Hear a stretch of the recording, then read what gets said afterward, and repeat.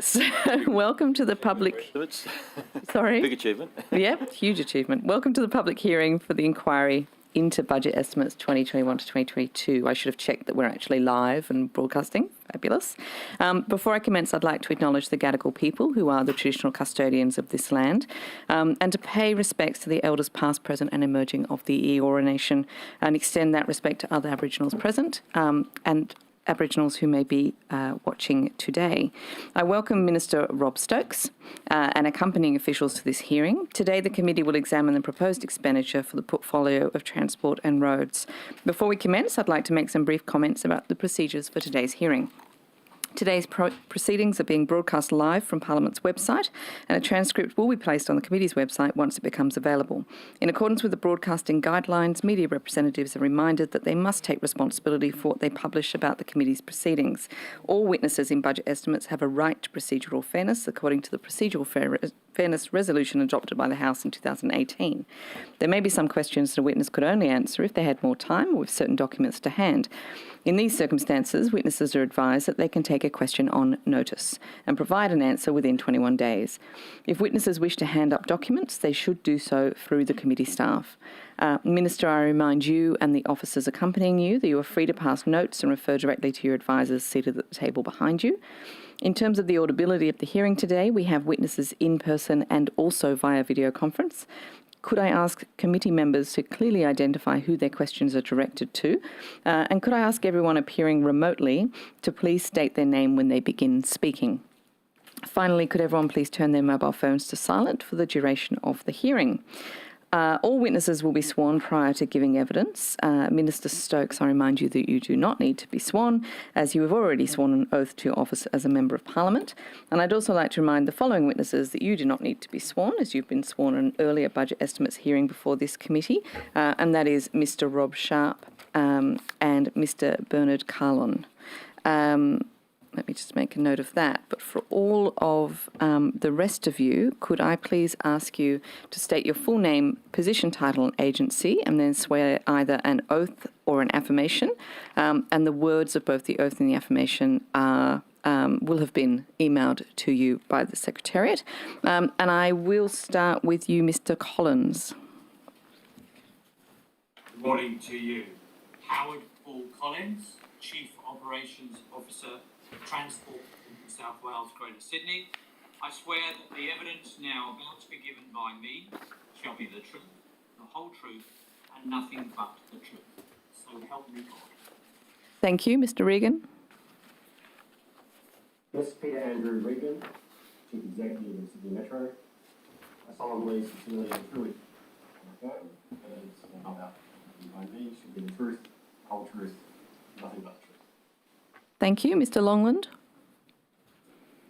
Good morning, Matthew John Longland, Chief Executive of Sydney Trains. I swear that the evidence now about to be given by me shall be the truth, the whole truth, and nothing but the truth. So help me God. Thank you. Ms Fontana. Daniela Fontana, Chief Executive, State Transit Authority. I solemnly, sincerely and truly declare and affirm that the evidence now about to be given by me shall be the truth, the whole truth, and nothing but the truth. Thank you. Mr Holliday.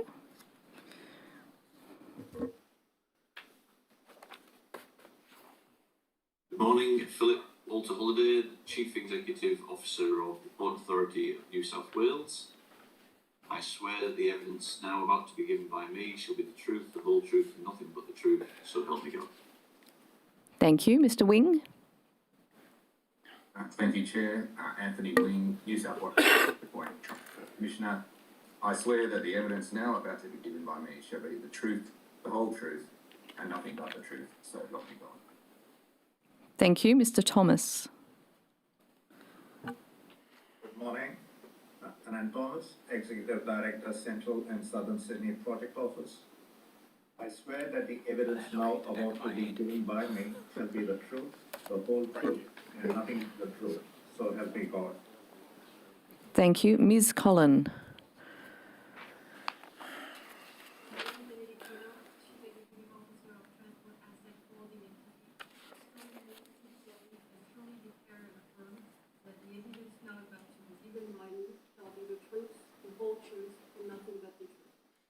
Thank you. You're still coming through a little faint. It's okay for now, but perhaps maybe speak louder in response to any questions. Mr. Raymond.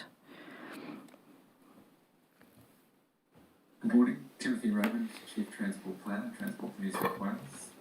I solemnly, sincerely and truly declare and affirm that the evidence now about to be given by me shall be the truth, the whole truth and nothing but the truth. Thank you. And Mr. de Kock. Good morning, Joost Stokes, Deputy Secretary, Customer Strategy and Technology, Transport for New South Wales.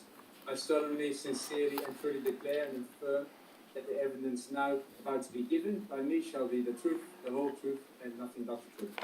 Thank you. And Ms. McCarthy? Yes, good morning. Tara McCarthy, Deputy Secretary of Safety, Environment and Regulation for Transport for New South Wales. I swear that the evidence now about to be given by me shall be the truth, the whole truth, and nothing but the truth. So help me God. Thank you, Ms. McCarthy. You're also coming through just a little faint, so in response to any questions, if you could try and speak more directly into the microphone, that might help. Thank you. Ms. Drover. Charlotte Drover, Deputy Secretary, Infrastructure and Place. I solemnly, sincerely and truly declare and affirm that the evidence about to be given by me shall be the truth, the whole truth and nothing but the truth. Thank you. And last but not least, Ms. Burke-O'Neill. Megan Burke-O'Neill, Deputy Secretary, Greater Sydney, Transport for New South Wales.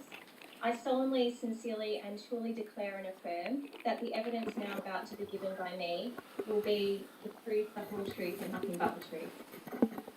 Thank you very much. So today's hearing will be conducted from 9:30 to 12:45 p.m. with the Minister and from 2 p.m. to 5:45 p.m. with the departmental witnesses, with questions from the opposition and crossbench members only. If required, there'll be an additional 15 minutes allocated at the end of each session for government questions. And I will note that we're having a COVID-safe break at 11 o'clock until 11:15. And then similarly in the afternoon, we'll have one at 3:30 to 3:45.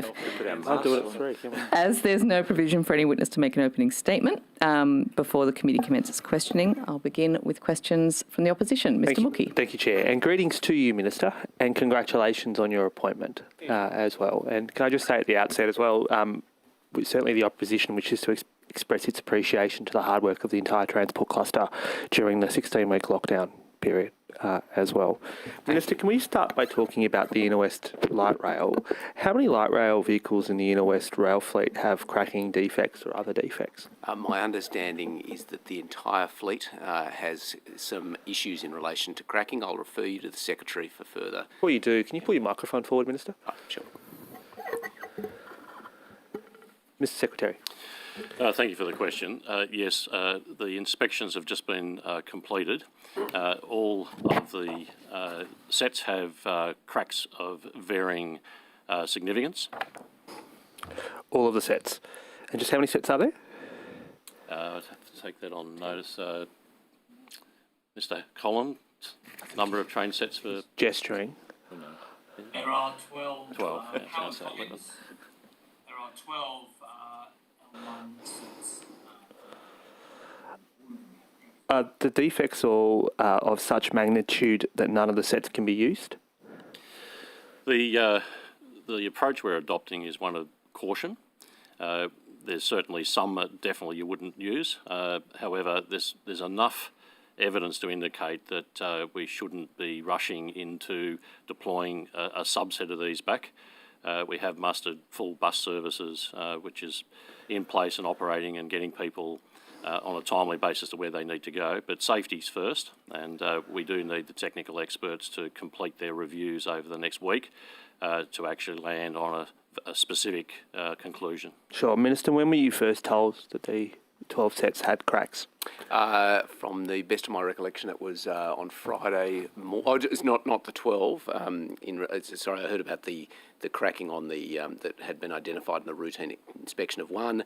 When the fleet was then comprehensively checked, it was over the weekend that I became aware that the cracking was more significant and affected the entirety of the fleet. Okay, so when were you told about the routine inspection? I'd have to take it on notice, but I believe it was on Friday. On Friday. But the network... Thursday evening. But the network had come to, well, the line was suspended on Thursday, correct? Yeah, that's why I'll have to check on the exact timing. Mr. Secretary, the line was suspended on Thursday, correct? Yes, the Minister would have been advised the day before, and this is because as the information came through, we took the action to close it down. And So you were told on Thursday? Look, again, that's why I'm taking notice. That's fine. But yeah, it would have been effectively, as the Secretary said, just prior to the decision to pull the trams off the track. But the line was turned off Thursday morning, correct?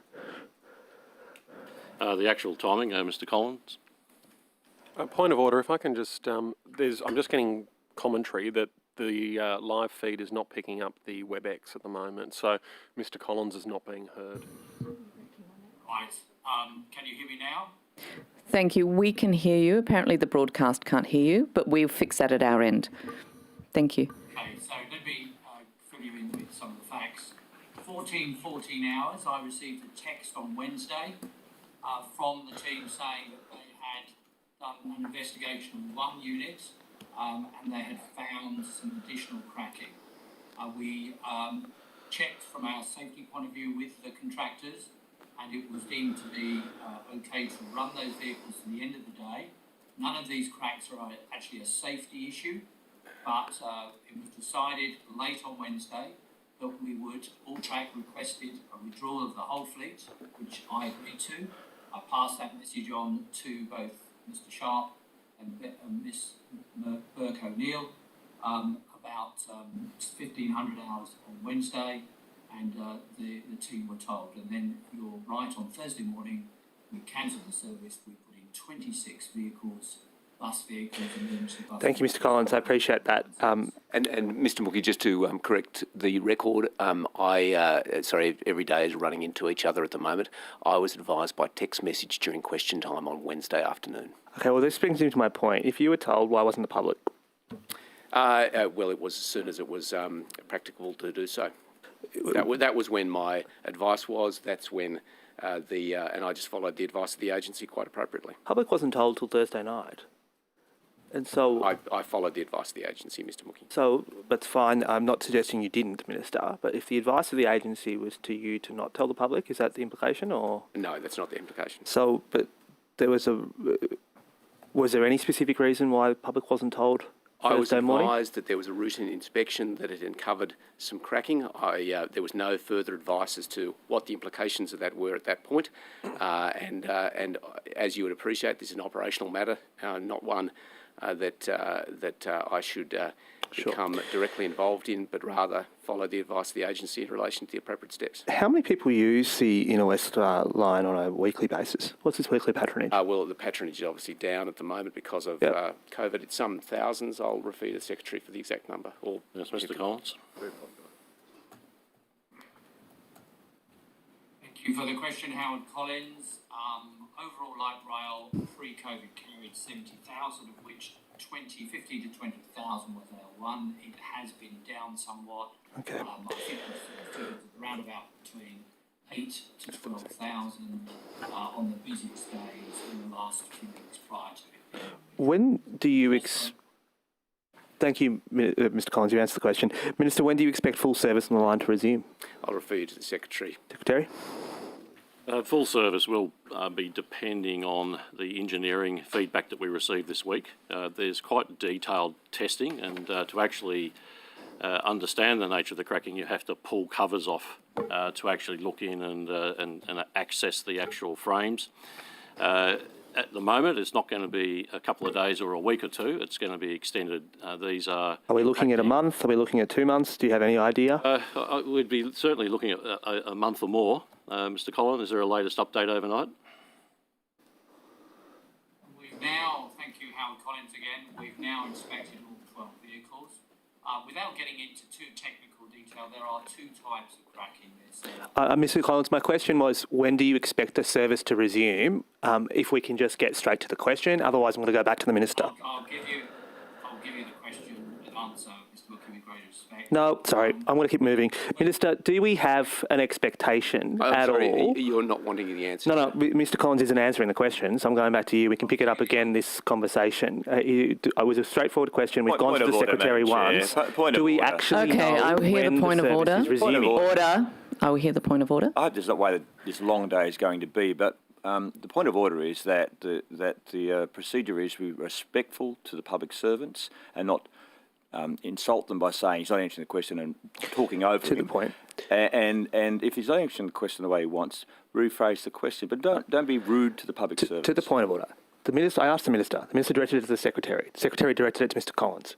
Mr. Collins wasn't directly answering my question, so I've gone back to the minister, as is my prerogative. On the point of order, I'm happy for us to have a discussion that goes backwards and forwards, and I'm happy for the member to direct their questions to the most relevant person. However, we do need to be aware that on WebEx in particular, it's very difficult for witnesses to hear when they're being cut off. So if we could just perhaps slow it down slightly before launching into the next set of questions. Minister, are you undertaking this inspection and remediation, or is the contractor? So the contractor obviously has duties here, and we will hold them to those duties. I am also in the process, we've been in contact with the Office of Transport Safety Investigations, and we'll be asking them to also undertake a review into this incident. I'm obviously concerned because it affects the entirety of the fleet. Fortunately, as the Secretary has indicated, that this is not coming from this is not causing disruption to the service that's provided, but nevertheless, when we have the entirety of the fleet being checked for some maintenance issues that have uncovered a problem with the vehicles themselves, that is obviously a concern, and so it is obviously we will hold Transdev to their contractual obligations, but we'll also be independently overseeing that through the Office of Transport Safety Investigations. What's the cost of suspending service in light rail for more than a month? I will direct you to the Secretary. Yeah, the cost would be the cost of the bus services, and we would be certainly looking under our contractual positions to offset those costs. We have a supply arrangement, and if they haven't been honoured, then obviously there'll be contractual provisions. Do you have a range, Mr. Sharp, as to how much the bus services will cost us? Mr. Collins, the dollar amount for the 26 buses? I can't give you that question directly. I will provide that if necessary on notice. Well, it is necessary, so can you take it on notice? Yeah, we may be able to find that figure prior to, but some of those answers are commercial, but it's several $1,000s a day. Several thousand a day. Okay, thank you very much. That's helpful. The first crack in the first set was detected through a routine inspection. When did that inspection take place? I'll refer you to the Secretary, who I imagine will refer to Mr. Collins. It's an operational question, Mr. Collins. The first inspection. Just to explain, and I will answer your question, Mr. Wilkie, there are two types of cracking. There's the bump stop cracking, which was discovered under a routine inspection early October. That was thought to be easily repaired, but in a result of trying to ensure that they would do the repair thoroughly, they took the interior out of the tram. That's when they discovered the larger cracking in the bogie box body, otherwise known as the wheel arch of the tram. So the routine inspection that gave cause for a further inspection took place in October. Is that fair? Early October? Yes, early October.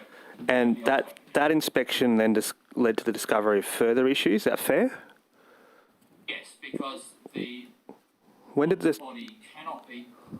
box body cannot be inspected thoroughly, and it was due for its 560,000 kilometre full inspection in a few months' time.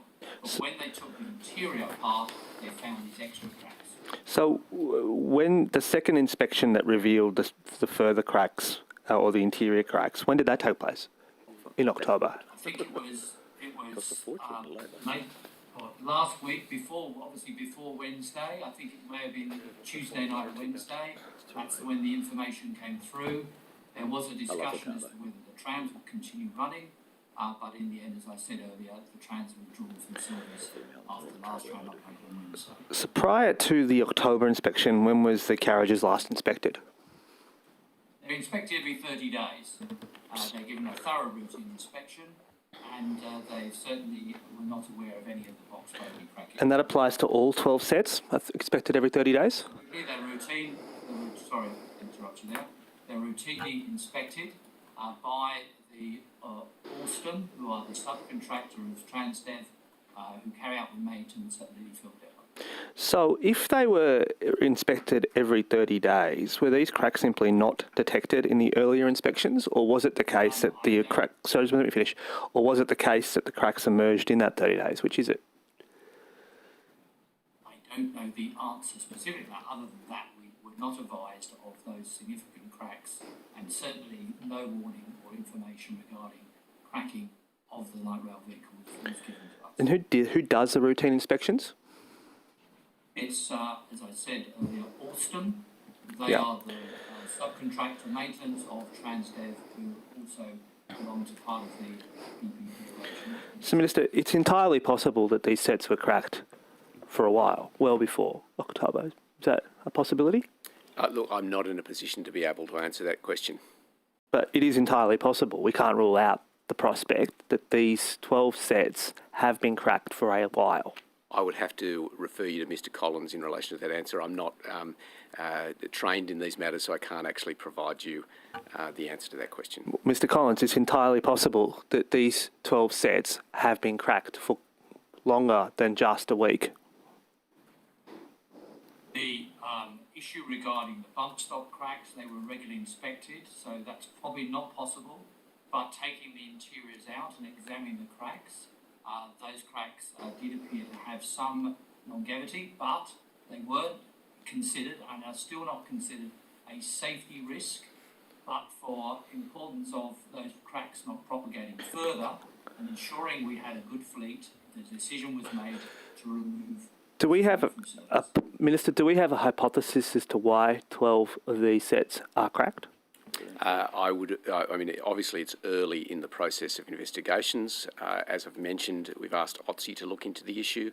We're in the process of asking OTSI to look into the issue. You have to use a microphone, Minister. I'm sorry. Oh, sorry. Sorry, I'll put it there. We'll ask, so I'll continue. And in relation, I'm sorry, I've forgotten your question now. Sorry. Fair. You forgot my question. Sorry enough. The question is really, do we have a hypothesis as to why 12 of these sets that run on the same line are cracked? Yeah, so as I've indicated, there is an investigation that is due to commence that is through OTSI, so I've answered in relation to that. Obviously, we'd expect the contractor to be doing their own investigations. I believe it's probably too early to give you answers to those questions. However, but we can assume it's not random. But I will refer you to Mr. Collins, who might be able to shed some further light. I presume Mr. Collins and Minister, it's not random that 12 of these have emerged with cracks that are used on the same line. I'll refer you to Mr. Collins. I can't answer that question. Thank you for your question, Howard Collins. In the 45 years that I've been involved in railways and trams, we've come across all sorts of cracking bogies, frames. It isn't unique and unusual. So what we are doing is a full engineering study. We don't know the conclusion of that. When we do, we obviously will share that with Thank you. a number of hypotheses which obviously you don't want to get into. So. No. Minister, how often are these fleets maintained? Well, Mr. Collins have you checked? Mr. Collins has already referred. Do you want me to answer that question, or are you going to ask me another question? I'm going to ask you this one. How about we do this one? Okay. Mr. Collins has already indicated that they are inspected every 30 days. Not inspected, maintained. Well, inspection is on the basis you do the maintenance on the basis of the inspections. The two. So who does the maintenance? Is it Transdev who's doing the maintenance? Mr. Collins already indicated that it's Alstom. So what, haven't they been doing the maintenance properly, or? Well, I will refer you through the Secretary to Mr. Collins, who's better able to answer your question. Thank you very much for the question, Howard Collins. As far as we are aware, for inspection and maintenance, which it is carried out in 30 days of a obviously, the records of those are available, I'm sure. But as far as we're concerned, we understand that those trams were regularly maintained by Alston at Lilyfield and have been operating for the last 7 or 8 years. But Minister, surely given that we have just grounded this fleet and disrupted the commute of at least 20,000 up to 70,000, we can infer that something has gone wrong here. You agree? I think that's self-evident. Indeed. And what steps are you taking to make sure that the same risks are not present in the other light rail networks? So thank you. That is certainly my expectation. Here we have a unique problem on this line, but that's why we have regular inspection and maintenance of all of our transport vehicles. In relation to specifics on other networks, I'll refer you to the Secretary. I can confirm we've looked at the other rail operations as well. They are very different train sets manufactured by different manufacturers. So it does appear to be a matter that's contained to the L1 line. And but we can't use any of the other rail sets that are available on the other lines on the L1 line. That's correct? Not immediately. There may be a short-term solution, but it would impact other areas as well. The drivers are not trained, they're not capable of operating them, correct? There's actually also an issue in terms of the actual rail width and the way the rail systems are worked. It's more of a heavy rail design on the L1, a very earlier design. And that's hence the buses that have been deployed. And that's because the government chose to build the other light rail lines using a different configuration, as you've just basically said, correct? Build's the word. We built something. They are different, but I'd have to pass to Mr. Collins in terms of the technical aspect. Look, I'm not asking for too much technical answer, but the basic summary of what you just said is as a result of a decision to use a different configuration on the inner city and on the Parramatta and the Newcastle, that's right. They can't be switched, correct? Correct. And as a result, the people who are using that line are effectively orphaned. Is that fair? We do maintain a dynamic schedule which is supported by bus operations. So the public are getting from A to B, timely basis on regular services. Not on a train, but on a bus. Are we going to need to have to import parts and or personnel from Spain to repair the cracks? This would be subject to the engineering review and assessment. That's, as Mr. Collins has indicated, that is still in train.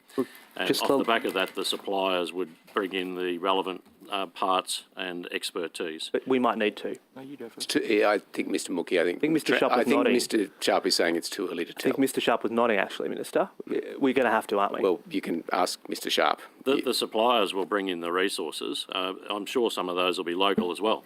But given the manufacturer is overseas, then there could be some parts from overseas that would be brought in. If there's quite a large local maintenance facility, and I'm sure quite a lot of the activities would be performed locally. Minister, thank you for attending today, and I do ask this next question in full knowledge that you have only just recently become Minister for Transport.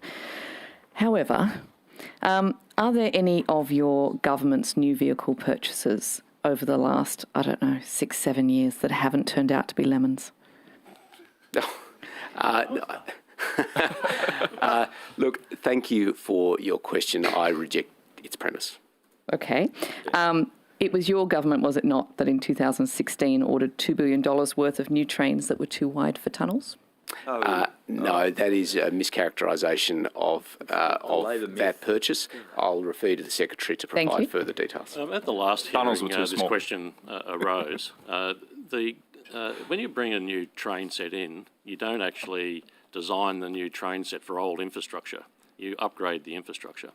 So as we've brought new train sets in, even back to the days of electrification, those tunnels have had works. The project actually planned for that. The tunnel works were not done to fit the train. The train was actually a new technology train, and that was the design. So it was always intended. The costs were included in the budget, and we're delivering it on budget. Okay, so that was deliberate. I'll give you the benefit of the doubt on that one. In 2017, you launched, did you not, 6 new Emerald class ferries, 5 of which were found in April to be corroding at astounding rates, and 3 of which were found to be leaking seawater into their hulls.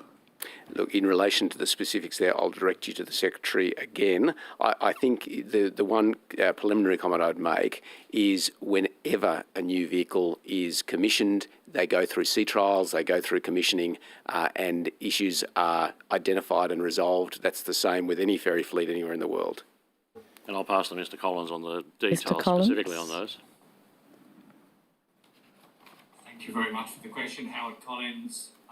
Yes, we have introduced lots of new equipment and new ferries, trains and everything, and a great experience for people. But let's specifically answer the question on ferries. We, like all ferries, whether they're built abroad or in Australia, they need lots of sea trials. And if you go back through the history of ferries, you'll see defects and things have been needed to be fixed. I'm delighted to say that the Emerald class, the first fleet, are in service, and one of the Emerald 2s, the 4.5 metre ferry, is in service as well. A lot of that work was carried out at Burdens, Port Macquarie, and certainly whilst the superstructure was built abroad, a significant amount, 70% of the value and a lot of employment was created at Port Macquarie. Mr Collins, if I could just ask, Sydney has a long and sort of proud history of ferry usage. Are you arguing that these new Emerald class ferries have less problems than, or fewer problems than what we had with our previous class of ferries? A bit of a historian, Howard Collins, a bit of a historian here. People remember maybe way back when that the computers went wrong in the freshwater class when it first went out, came aground. There have been other issues. But look, these are specifically built ferries. They have been on trial. Rectifications of the defects have been carried out. We have now river class ferries now running. We have the new Emerald class, both 1 and 2 running. They're operating now, and certainly talking to my maritime colleagues, they can go back many, many years to needing to make rectification. This is not a Toyota coming off a production line in millions. This is a small bespoke fleet built for this purpose. Thank you. Minister, it was your government, was it not, that rolled out the Sydney Metro in 2019, and in the first year of operation it was marred by enormous breakdowns and mechanical failures. Are we just putting that down to teething problems as well? Thank you for your question in relation to the new Metro, which was delivered $1 billion under budget, which has provided amazing service to Sydney's northwest.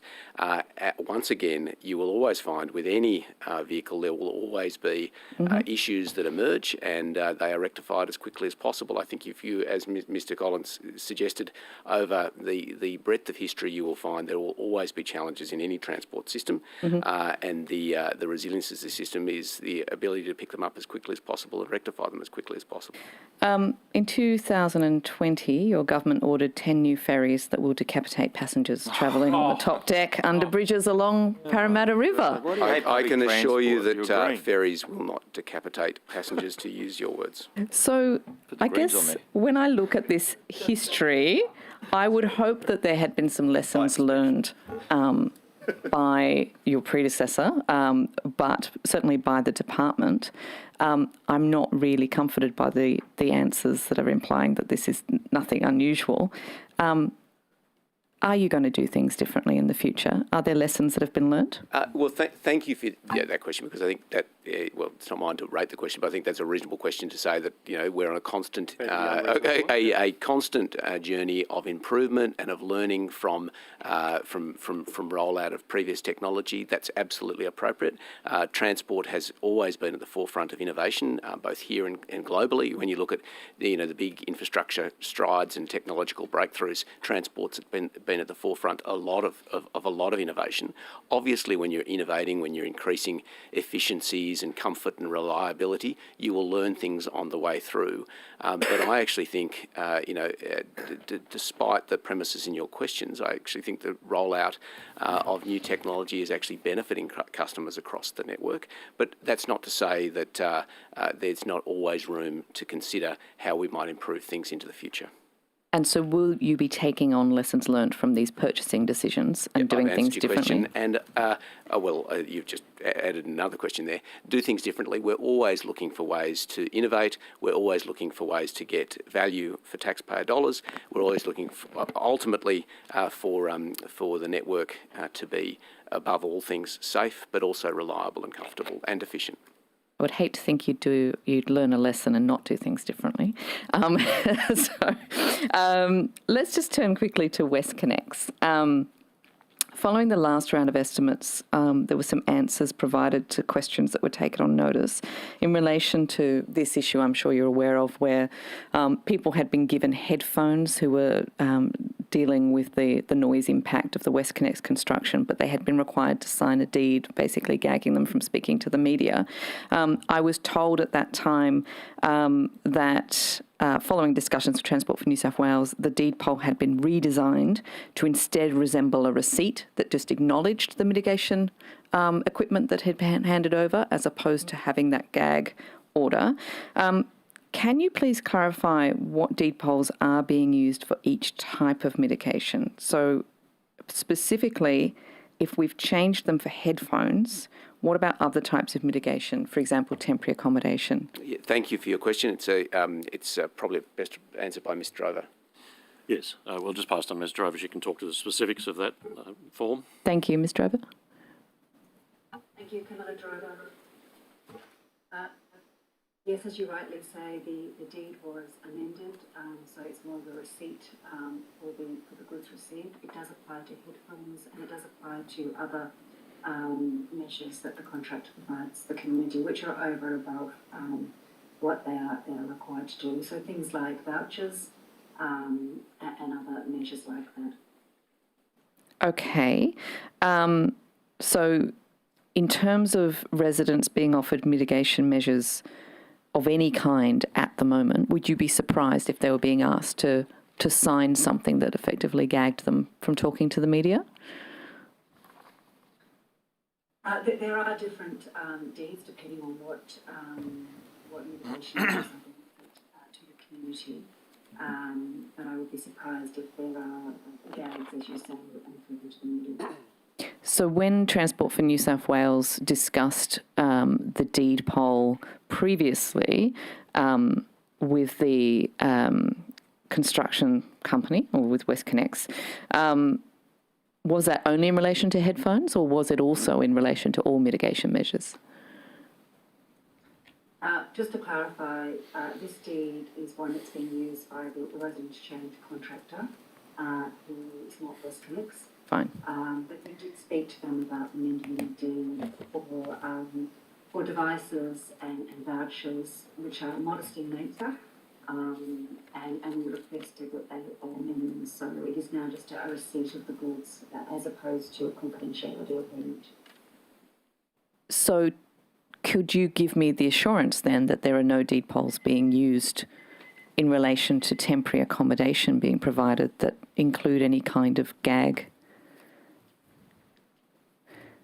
I would need to go away from exactly what's being used for temporary accommodation.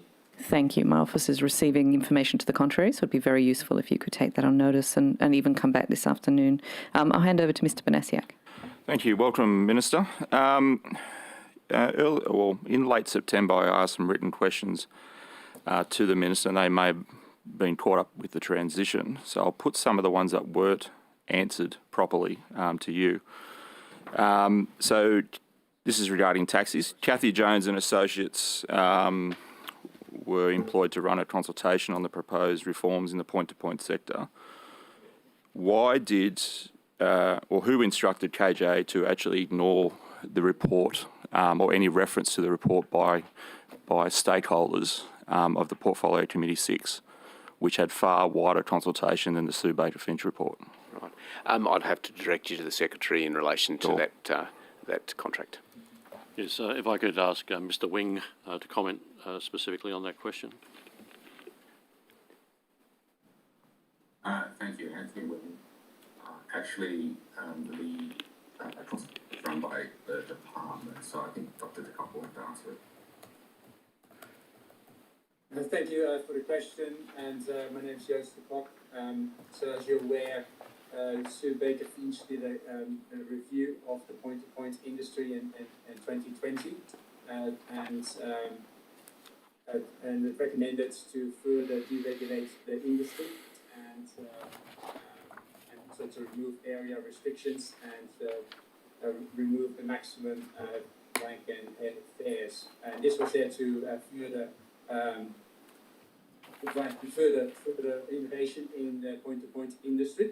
And as part of that work, she also recommended to look further into the industry assistance. And as part of that process, we consulted with industry on the design of the industry assistance package. And that organisation was part of that process. Okay, so who instructed KGA not to listen to references from the Portfolio Committee Number 6 report? No one would do that. So, as I mentioned before, it's a very important consultation process, and Transport for New South Wales engaged KGA to help design and deliver the consultation program. They were selected through a process, and they've helped us run the consultation process. I'm not aware of any instruction that you refer to. I'll have to take that on notice. Okay. Do you accept that Sue Baker Finch actually had no experience in the industry that she was writing a report on? So, Ms. Sue Baker Finch conducted the review of the point-to-point industry. She's a well-regarded expert, and she's got a lot of experience. Did any of her, sorry, Mr. De Kock, did any of her expertise include the point-to-point industry? She had a lot of experience in both governments, local governments, and especially in the regions. And so she had a broad set of experience to do that review. Minister, a spokesperson from your office in a webinar hosted on Wednesday the 15th of September from 12 to 1 p.m. stated that next year Transport for New South Wales is going to cancel existing New South Wales taxi licences, and this is the first time that anyone in the industry had heard this announcement. Is this how we do consultation now? We come to people and say, this is what we're doing, and you may get $50,000 in assistance, or you may not. Is that good consultation? Well, given that predates my time in office, I'll direct you to the Secretary who might be able to shed some more light on it. In respect to that particular question, what I do know is that there were a large number of consultation processes, 5 webinars, nearly 900 people attending. There were online surveys, stakeholder reviews. So I'm not sure which particular one of those consultation meetings you're referring to. Wednesday the 15th of September, 12 to 1 p.m. Yeah, so throughout September we had multiple meetings. I would have to take that on notice, and unless Mr. De Kock has information on that particular. Yeah, thank you for Secretary and Joost De Kock. So on June the 9th this year, government announced the further reforms to the point-to-point industry to deliver more choice for customers, freeing up the supply of taxi licences, and that is on the back of the Sue Baker Finch report that was released earlier this year, and an industry assistance package will help license owners through this change, and that will be in addition to the $145 million that was paid to the industry. Well, I'll stop you there, Mr. De Kock, because the $145 million wasn't paid the industry. There's still $100 million that's sitting in the coffers that hasn't been paid. We found that out in the last budget estimates. Minister, I'll put it back to you. Someone for Transport for New South Wales coming to the industry and saying, we're taking your licences, that's a given, and you may get a little bit of money as compensation, not to the level that you deserve, but you may get a little bit of money. That's been described as by the industry as state-sanctioned racketeering. How would you respond to that? Look, I've had the opportunity to meet with the Taxi Council and also prior to my appointment with a number of independent taxi operators in my community, in my electorate. So I very much understand the distress and also uncertainty in the industry. And obviously we need to work collaboratively with the industry to find a way through. And I have heard concerns that people are not feeling that there's been sufficient consultation. So obviously we need to ensure that everyone feels that they've been adequately heard in terms of designing what a fundamental package might look like. Mr. Stokes mentioned that there's already 145 million that's been made available. I take your point in relation to payments out of that, but the passenger service fee has been levied for this purpose to provide options for government to consider together with the industry. As you'd appreciate though, you know, as with any of these challenges, there's obviously people who requesting support, and there's those in the community who are going to be required to pay for that support. So we've got to find a compassionate and reasonable way through, whilst at the same time recognising that the general community is going to be asked to also to contribute toward whatever this package looks like. So we're continuing to work through the issues, and that will require us to come to this place to bring forward legislation, and obviously we'll continue to work collaboratively to try to get as close to a position that's acceptable to everyone as possible. Is the cancellation of licences a fait complete? Because the evidence from Minister Toole last week seemed to suggest otherwise. Well, look, I won't. I'm not quite aware of what the Deputy Premier has said on this issue, but I think the best way to respond is to say that I'm very happy to continue to talk to industry and to find a way to balance the various concerns here, to recognise that governments across the world have had to grapple with similar issues. So we've got the benefit of looking at what's been done in other jurisdictions. I certainly think Victoria took a much more hardline approach than I think would be reasonable here. But you know, there are lessons that we can draw from what has been done elsewhere, and I believe on this one it's worth the time to get it right. But certainly I'm also keen to balance that against the need to provide certainty as quickly as possible, recognising that this relates to decisions that were made in 2015. So there's been considerable time, and I'm obviously anxious to resolve it as quickly as possible, but balancing that against the need to make sure that everyone's been properly and thoroughly consulted. There was some feedback from industry that obviously during the lockdowns it was difficult for some of the older operators to have access to some of the IT support that they'd need to be involved in those consultations. We obviously want to make sure that that every view is heard, but I will say that the Taxi Council has done a great job in representing the collective views of industry. Yeah, and we'll continue just on to work that, did the Taxi Council present a model to you about how more substantial compensation could be paid to the industry by grandfathering the PSL, and basically using your own data to highlight that what is actually owed to the industry is actually closer to $1.5 billion, and that could be essentially paid over a 10 to 15 year period if you cap the PSL level at the level it is. The industry, so I had a good discussion with the industry, as you'd anticipate, it's a preliminary discussion where they indicated that they would be open to increasing the PSL or extending the PSL to pay for what they believe is an appropriate level of compensation. So they were the suggestions that were put forward in that meeting. And are you open to those suggestions, Minister? I am open to working with them to find something that will win broad community support, but also look at the interests to ensure that taxi owners are dealt with fairly, or taxi plate owners are dealt with fairly and compassionately. Thank you. Back to the opposition, Mr. Graham. Thank you, Chair. Welcome, Minister. Thank you. I might just indicate in this session we'll largely be directing questions to the Minister and the Secretary, given that we've got officials in the afternoon. So we'll certainly be coming back, including to Mr. Collins, on some of those issues that were raised earlier. But while we've got you here for this period, we're keen to talk to you. Sure, and the only thing I'd respond to that is ultimately, if it is an operational matter that I won't be abreast of, I will refer you to the appropriate official, but if you'd like to redirect back to me, that's fine. Minister Constance was a strong supporter of the plan to build the $10 billion Northern Beaches Link toll road as soon as possible. That was his view. Do you support building this road now?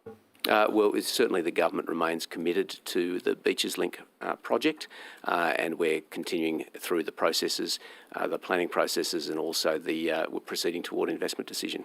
Yeah, but you see yourself as essentially taking up the same position as Minister Constance? The government position has not changed. Yeah.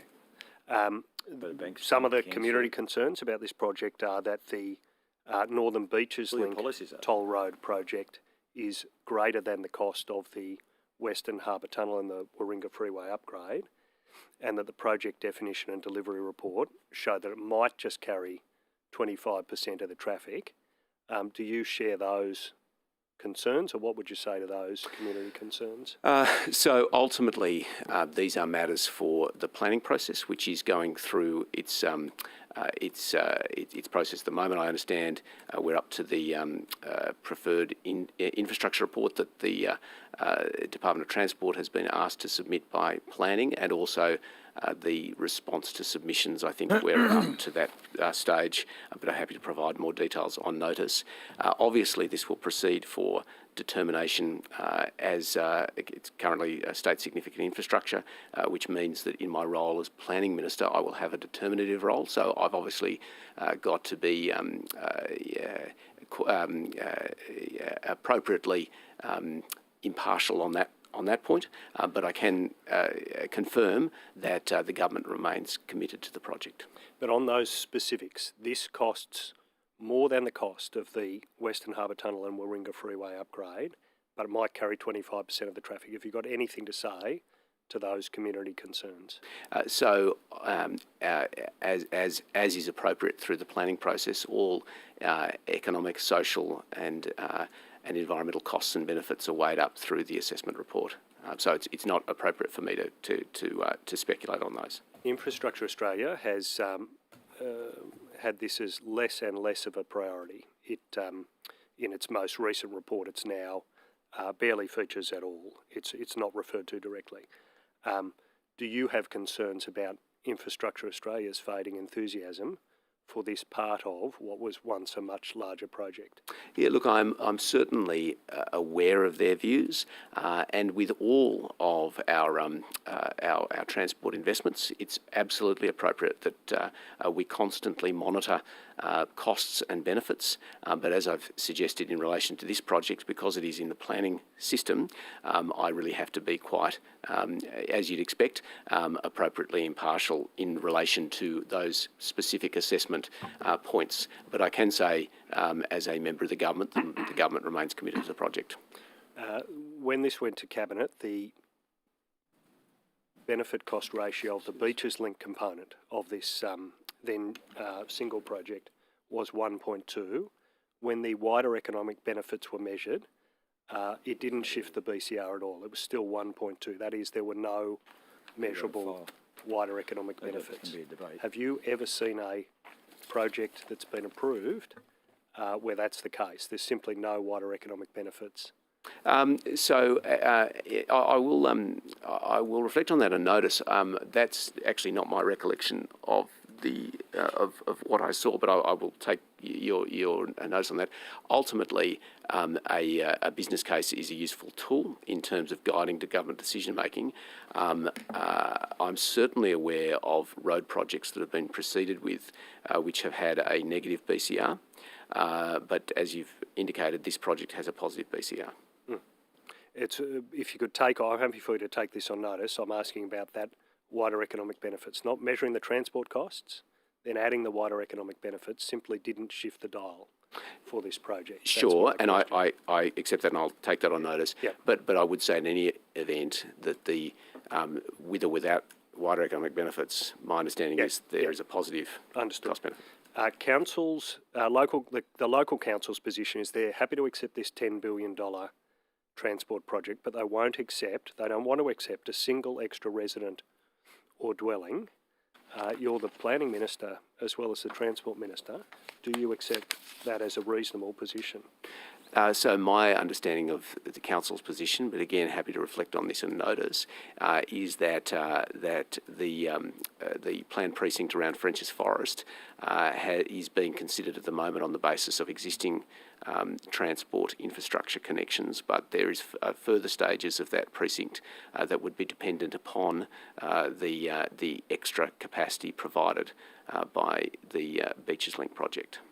I'm referring to evidence those councils have given to the Parliament, where they say, look, we'd accept the transport, we'd accept the $10 billion transport project, we don't want another resident, we don't want another dwelling on top of what we've already got. Is that a reasonable position? Well, many councils will take a view that they don't want any more housing whatsoever, but obviously... Yes, but you're the planning minister. Yeah, but obviously in a growing city we need to ensure that housing is located logically on the basis of the infrastructure that is there to support it. I think the Northern Beaches Council's long-term view has been on the basis of very limited mass transit infrastructure that they have had a very strong reaction against increasing population without the infrastructure to match it. Here, there are housing targets on the beaches, as there are for every part of Sydney, and they are calibrated on the basis of the infrastructure there to provide for it. That's my understanding in relation to the position of the Northern Beaches Council and certainly the government, and those housing targets were put those housing targets to you, Minister. Well, they were housing targets. I think from memory, I think it's 33,000 dwellings over, or residents over. Let me put the specifics to you because I think that is useful. One of the concerns is that while Blacktown's projected to grow by 264,000, Liverpool by 229,000, and Parramatta by more than 203,000. These are between now and 2041. Northern Beaches is expected to grow by 31,200 and Mosman LGA by 1,400 by 2041. Is it reasonable for those councils to say, we want the $10 billion transport project, it'll be diverted from elsewhere, but we don't want a single extra resident or a single extra dwelling? Well, I mean, it's not really mine to speculate on the views of democratically elected councils. That's a matter. Their position's a matter for them. Transport Minister and the Planning Minister, I'm asking you, is that a reasonable view? When you look at Sydney, at the allocation of transport infrastructure, is that a reasonable view? Well, I'm not going to canvass the views of councils. That's whatever view they take is a matter for them. My role is to make sure that the infrastructure is in place to meet the targets set by government based on things like transport-oriented development, for example. So when there is significant investment in new or improved transport infrastructure, often that is generally a catalyst for extra housing and jobs. And I guess the French's Forest precinct is a good example of that, to provide a local example in the context of Beaches Connect. I understand that would the council have to be the case here, wouldn't it, Minister? If this transport project is approved, if the $10 billion is allocated, if it's allocated rather than put into some other project where the population is flowing, these local government areas would see more housing, would see more residents, and also see more jobs. And this has all been detailed in the Sydney Metropolitan Plan and also the State Infrastructure Strategy, the Long-Term Transport Master Plan, which were all renewed in 2018 at the same time on the basis of the same data sets that show very transparently to the community where growth is likely to occur and what infrastructure will be there to support it. Minister, you've referred to this already. You're the proponent.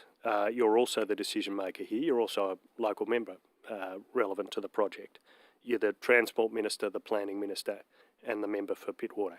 How do you plan to balance that decision? How do you plan to manage those conflicts? Yeah, thank you, and that's a very good question. And I was obviously thrilled to get another portfolio as well, as you'd appreciate. And the first thing that I did was to seek some advice from the general counsels of both planning cluster and the transport cluster.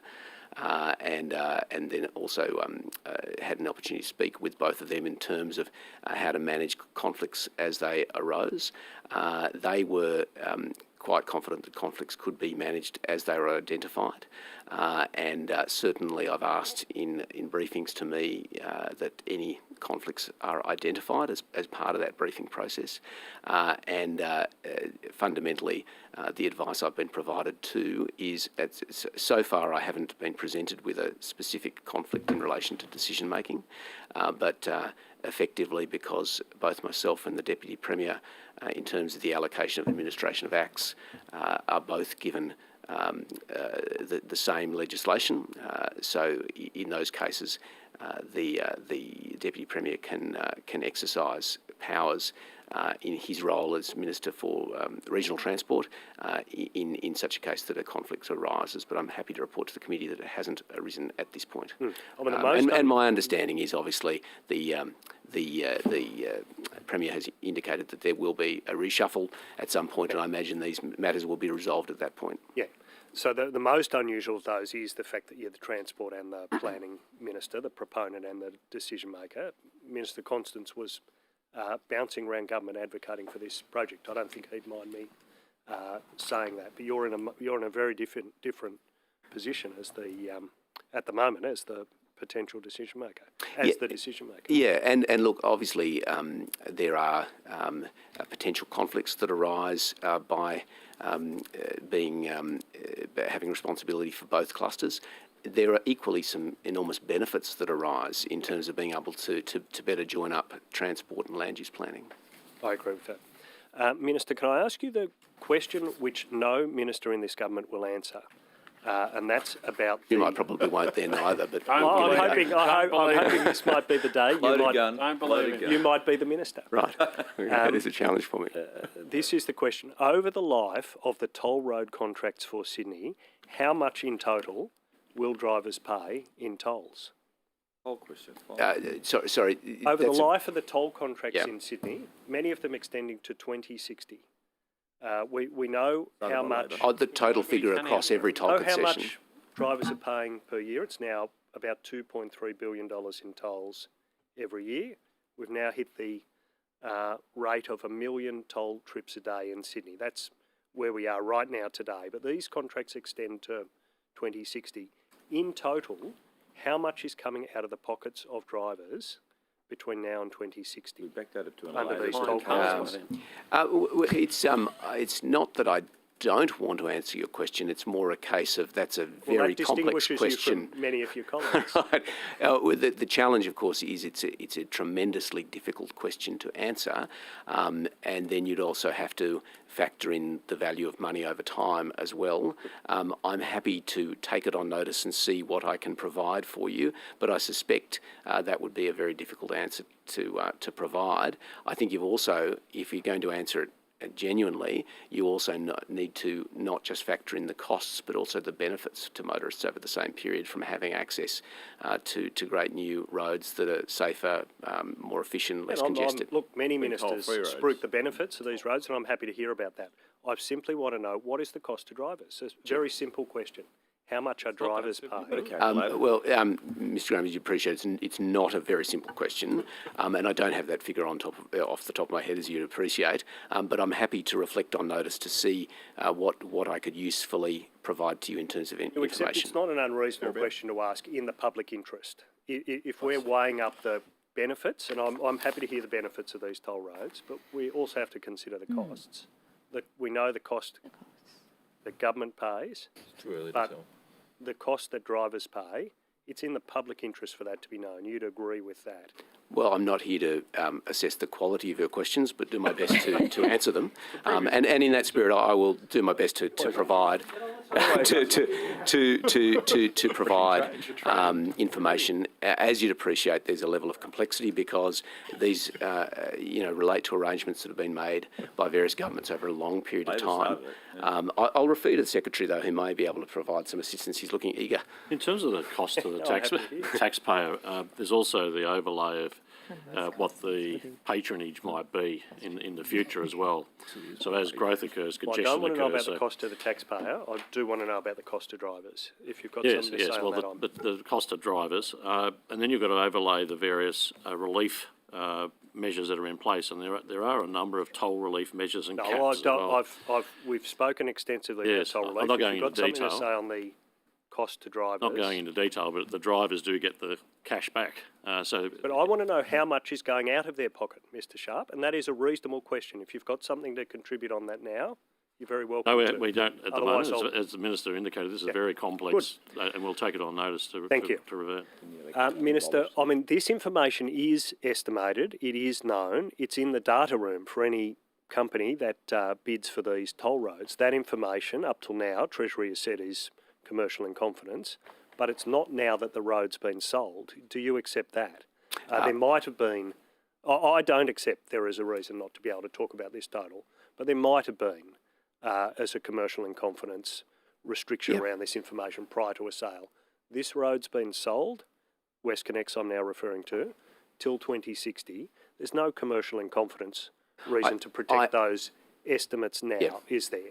Look, I understand Treasury's reticence on this point comes from the fact that this information may be useful in terms of any future negotiations that any future that any future government may want to enter into. So, I understand that there may be some commercial in confidence concerns, and the last thing we'd want to do is reduce the capacity for the taxpayer to seek the best possible value out of any future proposal that any future government may want to consider. But subject to that point, I agree with the fundamental premise about transparency, and on notice I'll reflect on what information I can sensibly provide to you to provide answers to your questions on this front. Yeah, and just to do some very high level public maths with you on this question, just to get a sense of the scale. If the cost to taxpayers last financial year was $2.3 billion in tolls, that's how much New South Wales residents, mainly Sydney siders, were paying. These tolls rise at least with inflation, usually higher, but extending that over 43 years to 2060 over the life of these contracts, or let's say 39 years, it will be hard to get much change from $100 billion when it comes to the cost for drivers, won't it? That's just a matter of simple mathematics. If we're this year paying $2.3 billion. Or house prices be of that. So in terms of escalate, I'm talking about in real costs. So that I'm not accepting these will rise with inflation. So real costs, you won't get much change from $100 billion. Well, I mean, to further particularise on, for example, the concession on the Eastern Distributor, by the time that expires in 2048, I understand, and that was one that was signed up by the previous government, the average motorist to travel both ways on that short stretch of road will be a $50 toll, and so you can extrapolate that over other roads. So they're obviously we need to look at these issues, but we need to look at them in an integrated and holistic way, and I'm very prepared to do that. I do think on this, I'm not interested. I don't take from your question that you are either interested in playing any partisan games here. This is a this is a shared challenge, and governments have seen the benefit over time in seeking private sector support to deliver roads more quickly, and there are clear benefits as we've discussed with having these roads available earlier, and then obviously the question becomes, well, who pays for them over time? Should it be the general taxpayer, or should it be the road user? Obviously, these are complex matters, and to the extent that it doesn't compromise the taxpayer's ability to seek value into the future, I'm very happy to provide what details I can. That's a useful position, Minister, and we're quite open about saying, look, we acknowledge the impact of these tolls on families in Sydney. They're just getting very high. We're looking at the options for toll relief. We think a reasonable position is it should be publicly known how much is being paid by drivers. That's the public interest here. Do you agree that's that is a fair question for drivers to ask. Oh, look, I'm not here. As I've mentioned, I'm not here to assess the quality of your questions, but I'll do the best to provide information. And do you agree that's relevant to when the former Treasurer, now the Premier, says when WestConnex is sold, this was built for 16.8 billion, sold for just over 20 billion. When he says that, he's ignoring the tens of billions of dollars, possibly many tens of billions of dollars that drivers are also tipping into the equation. That's a relevant consideration here. We should be able to assess how big that number is.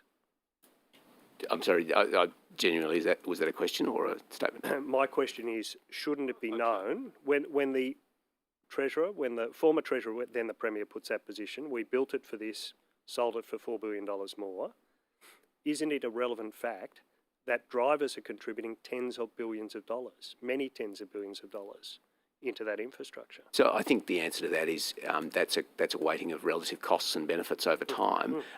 That's a very complex question. There's the countable bits, the quantitative bits, but there are also the qualitative elements that I think you need to provide a full picture of costs and benefits over time, and to the extent that it doesn't compromise the concerns around commercial confidentiality, very happy to provide whatever information I can. Thank you. Okay, I'm going to ask a few questions before I hand over to my colleague, Mr. Panasiak. So, can I just say how refreshing it is, firstly, to have a Transport Minister who's not telling us that our questions are, quote, silly. We do miss him. No, I do. It was always lively. Correctly gets his name. It was always lively. I understand the Transport Minister is in a transformation from Grumpy Beager to Happy Gilmore, so I suspect in the future. Got to build that light rail. Well done. Excellent. Now, Minister Constance did say that the New South Wales government's aiming to convert the full fleet of 8,000 diesel buses to electric by 2030. The 21-22 budget only includes $10 million explicitly for bus electrification. And there's been news that the federal government's investing $30 million in the electrification of Sydney's buses. Has there been costing done on how much this full transition to electric buses will cost, and if so, how much? Yeah, the short answer is yes, and we are doing that work progressively, and that will be rolled out, and I will refer you to the Secretary in relation to further specifics. Thank you. Thank you for the question. Yes, we are in the consultation phase, so we've put out a strategy paper to industry and the community on electric buses. We're securing feedback from that, and internally we're working on a business case. We're targeting quarter 2 of 2022 to actually have that business case. Now, that will take into account health benefits, the broader benefits, and we do need to come through a business case that supports that conversion. One of the interesting feedback we are getting is the benefits around noise and the diesel particulates. In particular, there was general consensus of those benefits. Sizing those can be challenging, and that's what we're working on. The other aspect is that the costs of e-buses are declining rapidly.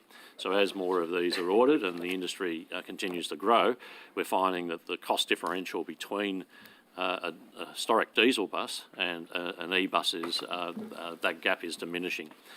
So those have been worked through, and we'll be having a business case in 2022. In 2022, okay. And is there, given that we have 8,000 diesel buses, are there interim targets before 2030 to get us to that point? Are you able to give us any more detail? There's 3 phases. The contracts for franchising of buses that have, for regions 7, 8 and 9, have all included options or have included e-buses for all replacement buses. So as the old diesel buses exit, and those business cases are supported in those franchising arrangements. We're also looking at a small increment of buses, probably 100 odd buses, as a stage to get us through to the business case, and then the target would be to eliminate those 8,000 diesel buses by 2030. So there's 3 stages to get to that point. So with so we've got the regions 7, 8 and 9.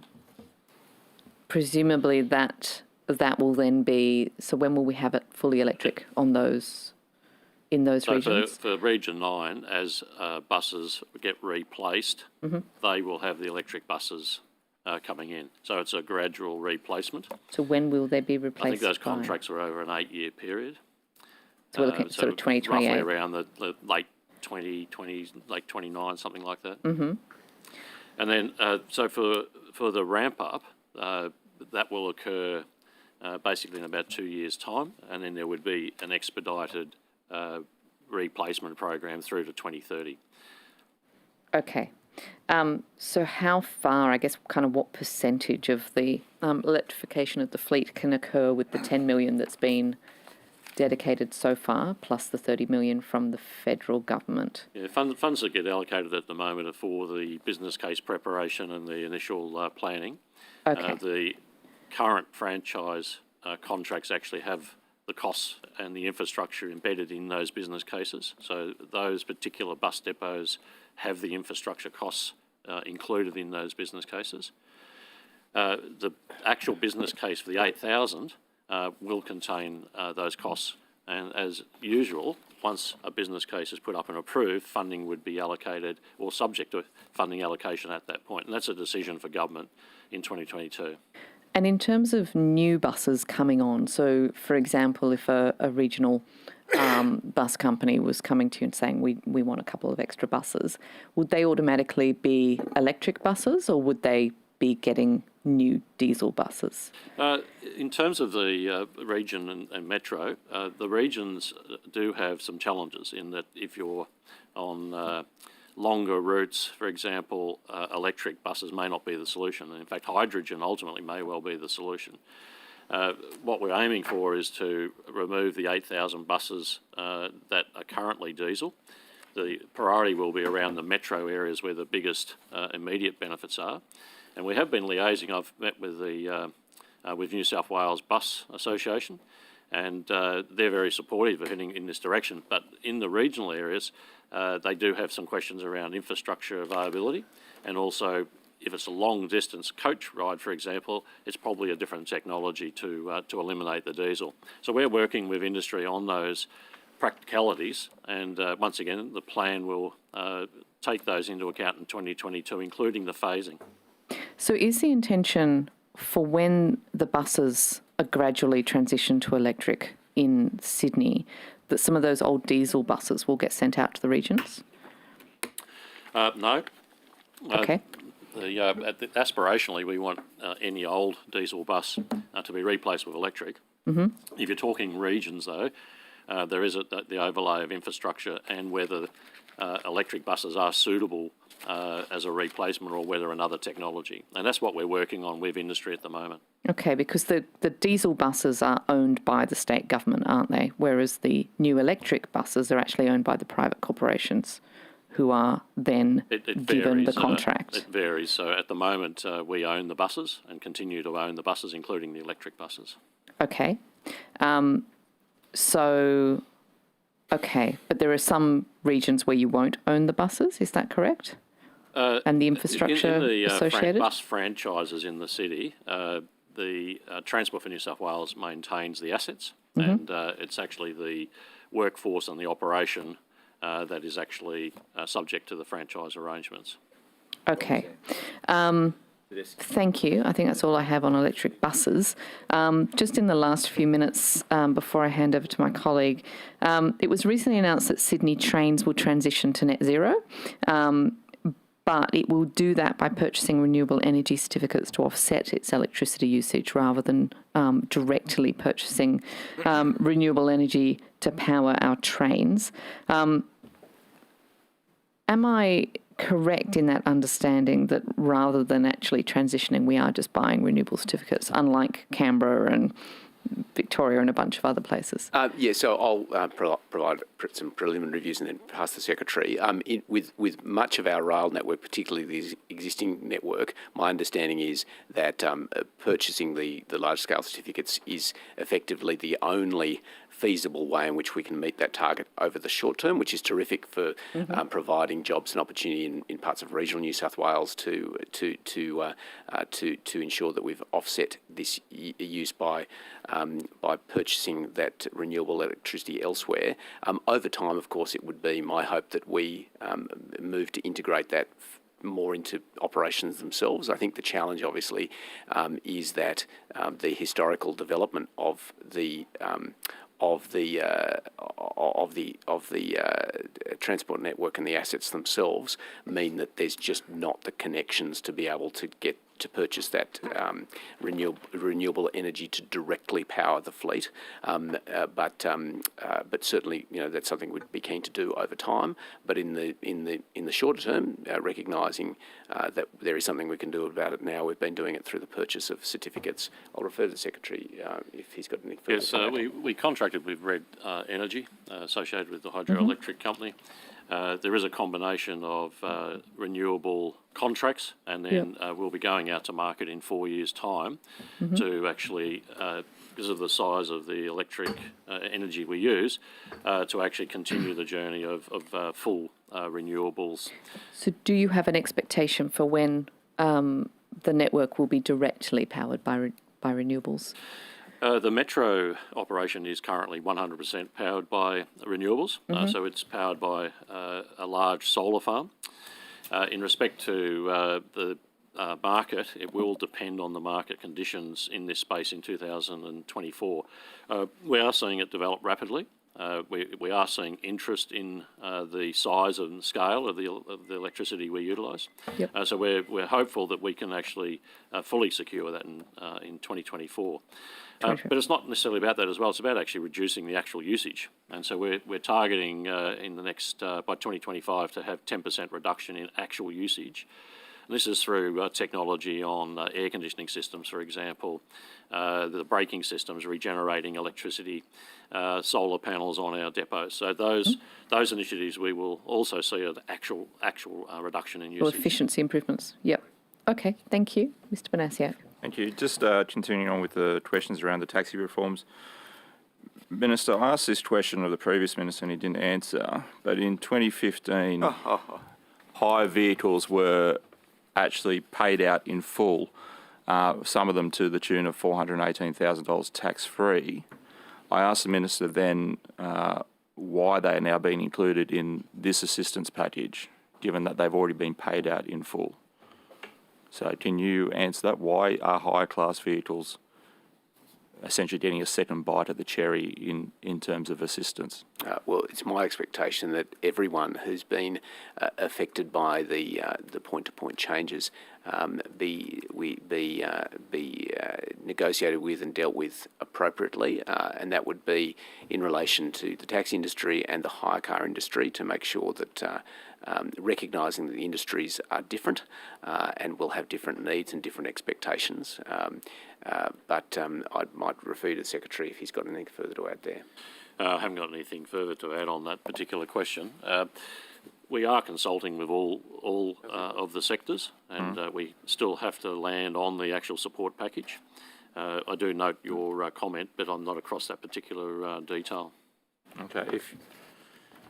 If you're still trying to find a landing point on the assistance package, why were stakeholders presented with a financial assistance fact sheet dated September 21, which goes into quite some detail about what they can expect to be paid? It sounds like looks like you've already reached a landing. In respect to consultation, you need to put scenarios forward for people to actually comment on, and this is a regular observation that I have in terms of consultation processes. If you don't put something up, you're talking very broad generalities. If you actually table a structure, a policy, a methodology, you then elicit the appropriate responses in regards to that.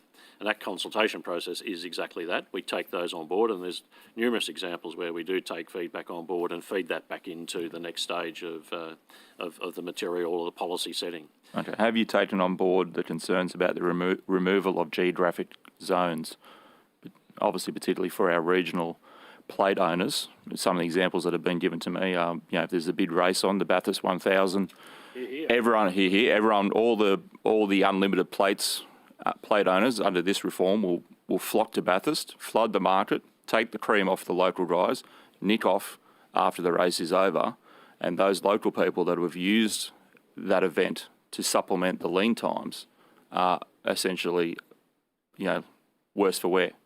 Has that been heard by? Yeah, can I just provide, coming in with fresh eyes, I was certainly mindful of the difference that we, there are spatial differences facing parts of the industry in different parts of the state, so I'm alive to the concerns of regional operators, particularly given in many, particularly smaller country towns, the taxi industry operates as a de facto public transport service as well. So there is there are wider public interest issues at play here as well. If you lose them, you're going to be funding community transport. This is precisely the point. So we're certainly alive to the issues facing the regional taxi industry, and recognise that the challenges they're facing will ultimately be challenges government faces if we don't deal with them appropriately and effectively and compassionately, and provide some certainty about how we're going to meet our obligations to provide a level of connectivity for people in particularly those smaller country towns. But that's why I think my preliminary view is it would be very difficult to come to a one-size-fits-all approach in relation to what a final resolution might look like. The Secretary might have a more considered reply for you, but that's my preliminary view. Just to add to that there have been other feedback that we're taking on board as well. So, for example, a cap of in respect to the number of plates. If you're a small regional business with 5 or 6, that can disproportionately impact on the any relief that they receive. So there are some practical issues that have been raised. We are consulting broadly across the industry, and we're taking all that feedback on board. Yeah. Now, Minister, I know in previous answers you referenced that you're looking at other jurisdictions, and you mentioned the Victorian model. You're aware that the Sue Baker-Finch report was essentially heavily plagiarised from the Victorian report and model? I'm aware of her recommendations. Okay.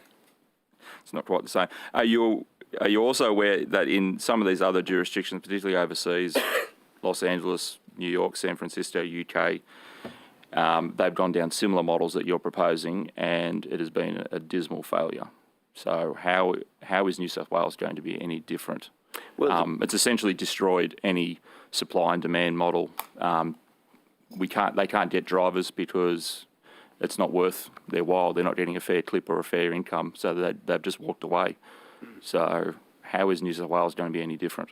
Well, as a jurisdiction, we would be under the same fundamental pressures as other jurisdictions. So we have to learn from the mistakes that they have made, but also from the successes they have made. Anyone looking at this objectively would tell you that, with similar problems in different parts of the world, we're going to identify similar solutions, but we also have the benefit of looking at what's worked and what hasn't worked, and it would be my expectation that we do that and do it collaboratively. Okay. There was a recent article about Uber essentially self-referring 500 previously undeclared offences. How is this reform going to improve safety and compliance when we go to an unlimited licence model, and when we can't even manage the rideshare licences we have now in terms of enforcement and compliance? We're relying on their honesty to refer undeclared offences to us, and now we're going to go to an unlimited licence, have exponentially larger numbers of drivers on the road. How are we going to manage that compliance when we can't do it?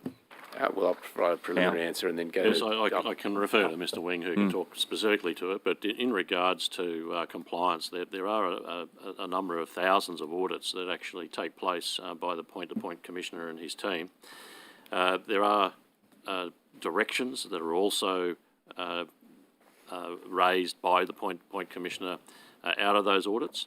There is a requirement, a legal requirement for Uber and other point-to-point operators to report material. Now, in the incident you talked about with Uber, there were directions issued there have been audits carried out in respect to Uber as well.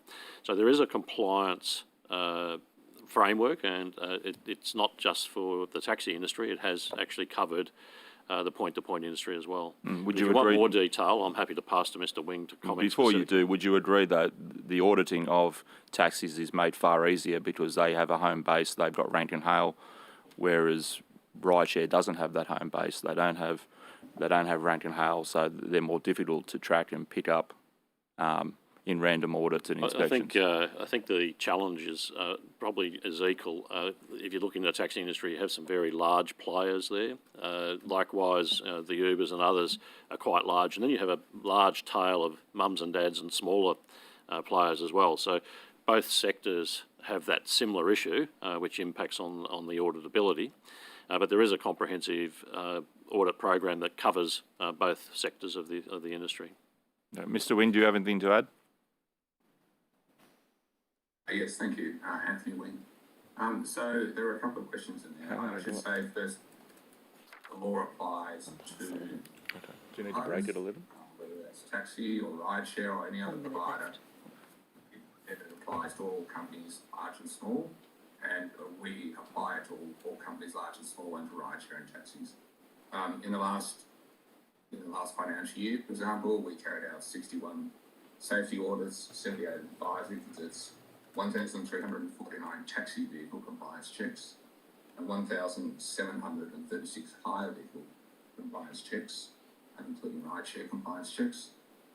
And as a result of those, we issued 184 improvement notices, 25 prohibition notices, and a further 1,194 penalty infringements were issued during the financial year. And those are applied right across the industry. I think it's important that it's clear that the law is applied to all providers, whether they're rideshare or taxi or anyone else, and whether they're large or small. And as you asked about whether it's more difficult to find rideshare or hire vehicles than it is to find taxis, as I say, we've done approximately 3,000 vehicle compliance checks in that 12, of which 1,700 were for hire vehicles and rideshare, and 1,300 were for taxis. So we have found things we have to go and make sure. And I know that Mr. Manus, you raised this in the past when I first was appointed, and I certainly agreed at the time that there was an undue focus for historic reasons on compliance checks, which is one of the reasons I told my staff we needed to find ways to make sure that we're actually doing at least as many, if not more, rideshare and hire vehicle compliance checks. In relation to the point about self-reporting, actually what happened in that matter, so we ran a very thorough audit of Uberism, one of the safety audits we ran during that year. One of the things that came up that my auditors identified was that there were issues with the reporting of notifiable occurrence by Uber. That would be two things. One, we direct fix it for the future. They also then reported were unreported notifiable occurrences. From our point of view, that was great, but they were late, and so we also back fines as well for late reported notifiable occurrences. But importantly, they also have a statutory statutory direction which they're required to comply with to fix that problem for the future. So it's not dealt with across all players that are dealt with, whether they're large or small, rideshare or taxi. Thank you. Thank you, Mr. Wing. We are now going to have our mandatory break. I'm just looking, we're about 4 minutes over. Let's try and split the difference. We'll come back at 11:17 to start again. Thank you.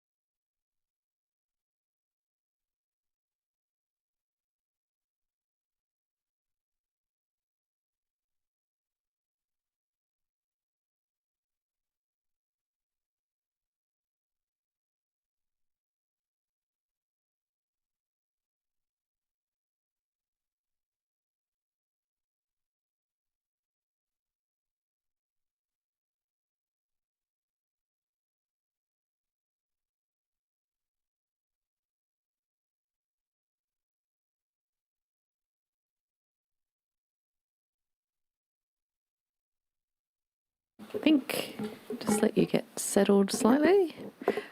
Okay, so I think we might get started again, and we've got questions from the opposition. Mr. Mookie. Thank you, Chair, and good to see you again, Minister. Minister, how many of the Emerald class ferries are operational right now? So in relation to the three of the new Emeralds, one has now entered operation, I think, last Friday, and the first three are in operation. So one's in operation, and when will the others be fully operational, including at night? I will refer you to the Secretary. They're progressively being rolled out, and not at night at the moment, but there is a retrofit design to address that, and that will be progressively introduced. We'll get to that. We'll get to that, Mr. Secretary, but my question was, when will all of them be operational? Do we know? I can't give you a date. Is that because there is no date? They're going through their final testing stages to come in. I can revert with the anticipated dates. Thank you. Is that because, has the Australian Maritime Safety Authority given certification for the Emerald class Manly ferries? I'd have to take that on notice to Mr. Collins. Just to be very clear, Minister, and or to Mr. Collins, the Maritime Safety Authority is yet to give its certification of these ferries, correct? I think Mr. Collins is answering that one. Yes, thank you very much for the question. I believe the Emerald 2 ferries are fully operational, passed all the necessary assessments. I will double check to ensure that we have a specific question you asked available, but the first of the three Emerald 2s is in service and has been since last Friday, and the others are in sea trials. Yeah, but my question was, that's helpful, but not the actual question. The question is, they haven't received their certification from the Australian Maritime Safety Authority. Is that correct? I believe they have, but let me double check and I will give you that answer. That is broadly speaking because they're having trouble handling swells of more than 4.5 metres. That's correct? That's correct. And is it they can't operate at night? Why can't they operate at night, Mr. Secretary? There's a glare on the windows at night which can impede your vision, and so they're looking at the angle of the glass and various other techniques to resolve that particular issue. And the government, Mr. Minister, the government or Transdev... Sorry, Mr. Mookie, I think you're confused. I'm sorry, I was confused then. I think you're referring to the River class, not the Emerald class. Okay, fine. We'll go about the River class. Is that what you're talking about? Does that answer apply to the River class? River class is the one with the night vision. Oh, okay, so we're doing that one. So onto that then. Has Transport has the government or Transdev engaged Stokes Group to redesign the wheelhouses for the River class? I'd have to refer to Mr. Collins in terms of the company involved. It's correct. So Thank you. Group are doing the modifications. Thank you very much. And when will the contract be prepared regarding the repair of those wheelhouses? If that question is to me, I apologise. Howard Collins, they have started that work now, and I have actually been on site and seen the work. Sure. So basically, we are rebuilding the wheelhouses to eliminate the risk of decapitation, correct, Minister? To reduce the risk of decapitation. Incorrect. No? No, that's so not why are we doing it? My understanding, you're talking about the window glare issue? Yep. Are we worried about the bridges? You're hitting the bridges at night? From window glare? I'm sorry. Yes. No. In relation to your concern about the height of the vessel, that's actually more relevant to the height of the bridges. There's always been this challenge with the lower bridges as you're approaching Parramatta, and it's not possible, as I understand, to design a ferry with the sort of complement we're looking at that won't require passengers to leave the deck area before it approaches those bridges. Ultimately, the solution to that issue will have to be a bridge replacement. You can't actually, given the shallowness of the river at that point and the displacement required for a vessel to get through there of a relevant size, you can't, as I understand, design a ferry that When would do you expect these bridges to be replaced? Well, we're actually dealing with the issue by, as has always been done, in relation to allowing passengers the wonderful option of being able to sit on the rooftop or to enjoy the roof gallery up until that point when they approach those low bridges. My understanding of the bridges themselves is there's no design problems with the bridges for their operation as a just going to move traffic to another bridge. issue. When you announced approval of the WestConnex motorway in 2016, you spruiked strict and unprecedented approval conditions, including for public transport. Those conditions have never been implemented. When will they be implemented? Thank you for your question there. So a couple of things. I mean, firstly, the conditions themselves were Looking for one thing, Minister, when will they be implemented? Yeah, so the answer to that is they are in the process of being implemented. I've already sought a briefing in relation to how we will introduce those public transport services along Parramatta Road, and it is my expectation that those conditions be addressed as quickly as possible. In relation to how quickly that will be, I'll refer you to the Secretary, but I accept the premise of the question. That is a condition I imposed at the time, and now I've got both portfolios. It's my intention to see them fulfilled. So we are looking at the bus lane and additional patronage. That plan is underway. In respect to the broader Parramatta Road, there is a continuation of a detailed review. The M4, M5 link opens, and it's connected with when the other infrastructure Secretary, opens. I'll come back to you on this question, unless you can answer this. When will those conditions be satisfied? Can you answer that specifically? Are you talking the buses or the conditions I'm generally? talking about the conditions that imposed I'd have by to the refer to Ms Burke O'Neill in respect to Let's come the back actual to that in the conditions. other session. And I'm also happy to provide details on notice as well, because it is my expectation that those conditions be fulfilled as quickly as possible. Minister, you've received a briefing. Have you issued a direction in regard to this as the Transport Minister to have these conditions dealt with? I have directed the Secretary that it is my my wish that these conditions be fulfilled as quickly as possible. You have issued a direction.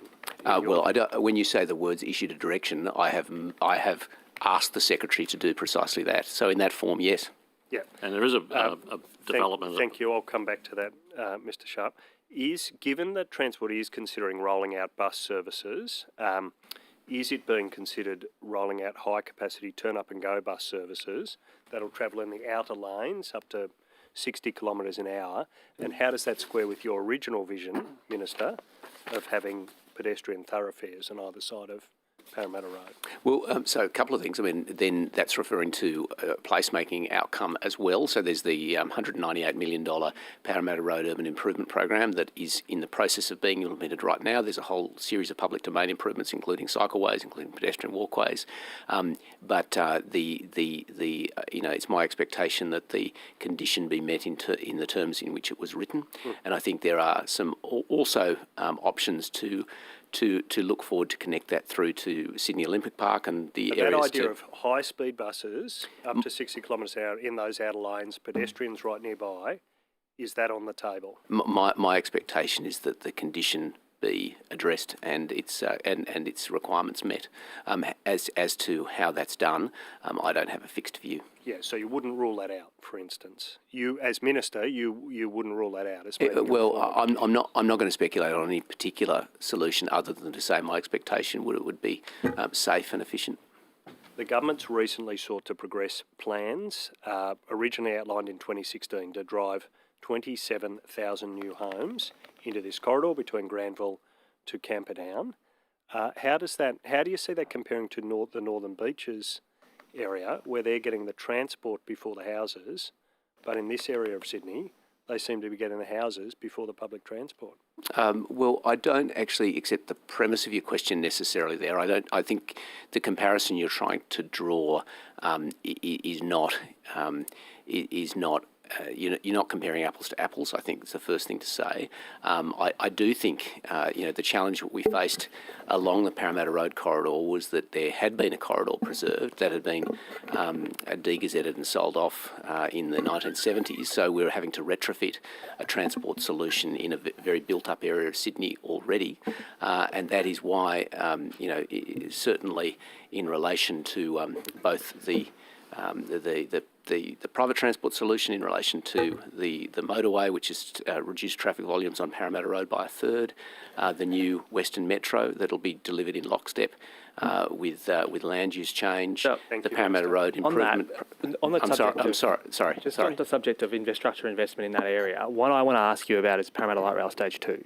Yeah. And when your government said that it would build the Parramatta Light Rail Stage 2 prior to the last election, that was an inaccurate statement, wasn't it?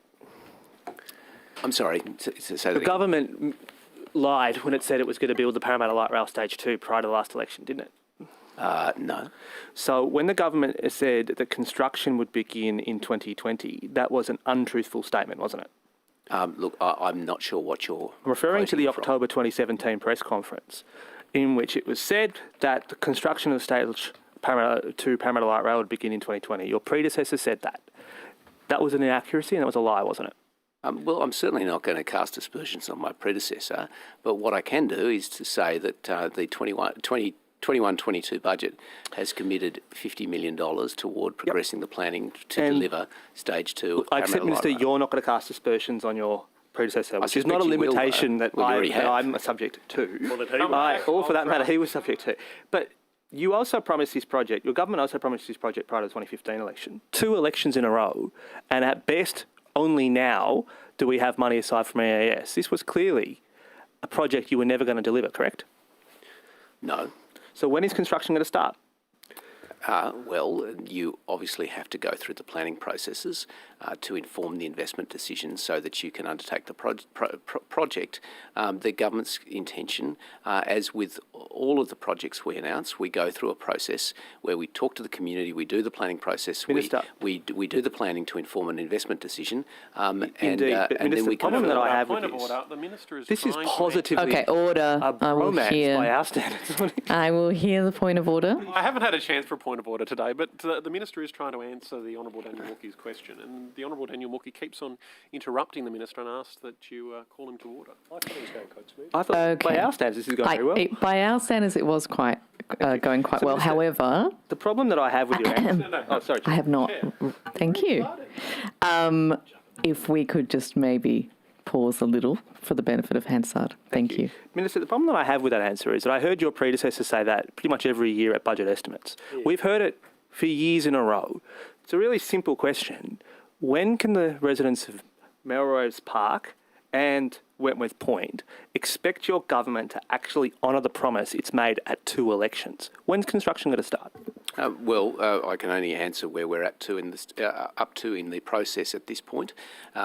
Progress on stage 1 is is proceeding apace, and quite appropriately, we're now turning our minds to the detailed planning for stage 2, which is absolutely appropriate in terms of the point we're up to.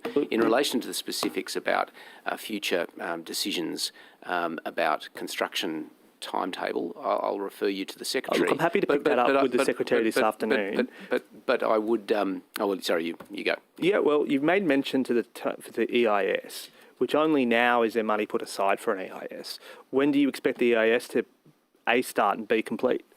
Well, again, I think appropriately, because these delve into operational matters, I'd probably refer you to the Secretary. It's not an operational matter. Your budget put aside the money for the EIS. Yeah. When, as Minister, are you expecting the EIS to be with you and the public? Yeah, so I will take that on notice. Is there a date? Is there actually a date at all? Or is it just you don't know about it? No, I've actually answered your question. Okay, sure. When do you expect this to open? You're asking me the same question. No, I'm not. I'm asking you, when do you actually expect the Parramatta Light Rail Stage 2 to open? Well, my answer to the question is there are processes involved here. Obviously, you've got to do the business case, you've got to go through the planning process, and then you've got to make the final investment decision, all of which you have to start with the detailed planning, which is what the budget is there. Minister, you're leaving a very strong impression here that despite making this commitment 4 years ago, your government hasn't started a business case. You haven't put aside any funding for this. You haven't done any of the planning. Your answer would make sense if it was about a project you announced last week. But this is a project that's been announced 4 years. Do you want to correct the impression that you're giving here that none of the work has been done that would allow the government to make an investment decision on this? Well, there are a couple. I mean, there are a number of assertions you put to me right then, but one of them I'll pick up on, which was demonstrably incorrect, which is you suggested no money has been set aside. I point you to the budget papers, which clearly indicate $50 million. You're seriously suggesting? I'm seriously suggesting that you said there was no money and there is money. You're telling me that you've done the business case? Is the business case done? Why isn't the business case done? That's not what I told you. All right, thank you, Minister. I might ask you this. Darryl Maguire gave public evidence last week that he was involved in obtaining information about the route of the M9. That was of commercial benefit to a nearby landowner, and it was in the hope of obtaining financial benefit for himself. What steps have you taken as Transport Minister to determine who the former MP was that he referred to, who also took steps to assist Maguire to obtain that information? Thank you for your question. In relation to those matters, they're appropriately matters for the Integrity Agency. I don't propose to launch some sort of collateral investigation to the one that is currently underway. No, they're not, Minister. These are matters arising in that evidence that are squarely in your domain. Have you taken any steps to determine who the former MP was who was assisting Darryl Maguire to find out the route of this motorway to the commercial benefit of a mega developer? So straight away, I don't believe that is appropriately a question for me and my role as Transport Minister. I actually think that any question there would be one for an appropriate integrity agency. Well, this is about the route of the M9. I'll read you what Maguire says happened. This is the relevant excerpt of the phone tap. Maguire says there is a map, okay. To the developer who says, yeah. So I'm going to send your IM to my friend, and he's got, yeah. He's going to look and see if he recalls that map in his mindset, okay. This is referring to a former MP, a former member of this place, who was assisting Maguire provide that information that was not publicly available. Have you taken any steps to investigate who that person was? Well, again, I rely on my previous answer. Quite frankly, I don't have the capacity nor the powers to look into conversations between former MPs in relation to those matters. It's just simply something that I don't have the powers to do. So no steps. Have you taken any steps? My answer is that I do not have the powers. I do not have the powers under relevant legislation to make those sorts of inquiries. Well, I don't agree with that assessment, but I'll leave that aside. Well, I can't. Have you taken any steps to ensure that this former MP is not still active, for example, as a lobbyist, relating to companies with planning or transport interests in New South Wales? I suspect now that your question is relating to the role of lobbyists, that's not within my portfolio responsibilities. I look at the allocation of acts that I'm given to administer, and none of those acts that I can think of off the top of my head would equip me with any powers to make those sorts of inquiries. Have you taken any steps to satisfy yourself that you have not met with clients of such a former MP and current lobbyist? Again, I don't quite know how I would go about that, but certainly in relation to my whatever meetings I have, they're detailed in my ministerial diary in accordance with my obligations. Having looked at your diary, then I'm raising that concern, Minister. So can you ask your question again? Yeah. Have you taken any steps to satisfy yourself that you haven't met with clients of such a former MP, a current lobbyist? So you're asking me to answer a question that I can't possibly answer. So I don't know who it is you're referring to. I don't think you know who you're referring to. So I don't know what other meetings that person may have had with other with other people. So Minister, you're saying, as the Transport Minister, responsible for the route of the M9 corridor, this motorway, responsible for the money that flows to developers if this is built near their land, it's just not there's no consequences of this. There's no obligation on you to investigate this evidence now in public about how this information may have become public earlier than it should. Well, quite frankly, not just the my obligations are to obviously fulfil my duties in accordance with the ministerial code and with other obligations, and to meet the requirements of the legislation that I administer. What you're asking me to do falls outside those powers. They may well be relevant questions. In fact, I do believe they are, but they're not questions that are appropriately put to me. Thank you. Ms Fairman. Thank you, Chair. Morning, Minister. Yes, morning still. I just wanted to talk about cycling. Just in relation to how many injuries and deaths there are actually on our roads increasingly of cyclists. So in 2020-2021 year, according to the Office of State Revenue, 7,048 fines were issued to bike riders by New South Wales Police. This is for things like not having a bell, riding on the footpath. Over the same period, only 25 fines were issued to drivers for close passing infringements. During that time, 14 bicycle riders died, 11 of whom were hit by cars, whilst a further 2,308 riders were seriously injured. So just wanting to know from your point of view, you've got, you're new in the transport position, will you commit to taking cyclists' safety more seriously than perhaps your government has done in the past? Well, I mean, you had me right until the end. I would, as you would expect, say that we do take cyclist safety seriously. However, I otherwise agree with the premise of your question that there is, I believe, a long-standing cultural problem in this city in relation to cycling that we need to get over. Other cities have done it. We have some local challenges in terms of road widths and topography and all those sorts of issues, but nevertheless, we need to do everything we can to facilitate a greater take-up of active transport and make it safer. And I should add, it's not just cyclists, but also, importantly, pedestrians. And that will certainly be a focus that I will bring to bear in relation to this portfolio. Of course, there is always more we can do.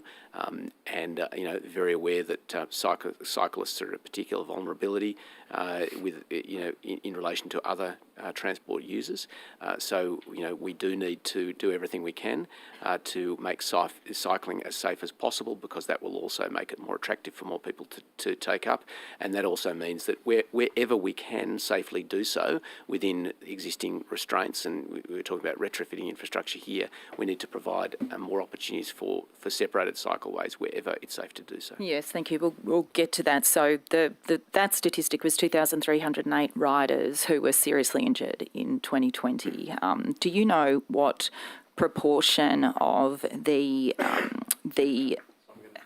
budget, so this is the budget for road safety education, what proportion of that is actually spent on driver awareness in terms of cycling, in terms of cyclists? Do you have any idea of what proportion that is? Yes, I'd have to take the actual portion on notice and come back to you. But we are spending $950 million on walk and cycleways, to the Minister's point about separation, over the next 4 years.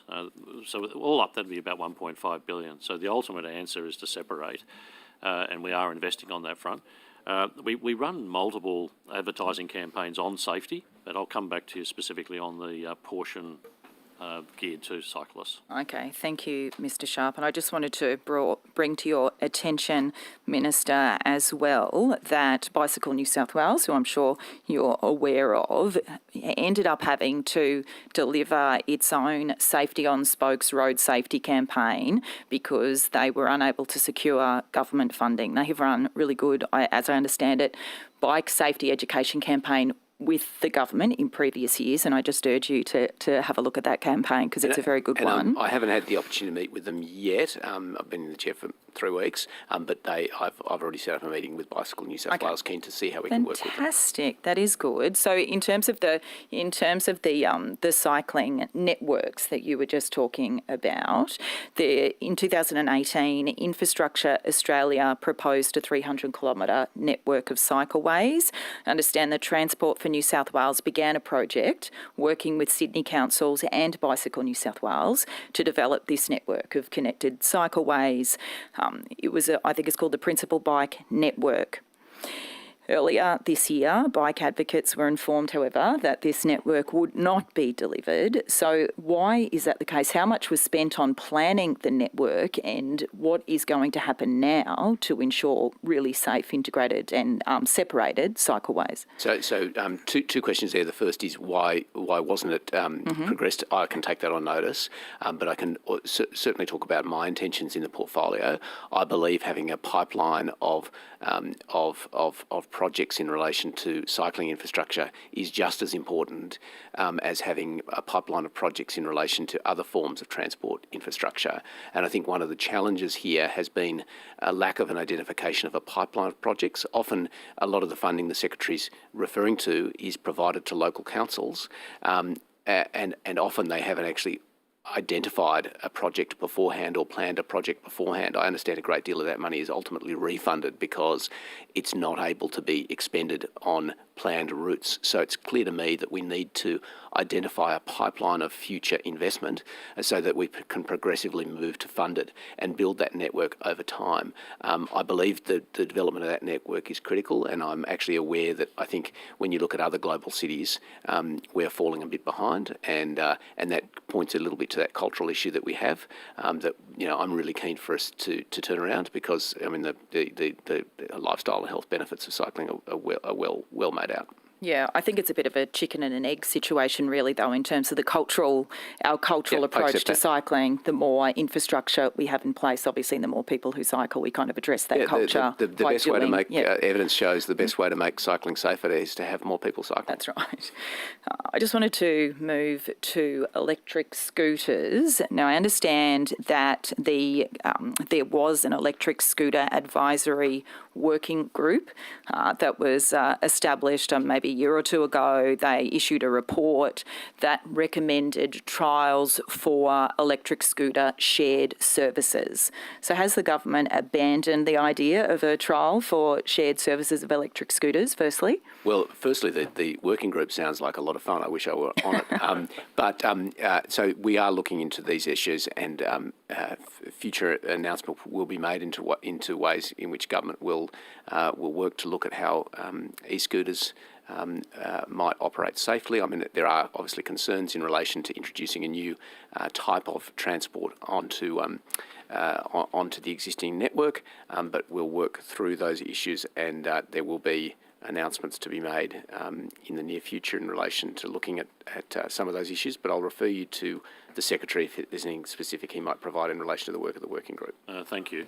We do have a long-term vision for transport, and that includes the whole end-to-end journey. So sure. E-scooters, e-bikes, mobility. That's fine. I think when you said end-to-end journey and a whole vision for transport, you've lost me, because I feel like you're going to take a long time here and my time is limited.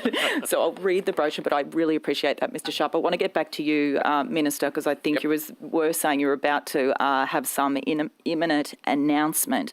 Is this in relation to hopefully just e-scooters generally? Because I've ridden an e-scooter, but I know technically they're not legal and you could be liable for a $4,000 fine. That's the situation at the moment. Do you know whether people... I think the lessons of the past have taught us that it's important to look at how new modes of transport can be safely rolled out, and so that would be the attitude I would take toward this issue. I'm not going to say anything further because we are still looking to make a decision. No firm decisions have been made yet, but I'm certainly very aware of calls for things like trials, and certainly where there's an excitement by local governments who might be willing to partner.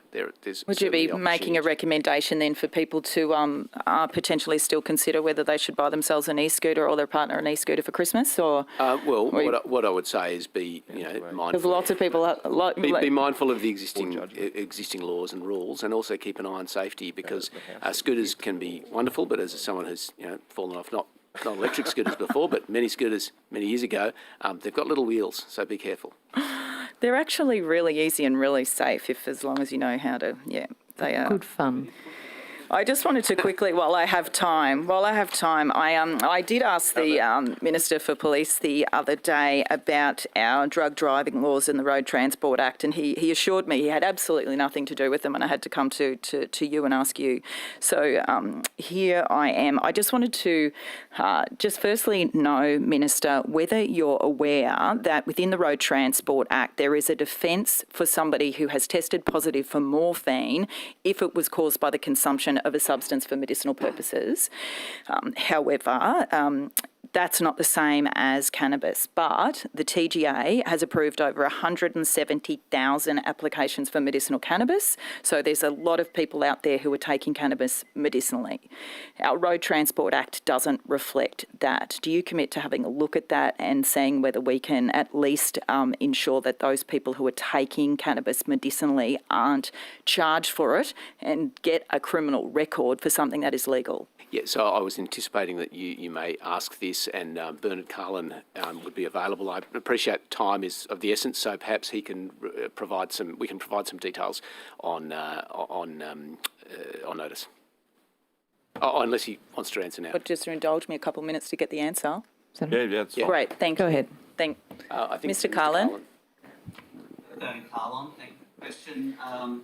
So the issue here is around the use of medicines, and some cannabis medicines prescribed by a doctor do contain THC, which is a psychoactive component of cannabis, which can impair the skills needed for safe driving.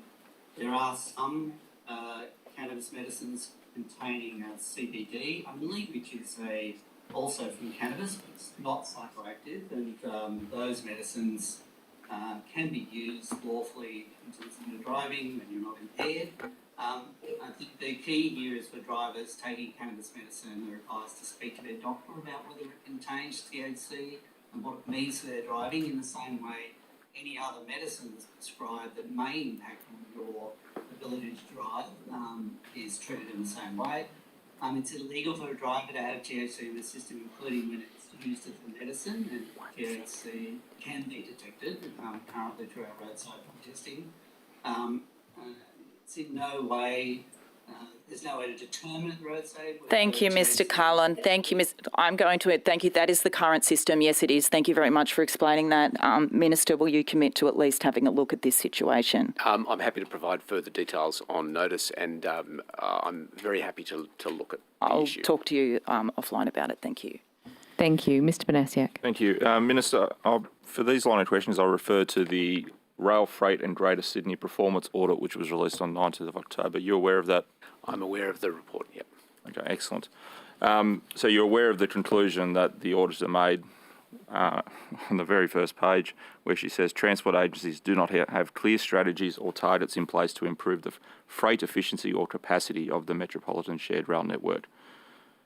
You're aware of that? I'm aware of the findings of the Auditor General's report, yeah. Yeah. Does that concern you as a minister, that your agencies essentially, or their failure to address this issue will impact many industries, particularly in our regions, who will use this rail network?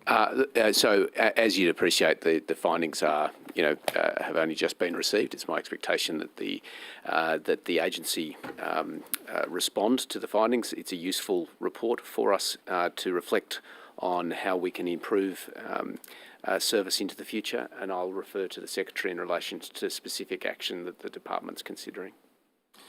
Thank you.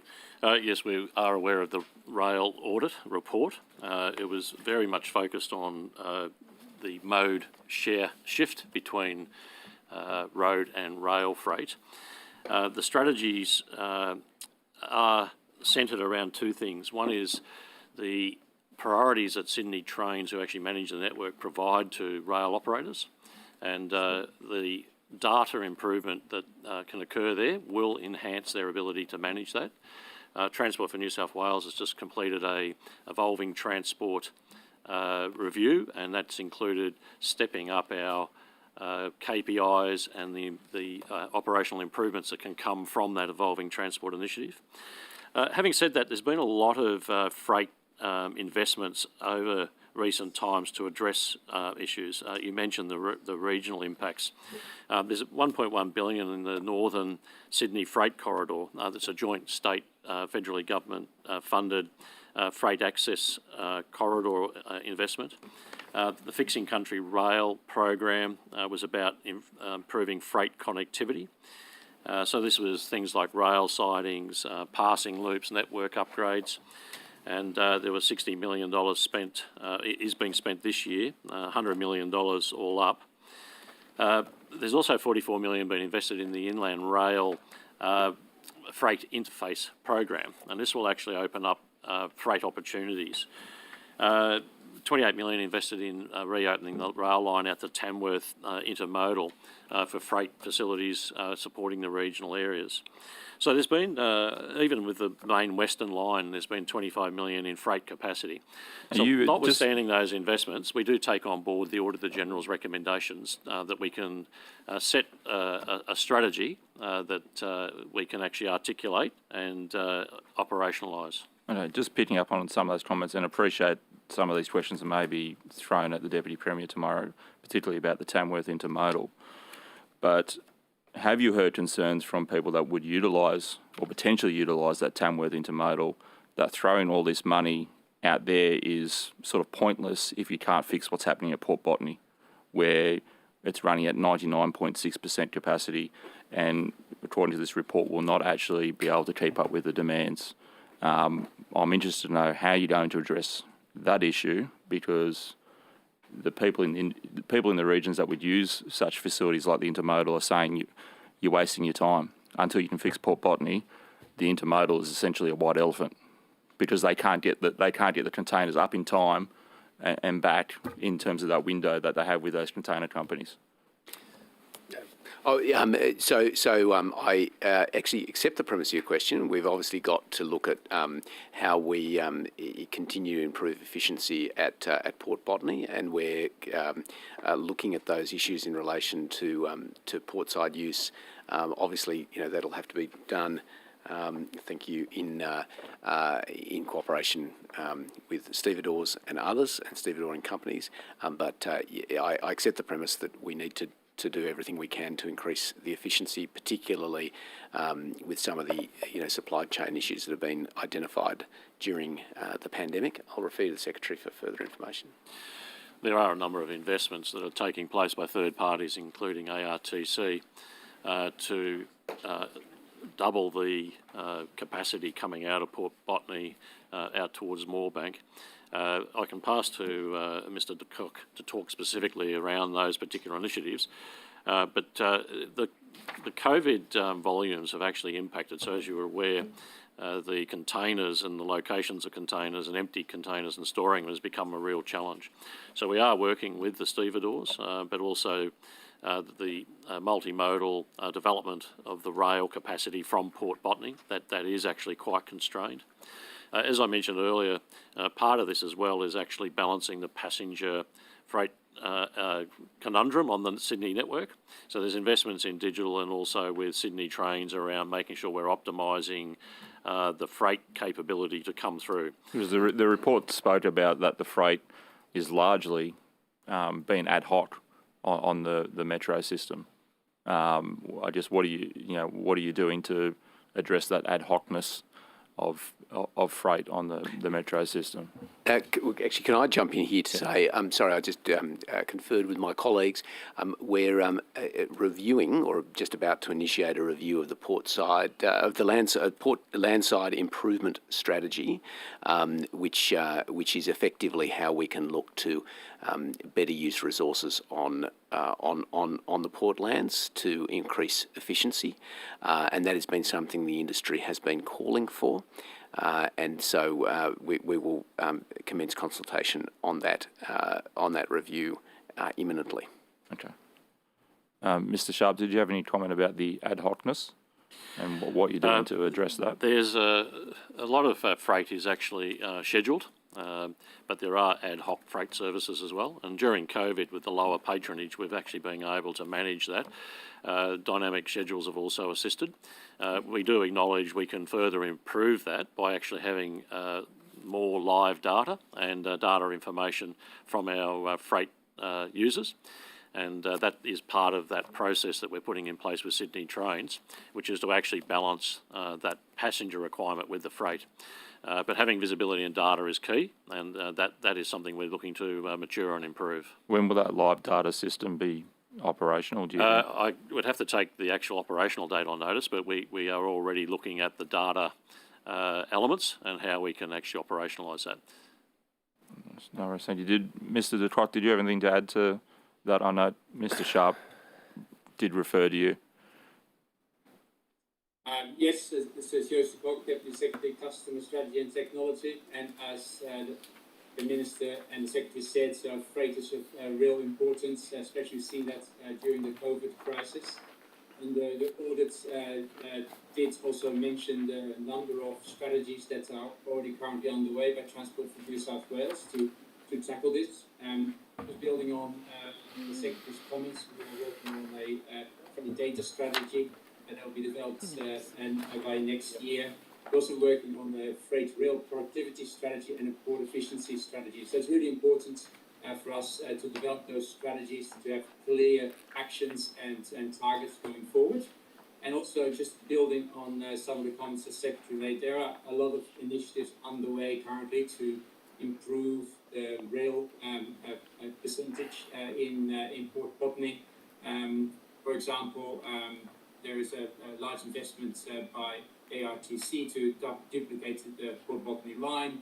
There's also been a lot of investments in the Southern Sydney Freight Line, and also there are significant investments being made in the intermodals, particularly Moorebank and St Mary's.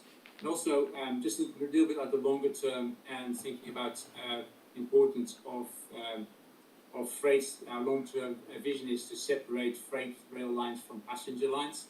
And to enable that, we're actually looking into a number of corridors, including the Western Sydney Freight Line. So that would provide capacity of 26 trains a day to the Western Sydney Intermodal Terminal in Mount Road Precinct. We're also looking at the Lower Hunter Freight line corridor between Fassifern and Hexham. And that is, so that's our investment, as well as I just mentioned the federal government investment. There's also a lot of activities by the private sectors, both in terms of the stevedores and New South Wales Port in investing in new rail capacity and capabilities. So unfortunately, sometimes it takes a bit of time for all these investments to come to fruition. But we've got a lot of it. We've got the strategies underway. We've got investment from the federal government, New South Wales government, and also the private sector to further this agenda. Thank you. Back to the opposition. Thank you. Minister, your predecessor cast an aspersion on your department when, after it emerged that it had paid $52 million to acquire 46 Grand Avenue, Camellia, and then saddled us with a $102 million compensation or clean-up bill. He called your department a disgrace. What steps have you taken to ensure that your department and all its agencies are following appropriate laws and procedures when it comes to compulsory acquisitions of homes and businesses? Well, thank you for your question. My expectation is that my department follow all of the laws and procedures it's required to in relation to compulsory acquisition procedures. I'm pleased that a great deal of work was done prior to my elevation to this portfolio to better integrate how land acquisitions were to be done. I'm pleased to report that I've already received a briefing on the fact that more than 90% of acquisitions are now done by way of agreement, but still recognise, of course, people have legal rights to challenge valuations, and where people have concerns, obviously encourage them to take advantage of those legal routes. But my expectation is the department deal compassionately and sensitively and personally with people whose property interests are affected by. I'm glad you say that, Minister. But I want to put to you just a couple of specifics, and of course I imagine we will reopen this afternoon with your officials. But in one incident in Orchard Hill, a landowner lost $360,000 in compensation as a result of them choosing not to remove 3 trees. Each one of those trees cost that landowner $120,000. How is it possible that you can say that these people are being treated compassionately and fairly when they are losing $120,000 per tree. So I said my expectation is that people are dealt with compassionately and fairly. If you have evidence that that's not occurring in every case, obviously that's something that I would undertake to look into and provide you some direct information. I'm not aware of the case that you're referring to. It's gotten disputed by transport. it's gotten coverage. Quite a bit of media coverage, actually, on this particular incident. It's only 2 weeks old. Equally, in respect to Orchard Hills, the broader Orchard Hills community, we have many other residents who have been told that after agreeing to compensation, they were compelled to sign gag orders that bar them from talking to the media. Why is Sydney Metro... Well, firstly, are you aware that Sydney Metro is requiring residents who complete negotiations to sign non-disclosure agreements? So no, I was not aware of the nature of agreements that people are asked to sign. But my expectation, once again, is that people be dealt with fairly and compassionately in accordance with the law. Indeed, but what part of the law says that a person who enters into an agreement with your agencies have to sign a non-disclosure agreement? There's 5 of these incidents. Yeah. So look, in relation to those 5 instances, I can refer you to the Secretary. He might have some further information that might be helpful. I'll pick it up this afternoon, unless he has any specific rationale or explanation as to why the NDAs were required by Sydney Metro. No, we'll discuss it with the team Thank this you. afternoon. In another incident, Minister, we have a helicopter business in Western Sydney who has been trying to relocate now for multiple years as well. Their case is especially traumatic, but they've basically accused your department of never negotiating with them in good faith. Are you aware of that particular incident? I am aware of the situation there, and I understand that the relevant agencies are seeking to provide a resolution to relocate that business. Well, equally, then going on to the third celebrated case study that's recently come to light, we have the entire Tigers Club that are in real jeopardy about whether or not they're ever going to return to Rozelle, because they're not sure whether or not their land is going to be acquired or the lease is going to be acquired and returned. And equally, they're not even sure whether or not your agency needs it. Are you aware, and have you taken any steps to talk to the Tigers about this? So I'm aware of the situation in relation to that. As far as I'm aware, I haven't been contacted in relation to that by the Tigers, but perhaps Miss... I suspect your answer is going to be you'll deal with it this afternoon. We will. I know that Ms Drover... Look, my final question I know that Ms Drover would be able to provide you information this I afternoon. appreciate that, Minister. Okay. But look, my only last question on these matters is the families of Orchard Hills wanted to meet with your predecessor. The businesses like Sydney Helicopters have wanted to meet with your predecessor. Equally, the Tigers wanted to meet with your predecessor. None of them got through the front door. Will you at least consider meeting with these parties, if not for no other reason, to find out whether or not you could treat the next hundreds of people who are about to go through this experience any better? Yeah, well, thank you. I mean, I'll consider within the availability time in my schedule to meet with everybody I reasonably can to hear concerns that they might have. I note on these negotiations, sometimes, in relation to the and then certainly I've gone through this in relation to land acquisitions for open space around the Aerotropolis in my other portfolio hat, and I have met with representatives of locals to hear concerns. I think you've answered that question, Minister. Okay. I just want to return to one of your earlier answers about the taxi industry, in particular to ask about that fund you referred to, the Additional Assistance Payment Scheme. This was the hardship scheme that was meant to assist taxi drivers who faced hardship as a result of the restructuring. My understanding that was $145 million as a result of the... $42 million was promised. Only $42 million was spent. The industry view, taxi drivers' view, is basically the government stolen that money that was promised.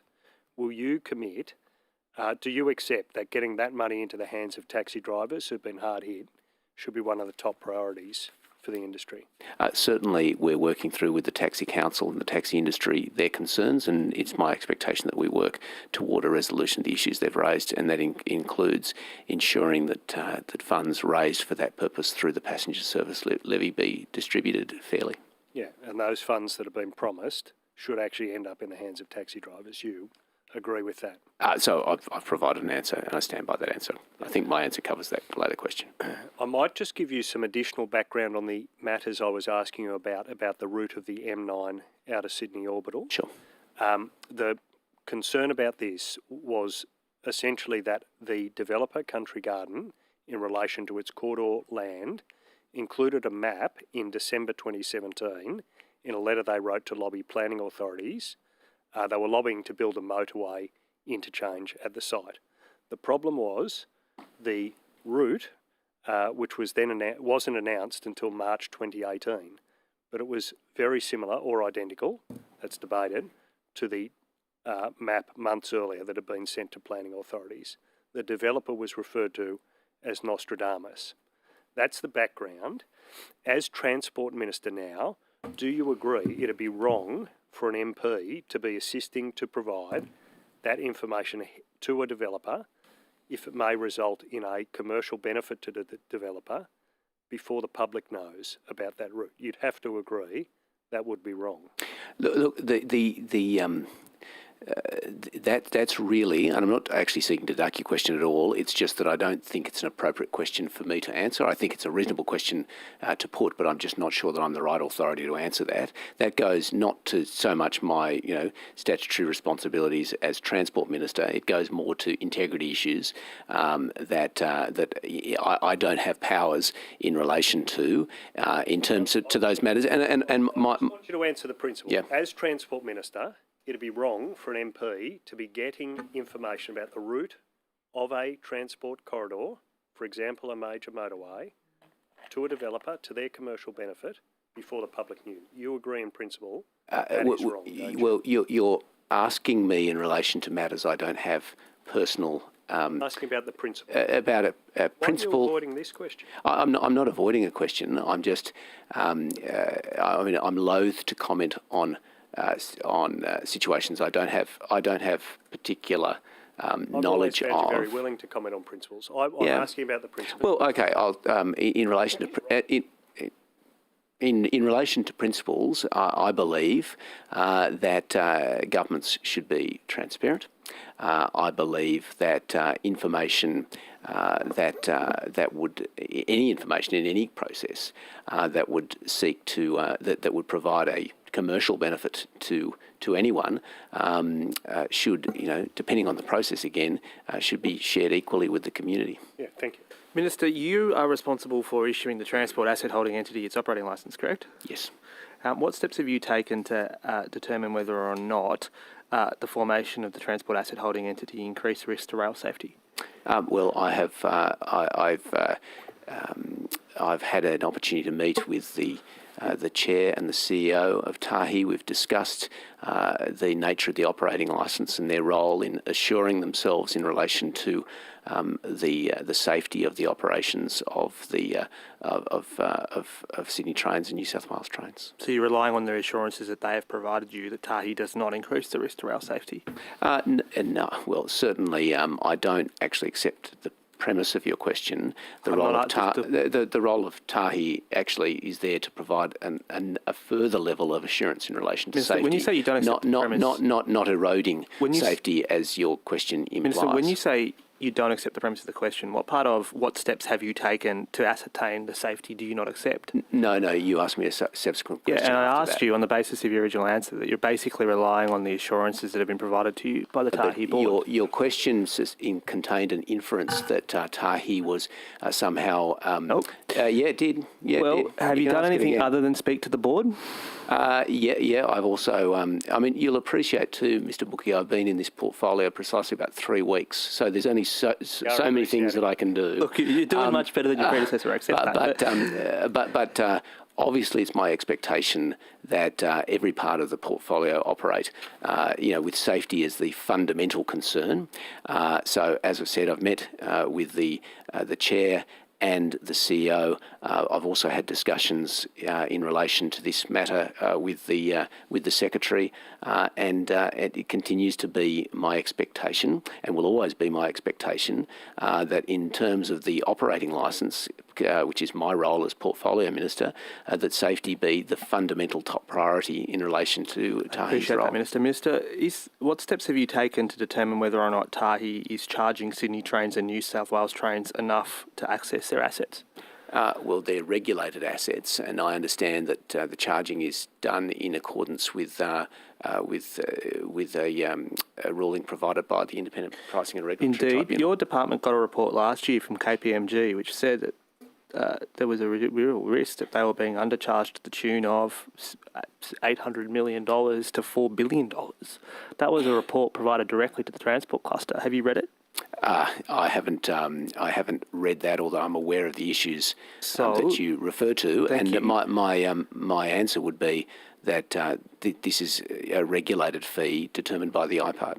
So we've also learned through public inquiries that Sydney Trains and New South Wales Trains got an additional grant from Treasury in order to pay the rail access charges, which in turn was meant to lead to Tahi paying a dividend back to the Treasury Department. Do you know, or have you been advised as to when Tahi will be paying New South Wales a dividend?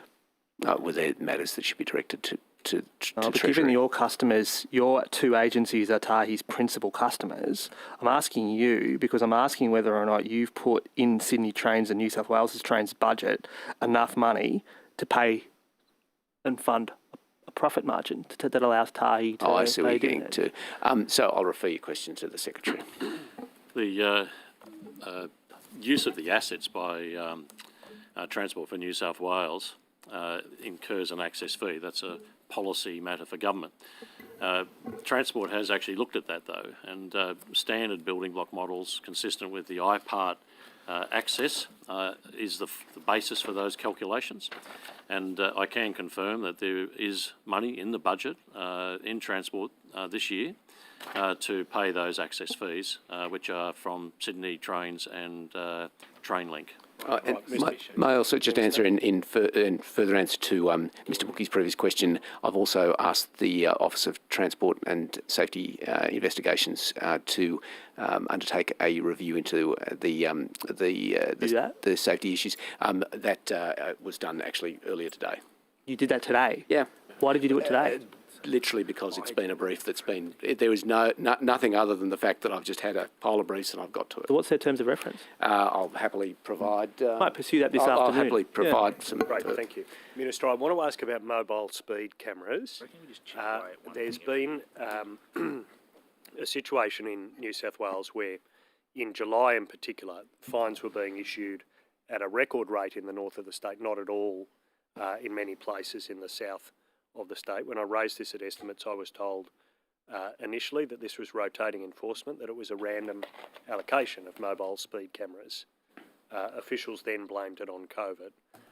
Do you agree with me that this is not rotating enforcement? This is not a random allocation of mobile speed cameras. This is a major administrative breakdown of a key road safety initiative of the government. I'll have to refer you to the Secretary. Are you aware of this issue, Minister? I'm sorry. Are you aware of this administrative breakdown? Can you ask me the question again? Sorry, I wasn't quite... Are you aware of the administrative breakdown relating to the government's mobile speed camera program? I'm asking about your awareness.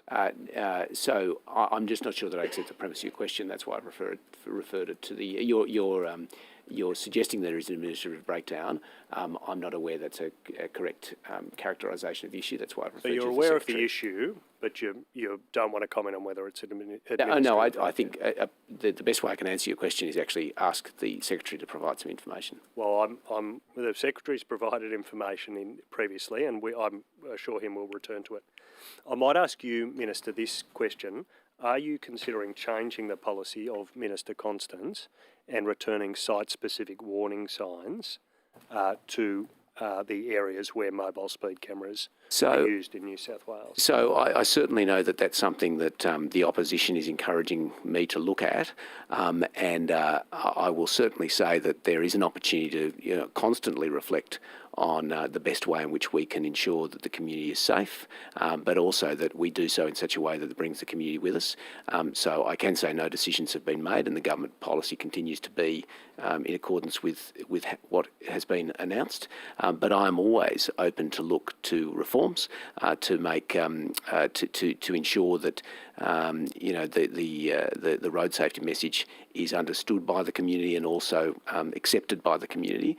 What I will say, however, as you'd expect me to, is that the entirety of the program is directed, and this has been endorsed by the Auditor General to this point, to reinforce the message that there is no safe level of speeding, and that's what the entirety of the program is directed to. And I also accept that it has been designed in such a way to integrate with the systems operating to our north in Queensland, to south in Victoria.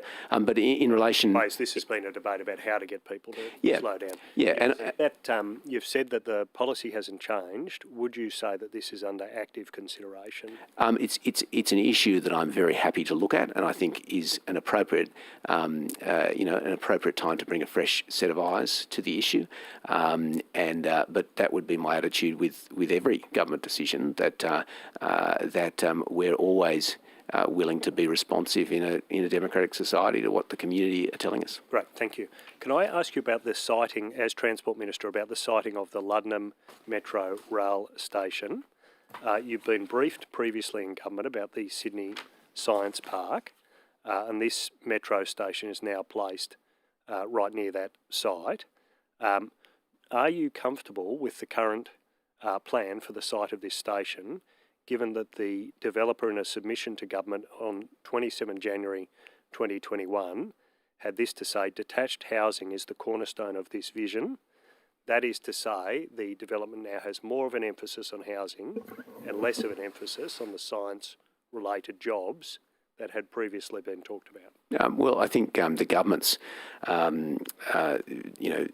certainly the proponent's vision for the site and what's currently zoned for the site is a mixed-use development with all the sorts of great technology-focused, high-skill manufacturing jobs, education, and the planning regime is consistent with that vision. I understand that the proponent is seeking some changes to the zoning, as they're entitled to do so, but that the existing land use zoning and the cap, I think, of 3,400 dwellings, if I recall correctly, on the site remains unchanged. Yes, but as Transport Minister, are you satisfied that this rail station is in the right spot? Thank you. I mean, ultimately the decision has been made, and I don't intend to relitigate it.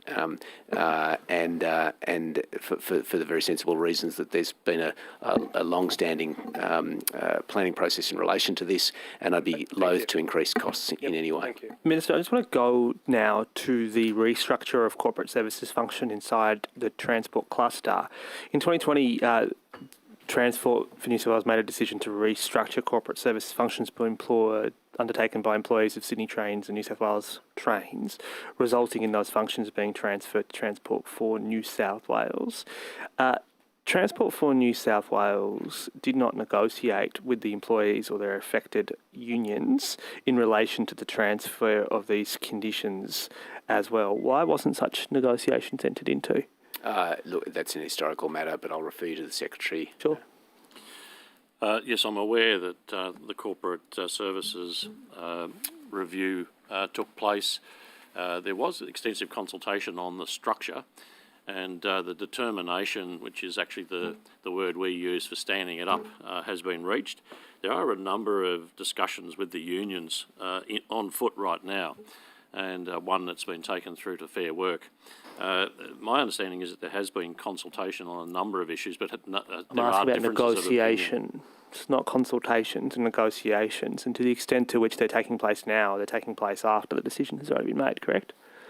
There are items of dispute around interpretations. It's quite complex. There's about 4 different entities and 3 different enterprise agreements, and so in that process, I'm not surprised there are areas of debate. Thank you. Minister, I wanted to ask you about New South Wales's compliance with the disability standards for accessible public transport. So these are the standards that New South Wales signed up to with the rest of Australia in 2002. where we're obliged to have a certain percentage of our public transport completely accessible by certain dates, and then to be fully accessible following that date, with a slightly different timeline for train stations. When I have raised this previously with your predecessor, it took a while to find out, but then I eventually found out that the department actually didn't know what it needed to do to become fully accessible, let alone to be actually fully accessible. Can you tell me where New South Wales is currently at with making all transport fully accessible? Certainly, and these would be investments that are being made under the Transport Access Program. I can get you a full rundown, and it's probably appropriate on notice because there'll be quite a bit of detail in terms of progress to date, but also remaining steps. I'm not sure if there's anything the Secretary wants to add to that. It is very targeted at key rail stations, and 90% of customers' journeys now are from accessible locations. So good progress is being made, but there is a lot of detail in that program which we can share. We're obliged, New South Wales is obliged to be at 100% compliance with those standards by the end of next year, with the exception of trains. Are we going to meet that deadline? I would have to take that on notice. I haven't got the final project deadline here. No, I'll have to take it on notice. Thank you. Could I ask you just a couple of questions? I understand, by the way, sorry, apologies, Chair, that an audit was performed that was completed early this year, so we'll get you the details of that, which will provide you information of where we're at and what's left to do. That would be very useful. Thank you. A couple of questions about the Kamei Ferry Wharf, and I will raise some more questions this afternoon on this, but I just wanted to check with you, Minister, your sort of understanding of this project. We raised some questions about this in the last round of estimates when we didn't have the Minister here with us. So this is a project, I understand, that sits within Scott Morrison's electorate, but also was announced, I think, by Mark Speakman, obviously the member for Cronulla. So it has quite a lot of local support to it. Is it possible that the project has gained a bit of unwarranted momentum, and in view of current budgetary restraints, should perhaps be re-examined as to whether this is an appropriate project? I'm more than happy to look at that. I'm aware that the project is actually really one that more sits within the portfolio of environment, but Transport's delivering it, I understand, on behalf of that agency. But I'm more than happy to look into those issues surrounding the future delivery of the program. Thank you. You may need to take this on notice as well, but there's been quite a lot of concern from the community that this is part of a project which intends to commemorate Captain Cook in an area that is of great significance to local Indigenous people. If you could perhaps take a look at that as well on notice. I'll go off my reservation a bit here to say that I'm concerned. I share the concerns that are implicit in your question, and I think that that's something that we should be mindful in relation to these sorts of investments. Thank you. So more of a transport related question here. So one of the top community concerns is that the wharves that are being built there may be used to support a cruise ship terminal at Yarra Bay that's currently under consideration. Are you able to rule out the possibility of any future usage of those wharves as a cruise terminal? Yeah, look, I've been on the record in relation to my concerns about the proposal at Yarra Bay, so I can't hide from that. I've put some views forward in relation to that. Obviously, in light of current situation, those proposals are on pause in any event, and I'm happy to confirm that they will remain on pause because I think there are some significant environmental concerns in relation to that proposal, and I think we need to look more creatively at other sites, recognising, of course, the cruise industry. It's exciting, it's returning, and obviously provides a lot of benefits to a lot of Australians. But I have concerns in relation to that site that have been communicated to me by the local community as well. Thank you. Thank you for your answers. Mr. Bonasiak. Thank you. I might just pick up on some of those questions. Obviously, you've acknowledged your public comments. One of those public comments refers to that you prefer Garden Island as the. Is that still your view, that Garden Island? Well, it's one of those delightful opportunities where it's outside of my direct power, so it's much easier to have opinions about things that you don't control. But yeah, I think that's an obvious location, but I understand it's being used by the Royal Australian Navy and they've got first dibs. But if they're ever to move off, we'd love it. Yeah, in questions that were taken on notice by your department at the last estimates, that they said it was too early to speculate on costs. So can you explain why in 2018 Mark Speakman and Scott Morrison Co announced $50 million for a project? If it was too early a couple of weeks ago to speculate on costs, why in 3 years ago were they essentially assigning $50 million to a project? I can't answer that other than to say this goes to Mr. Mookie's line of questioning in relation to the Parramatta Light Rail as well, in relation to it's very hard to give indications of costs before you've done all the investigations, and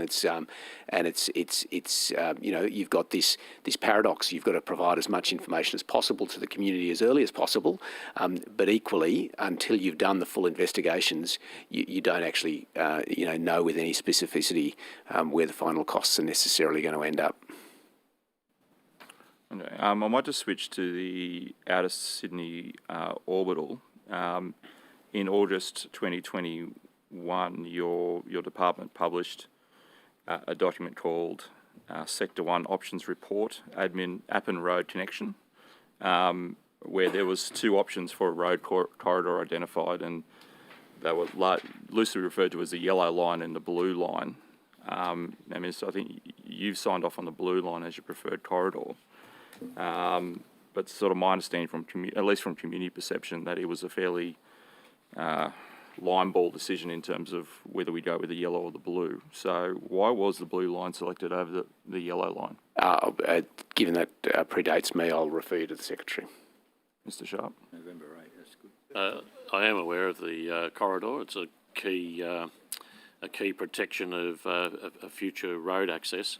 There's been a consultation process with the community. I had a recent update on it, which had two options on there for consultation. Where the Transport Department landed on it was the blue option. Mm-hmm. There's still further consultation around that in terms of the nuances and exactly where it'll be located. And at the moment, that consultation, the planning's just been approved and the next consultation process is underway. We are still liaising with community members who have concerns and taking on board their feedback. Okay. How much additional expenditure will the blue line cost over the yellow line? At the planning stage, what you're looking at is the balance of community impact versus environmental impact versus the objective of an integrated transport network. The full costings get done as you move through the plan. So at this stage, this is about corridor protection for potential future projects. The actual costings get done in the future when you actually start doing the actual work and you've locked in a detailed road plan. Okay, so we've got no cost for the potential bridge over Ellardale Creek Gorge. That would be required as part of the blue line option, as opposed to the yellow option. As I indicated, the costings are done in the following phases of these projects. Okay. Do we know what size of the area of core koala habitat will be required to be extinguished as part of the blue line, as opposed to the yellow option? I am aware both options impact on koala habitat, and there's been consideration of those in it. I'd have to take on notice the exact impacts. Okay. Will heavy vehicles be required to use Bulli Pass to access Wollongong as a result of this blue line selection? I'd have to take that on notice. Okay, thank you. I could pass to Mr. de Kirk if you want that specific amount of detail. Yeah, that would be good. Ms. de Groot? So in terms of, as the Secretary mentioned, that outer Sydney orbital stage 2 is a really key linkage between the Hume motorway and Acton Road, and as the Secretary mentioned, our preferred alignment for the corridor is the blue alignment. It's as I say, it's a major sort of corridor. I don't think there's been any decisions made on the heavy vehicles, but actually our Chief Transport Planner Tim Raymond's on the call, and we'll have further details back on that matter. Mr. Raymond? Tim Raymond, thank you for the question. So in terms of heavy vehicles, probably the main heavy vehicle freight route is actually via Picton Road. Picton Road is being so this is more a connection to Appin Road, and certainly when vehicles get to the eastern end of Appin Road, they've got a choice about going down Mount Ousley or Bulli Pass, so there's no intent for heavy vehicles in one direction or another, but probably the optimal vehicle route is actually Picton Road. Okay, but so you're not going to force heavy vehicles to go down Bulli Pass, but they're going to have that option.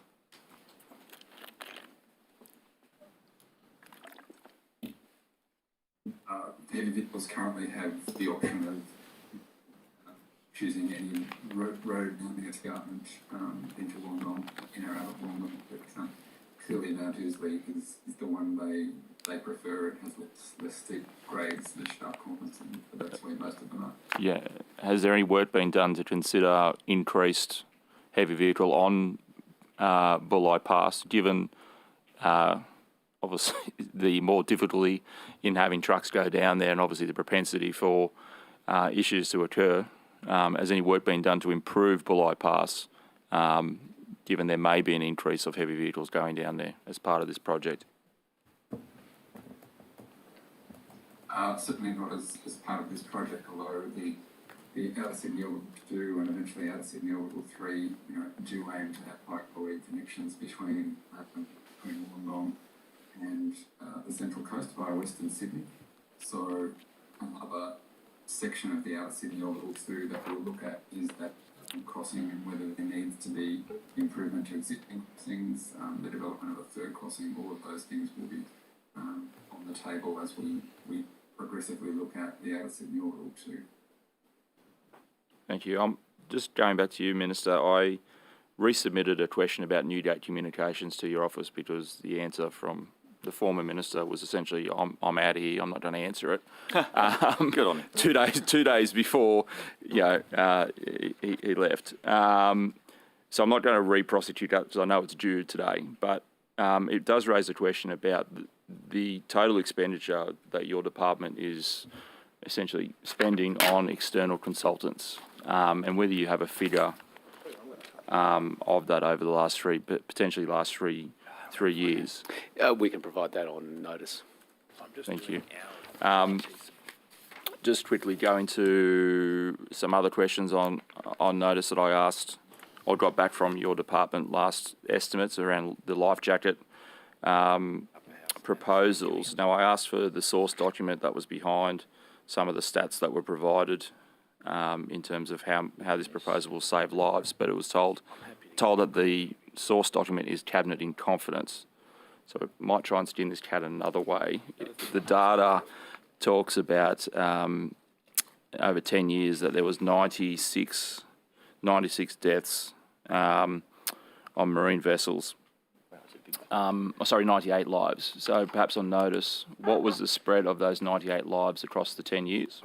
And so I can take that on notice, but also to sort of address your earlier comment, for the life of me, I don't understand why it would be cabinet in confidence. I'm amazed as well. So if you could take on notice. I will look into that, and to the extent that I'm able to. Obviously, cabinet in confidence documents I can't. But if there's another way to provide that data, I don't think there's any public interest in not providing it to you. Yeah, sure, no worries. If you can't give me the document, these questions on notice may help paint the picture anyway. So of the 98 lives lost, or those incidents, how many of those incidents were the following a factor also in the death?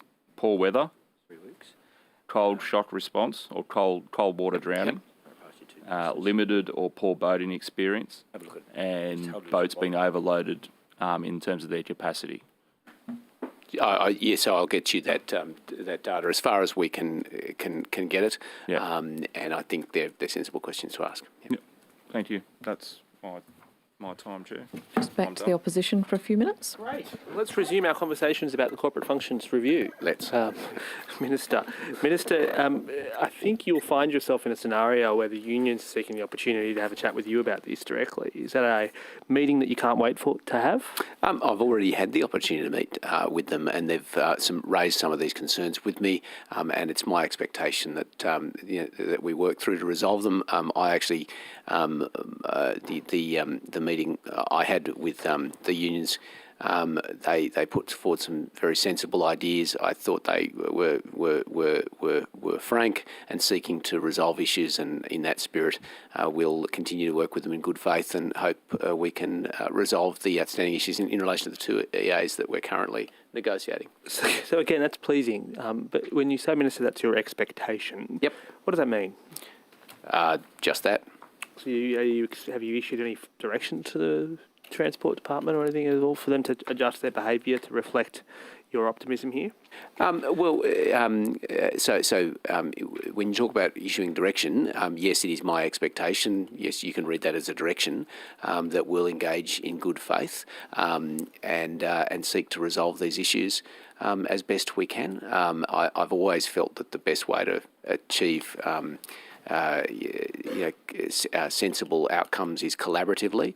Obviously, there will be issues of disagreement, but let's identify as early as possible the issues that we can agree on, and then move to the more thorny ones that will take a little longer to resolve. And I understand that process is continuing smoothly. I appreciate that, Minister. Again, just going on to the broader evolving transport restructure. As I understand it from your predecessor and/or Mr. Sharp from a previous hearing, it's complete.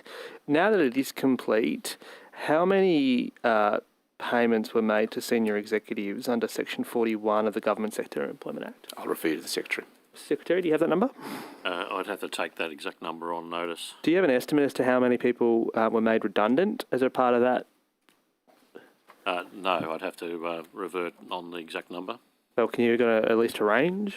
This is a pretty large project and large restructure. Yes, and it was over a 2-year period, so I would. I'm familiar with the processes in respect to redundancy and the way we liaised with the individuals involved and provided support mechanisms. But the exact number I'd have to come back to you on. Well, if we can get that information this afternoon, that would be helpful, because to be fair, we have asked this in multiple estimates hearings to sort of get progress reports, and equally, the legislation that we passed was certainly did prescribe certain requirements that needed to be fulfilled. So is it possible you think we'll be able to get some of that information this afternoon? Yes. Thank you very much. Is there any further restructures contemplated within the transport cluster or within any specific agency within the transport cluster? Minister. I have not issued any directions in that respect at this stage, as you'd appreciate, but I'll refer you to the Secretary in relation to matters that may already be in train. The evolving transport process, we have people in their roles, but there's still a 12 to 18 month period of bedding that down. So that's actually operationalising the roles. And whilst we're starting into that process, the process is not finished. I've actually given a commitment to staff that there is no major restructuring that we're contemplating. We have completed a major restructure. We're bedding it down, and we're delivering the values that were planned out of this process. Thank you. Thank you. We might return to that, Mr. Sharp. Minister, can you confirm the status of the unsolicited proposal for widening the M7 and delivering the M7-M12 interchange? Has it now passed the third and final stage of the unsolicited proposals Made it too narrow. That's process? the problem with M7. I will provide you an answer to that on notice. Traffic jam. Are you aware of where I'm, it is in I'm, the I'm process? aware of the proposal. I'm just not, Yeah. off the top of my head, I'm not sure of its current status, but I'm Yeah, aware no of the worries. proposal. Yep, Only appreciate two that. lanes. Back to you. Can we have a chat about bus electrification on that?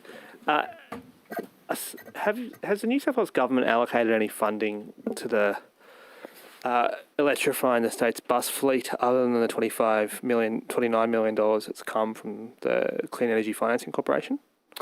So I'll refer you to the Secretary. I don't think the answer will be any different to what anyone's provided to the Chair, but Secretary might. As I mentioned earlier in this hearing, there are acquisitions and budgets allocated through the franchising of the bus routes in 7, 8 and 9. Those contracts included the funding in the business cases. There's also a strategy document that's out with industry. That's been effectively funded through internal resources developing the plan.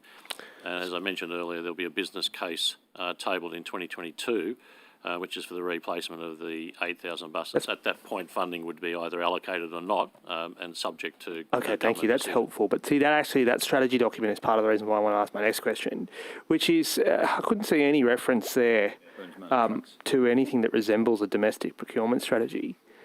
There are people who can build these buses in New South Wales. Minister, what steps are we going to be taking to procure these buses from domestic manufacturers in New South Wales? So I'm not sure that we're at that stage yet, but I'll refer you to the Secretary in relation to procurement strategy. But just before we do that, I'll happily hear from the Secretary. Minister. Part of the reason I'm asking this is have you made this a policy requirement of the business case process that I'm sure the Secretary is about to wax lyrical about? Is it actually a matter of government policy to include a domestic procurement strategy as a part of buying the 8,000 odd buses we expect as we transition to net zero? So thank you. I haven't intervened in the processes that were already established in relation to this policy. The fundamental goal is to replace the diesel fleet with EVs, and obviously we'd look to any opportunities to engage for local procurement in relation to the specifics. I'll refer to the Secretary. Just before we do, because again we can pick it up within the Secretary this afternoon. You say that you haven't intervened. That's right. So your predecessor did not specify any domestic procurement component. Yeah, so in relation to where it's at specifically, I don't have that on top of my at the top of my head, so I'm happy to take it on notice. You take it on notice, and we'll pick it up with the Secretary this afternoon. Minister, can I ask you in relation to fines again? Are you personally comfortable with the arrangement that sees corporate fines issued where the state receives 5 times the fine income, but no driver loses points when a driver isn't nominated for particular road speeding incidents? Are you personally comfortable with that arrangement? I'm sorry. I'm not quite. I'm not quite sure the nature of your question. It's the existing fines arrangement in Yeah. New South Wales for where a corporation is fined rather than an individual. Oh, I see. Yeah. The result being it's 5 times the fine. The state gets that money, the corporation pays it, but no driver loses points as a result of that change. Yeah, look, it's not an issue I have turned my mind to specifically, and it's probably, I mean, my personal view is probably not germane. I'd refer you to the relevant portfolio minister in relation to that. But I'm happy to turn my mind to it, not in relation to fines collection. This is a transport issue, a fines policy. Okay, my understanding was fines were collected by Revenue New South Wales. Correct. But look, I haven't formed a personal view. I haven't turned my mind to it specifically. Thank you. Thank you. I will just check if any of the government members want to use their I don't think time. it is needed. We could ask lots of questions. Mr. Mellow's Okay. Jumping quickly because he's got plenty of cycle. I've got questions, but when asked, I'll No, okay. ask him in the party room. In which case, we will say thank you very much to the Minister for attending your first transport estimates today. Thank you. It's a pleasure to have you. And we will resume at 2:00 with everybody else. Thank you. COVID-safe lunch break.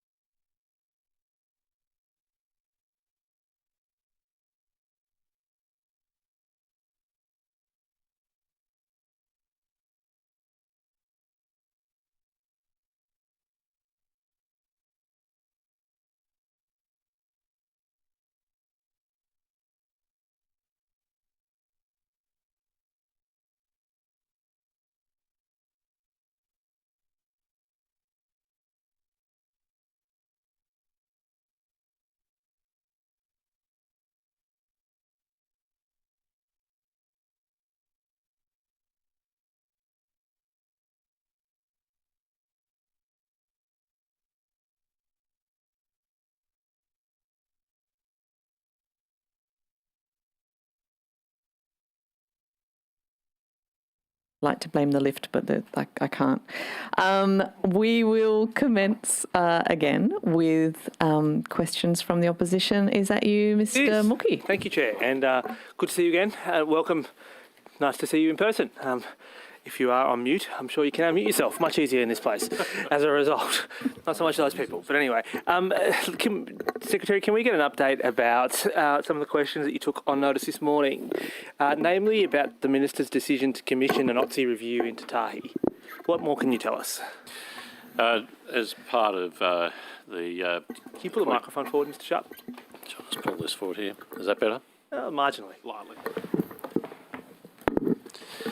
As part of the introduction of the operationalising of the Tahi contracts, these started on 1 July.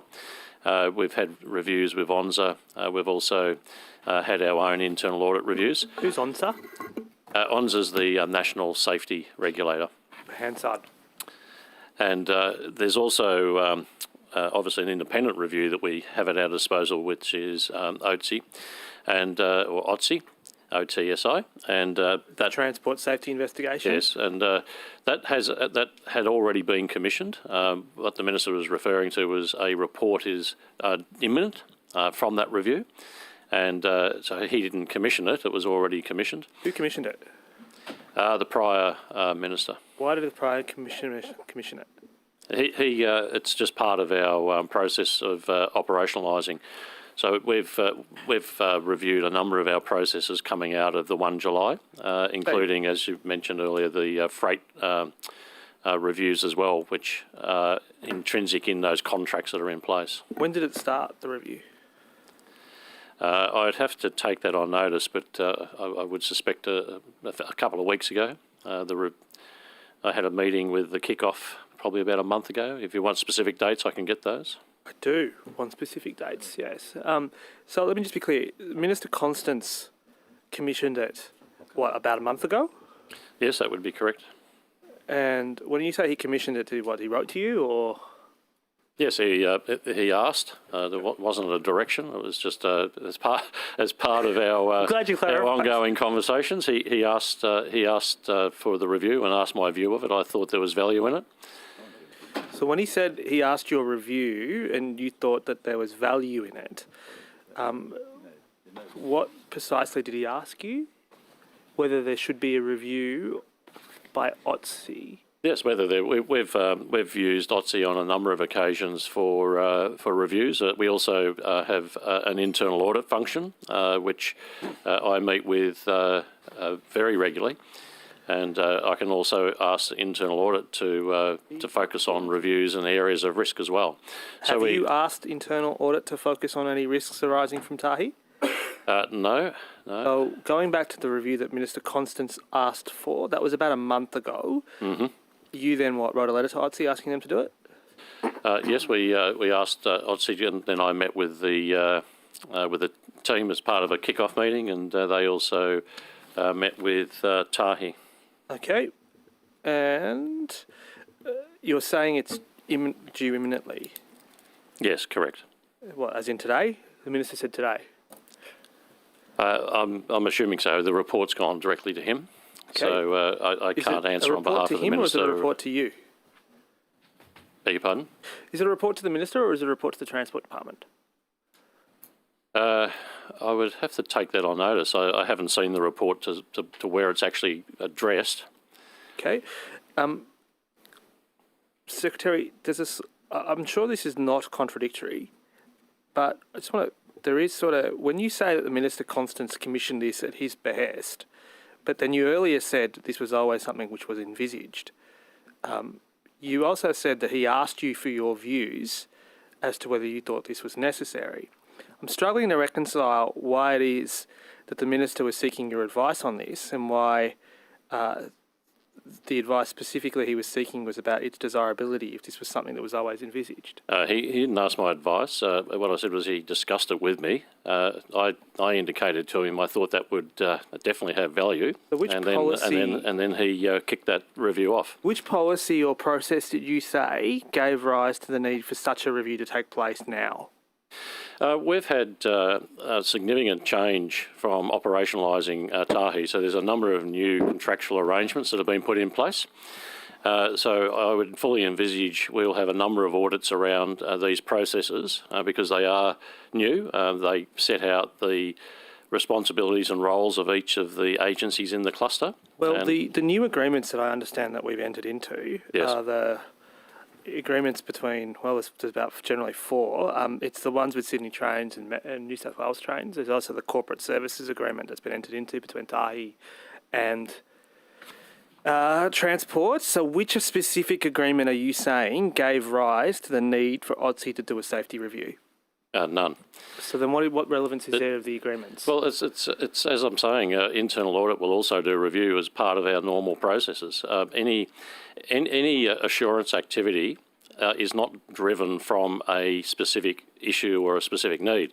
What it tends to focus on are major changes or areas where you might have a perceived risk.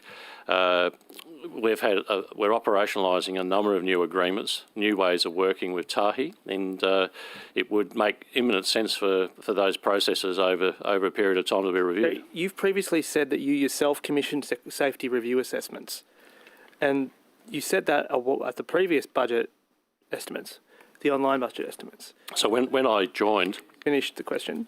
Given that you had already asked for safety risk assessments well before a month ago, why then was there a need now for an additional OTSI review?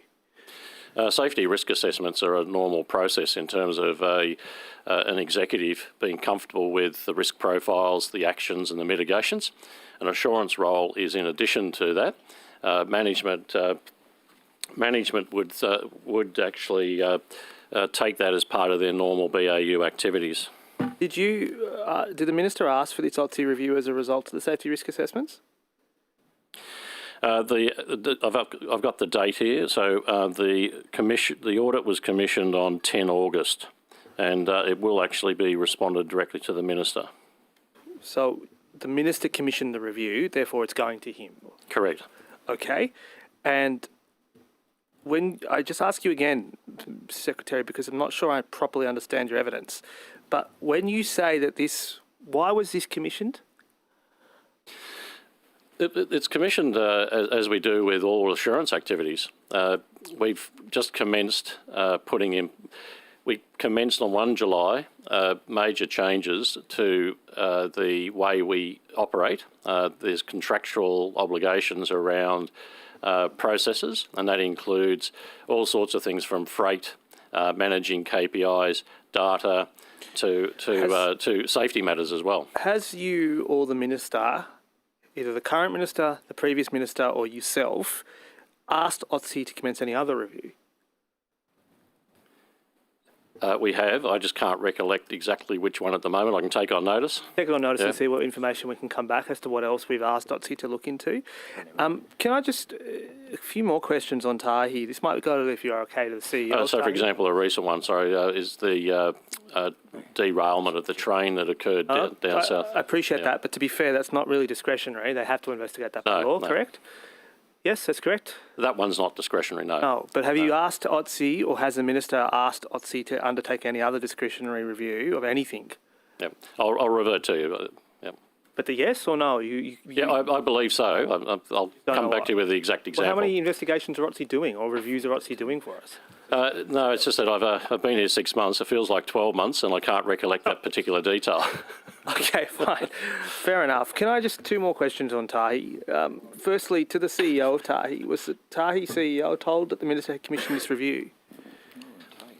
Sorry, can you repeat that? Tahi CEO told that Minister Constance had commissioned the review?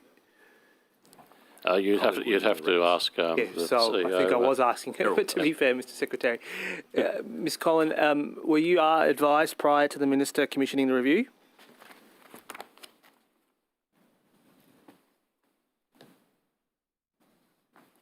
Okay, Ms. Collin, I'm not sure you can properly understand it. She might need to come back to us on that particular question. Minister, Secretary, on notice, can you provide us with the exchange of letters between the Minister and OTSI? And is the report meant to be public? I haven't seen the report. It will go directly to the Minister, so I'd have to Is it routine for OTSI reports to go directly to the Minister and not you? It's routine for reports to go to whoever commissioned the review. Okay, fair enough. Just a final question on this. You said in the budget paper that additional funding has been provided to Sydney Metro. Sorry, not Sydney Metro, Sydney Trains and New South Wales Trains to facilitate their payments to Tahi. Where in the budget is that listed? It's in the 2000 and FY22 budget, and I'm on not page sure what 8 line item at the end. I can tell you the amounts. Can you check for me and maybe come back by the end of the session? Sure. Is it on page 8.1 of budget paper number 4, agency financial statements, which shows Sydney Trains got a 12.8% increase in its operating budget, or its budget, and New South Wales Trains got an additional 20% increase? If you can come back to us. I'll revert on that. Thank you. Yes. Thank you, Secretary. I just want to return to those questions about who was that former MP who was assisting Darryl Maguire to obtain, at that stage, confidential information about the route of the M9, the Outer Sydney Orbital.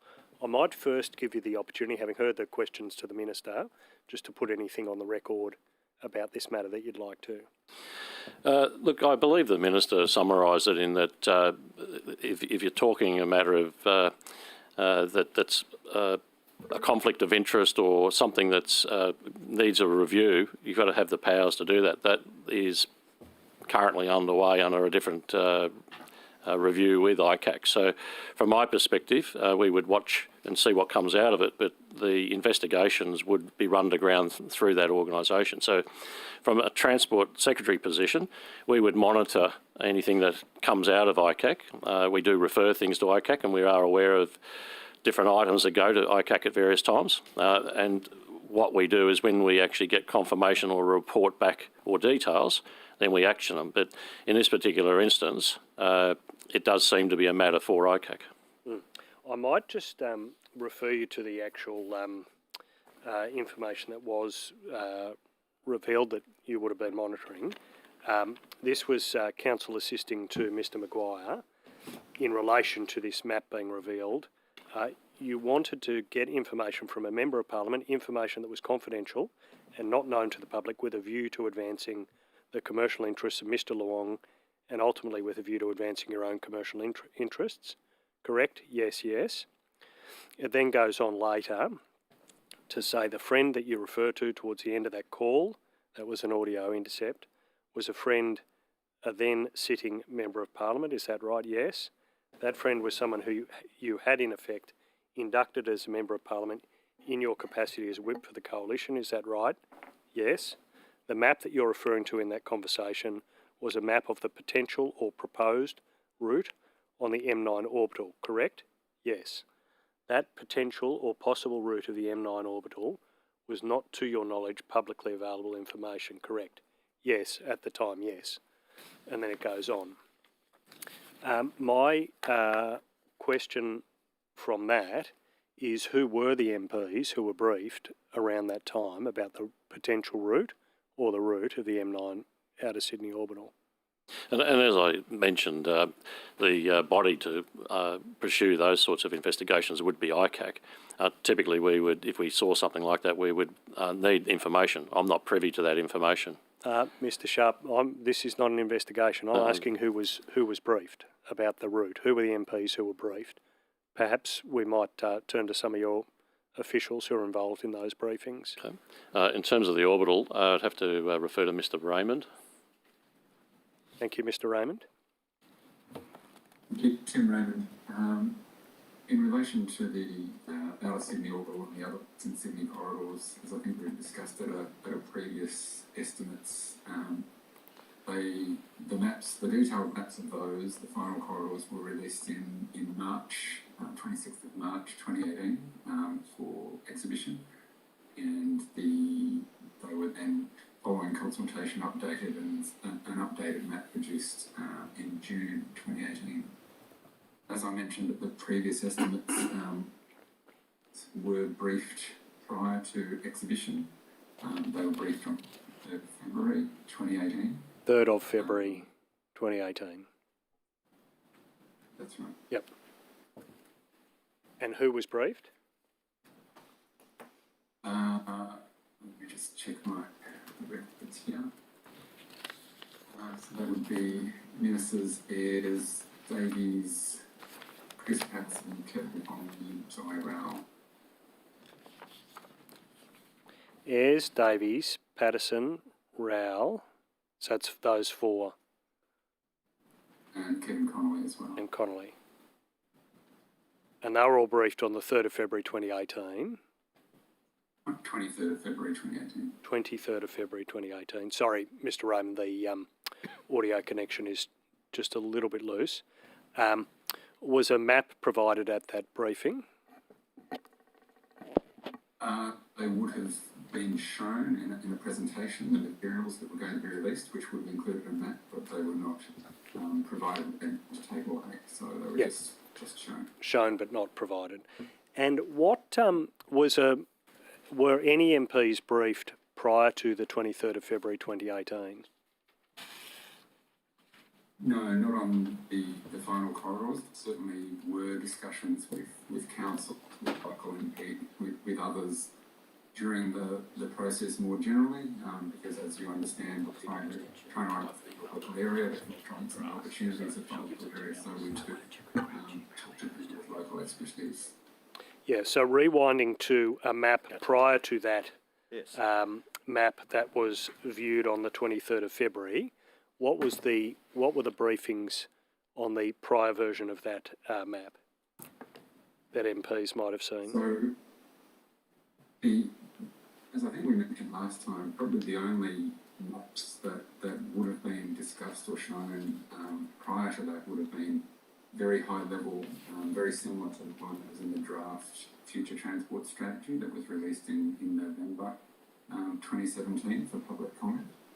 So that had a high level map of all those corridors. So it was, while it was high level, there was a bit of detail in there. So would be on the basis of that kind of map that. Well, it's been conceded already that this was not on the basis of publicly available information, Mr. Raymond. So you're saying there was no MP briefed about the route of the M9 orbital in late 2017? As I said, certainly not with any detailed maps. No, well, let's leave that aside. In the second half of 2017, which MPs were briefed about the route of the M9? Well, as I said, the MPs that we briefed on the 23rd of February 2018, my team had previous discussions with those in the previous year to discuss the constraints and opportunities around. Yeah, so not unreasonably, it'd be fair to say that those MPs who were briefed on the 23rd of February might have been talked to earlier. That's the group of MPs who would have been briefed. That's right. Yep. And who would have briefed them? Who actually conducts those briefings around that time in the agency? So around that time in the agency, it would have been Jeff Cale, who's the Director of Corridor Preservation. But yes, would have been on behalf of the Transport Minister. Yeah. And thinking about that, can you give us any more detail about the timing of such briefings in late 2017? I might think of something. Oh, I'd have to take that on notice. I'm sorry, I wasn't actually around at that time, but I'd certainly take that on notice. Yeah, if you could take that on notice. One of the references, and I don't have it immediately to hand, but I could find it for you, had Mr. Maguire saying, "The boys have seen the map." To whom do you think he was referring? Possibly speculate. No idea. Thank you. And what we have previously discussed this, Mr. Raymond, at estimates. You were, in one of your file notes, you actually tabled exactly this question: what MPs are being briefed? How did Darryl Maguire get that info? That's correct, you recall that note? I do recall that note. Yep. When the issue was then raised publicly, including in estimates, Transport for New South Wales dismissed suggestions that Country Garden was ever leaked sensitive government information. And I'm coming to you, Mr Secretary, just on this I might indicate. This was the statement from a spokesperson for Transport for New South Wales. The action item for Mr Raymond was as a result of media reports. Further inquiries concluded that the information in these reports was publicly available. Given the evidence which was presented last week, do you believe that position that Transport for New South Wales asserted publicly is still sustainable? Is that still Transport for New South Wales's position? I'm not across the historical position that Transport for New South Wales made. I would have to be briefed on that particular topic to be able to form a view. Yep. And obviously I've only just been made privy to the information that you've presented, so I would have to take on board both of those and get up to speed on the background to it. Mr Raymond, I might put the same question to you. Given what has now been revealed about the actions of Darryl Maguire and a former MP, do you believe it's still a sustainable position to say that further inquiries concluded that the information in these reports was publicly available? Thank you for your question. I'm not familiar with the exactly the proceedings that have gone on, so I would need to familiarise myself with those to be able to make a call. Yep. Thank you. So I might just put to you, Mr Secretary, that if you were able to investigate that, exactly that question, is that still the position of Transport for New South Wales? I think that would be helpful on notice. I take it that, along with the Minister, you have taken no steps at the moment to inquire further as to the evidence that's now on the public record. Correct. Yeah, and you essentially set out your position about that. I'll just give you the opportunity to put that once again. Why don't you believe you have obligations as the Secretary of a department? There's now information in the public realm as of last week that confidential information was revealed to a developer who may have made a commercial benefit. Yes, I answered Why that. isn't that a matter that you would investigate? As I mentioned, you need one to be able to access and know what the actual details are, and secondly, the matter has actually been before ICAC. Historically, when there's been issues before ICAC, you wait to the findings of those reviews. In fact, we would regularly be asked not to get involved. So we would monitor this closely, and the questions that are being raised at the moment are ones for ICAC. So my response remains. I mean, this is not in the mainstream of the issues that ICAC is examining, the two case studies. This is in some ways a peripheral matter to the matters that are the subject of the specific ICAC inquiry. Nonetheless, they're publicly concerning. Do you agree with that assertion? That it's publicly concerning if confidential transport information makes its way to a developer before the public ever finds out. That's concerning. Yes, I think I've responded to the question because ultimately the information needs to be known before you can take action, and if it's of public concern, then it would be a matter that ICAC would follow through. Well, For me, they've been pretty clear that they've been pretty clear. That's not true for two reasons. One, their terms of reference might not squarely address this. Secondly, they've been clear that they've taken at various times a sample of Mr Maguire's business activities. That doesn't relieve you of your obligations as Secretary, does it? No, and those obligations are there. I think what we're talking about is a matter of timing and whether there's information available as well. So as the proceedings will continue, we would monitor that, and if information comes up out of that's not pursued, we would certainly look to understand the background to it. So that would be part of the process we would do. Public proceedings have concluded. What steps have you taken, if necessary, to be in contact with ICAC to ask whether you can take further steps in this matter? None at this stage.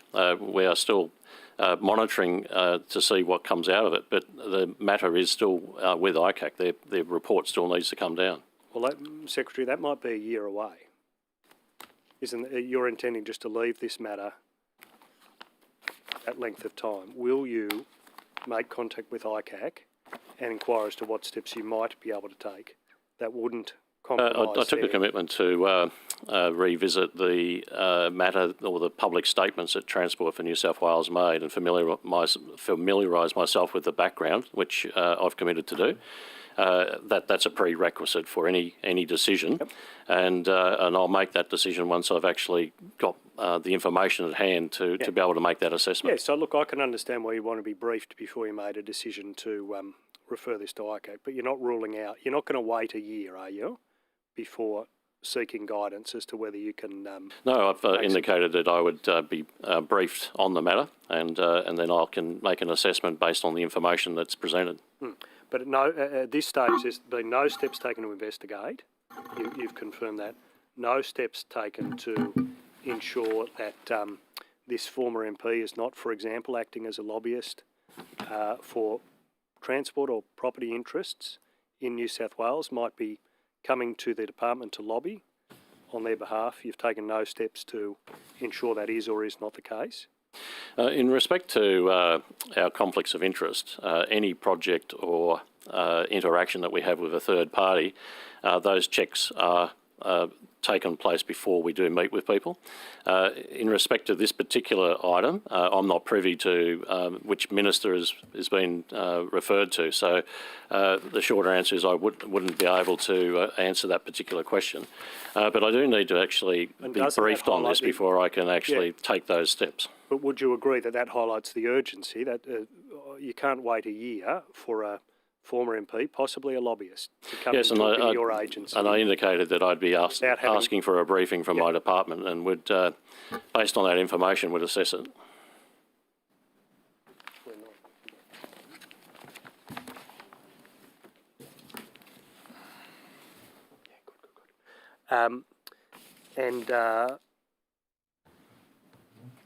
I mean, again, you've taken no steps to satisfy yourself that this,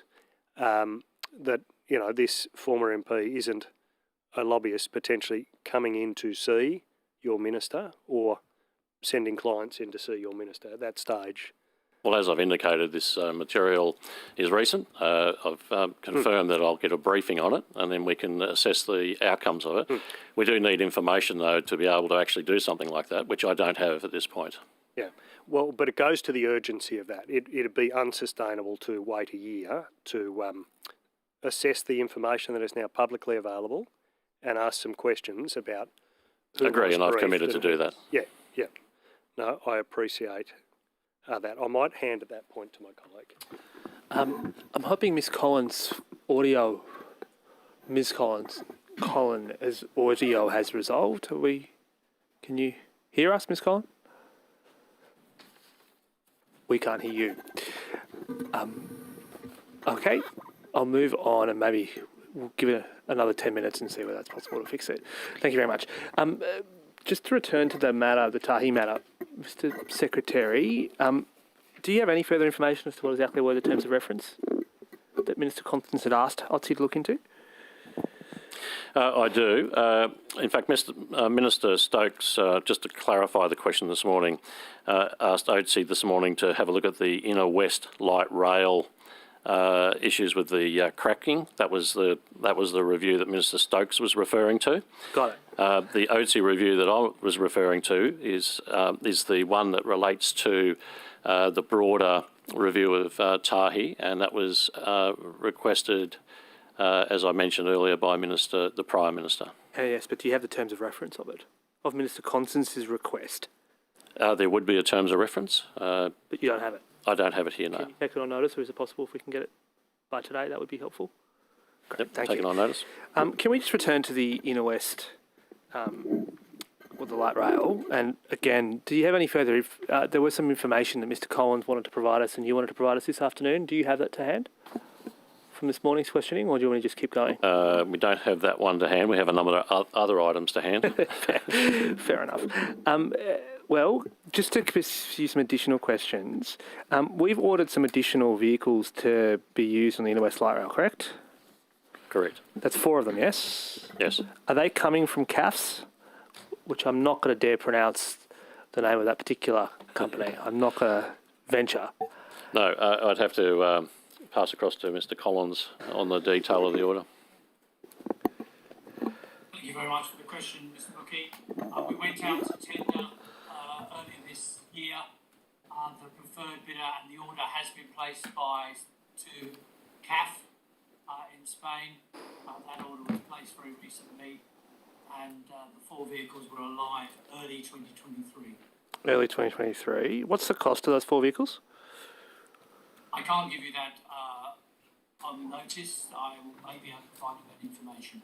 Okay, do you have any range cost? How much does one of these vehicles tend to cost? I can probably provide that within this time frame. I'll look that up now. I don't know whether any of my colleagues has that price, but we will have some commercial, obviously, issues about the full disclosure, but we may be able to give you that. Sure, thank you. Has Transport taken any steps to ascertain whether the 4 new vehicles are also as prone to defects or cracks? Thank you. Thank you for your question. Interference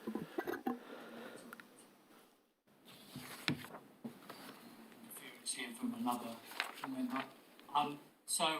We have obviously been in contact with CAF, specifically asking them that question, and assurance has been given that they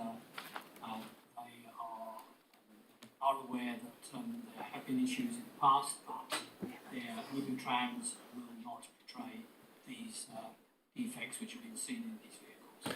And again, doing a full report is to understand why this occurred, because you can imagine, anyone listening could imagine, that until we do the root cause analysis, understanding of why the cracks have occurred and who's responsible is yet to be ascertained. Okay, but I presume that this particular company / consortium sells these carriages or these vehicles around the world. Has any of them elsewhere in any other jurisdiction, to the best of your knowledge, identified similar issues? They are, to answer your first part of your question, these vehicles are manufactured in Spain, France, the United States, and one of 3 or 4 major designs of trams around the world. I believe over 1,000 units have been produced, maybe greater than that. We were aware, and certainly, of a number of trams under different jurisdictions which did have issues regarding various component reliability. Yes, but did any of those other jurisdictions have experienced these vehicles cracking whilst they were in service? Yes, correct. I particularly will highlight one which is readily available and publicly known, is the West Midlands PTE, where they had sustainable cracks. Thank you. Just on that, therefore, is it the implication being that there's a design flaw, or is it we don't know yet because you haven't done your root cause analysis?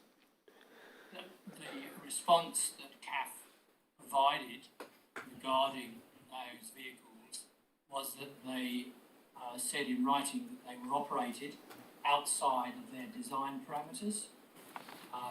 In layman's terms, I think that is suggesting that the track or other formation was not as designed.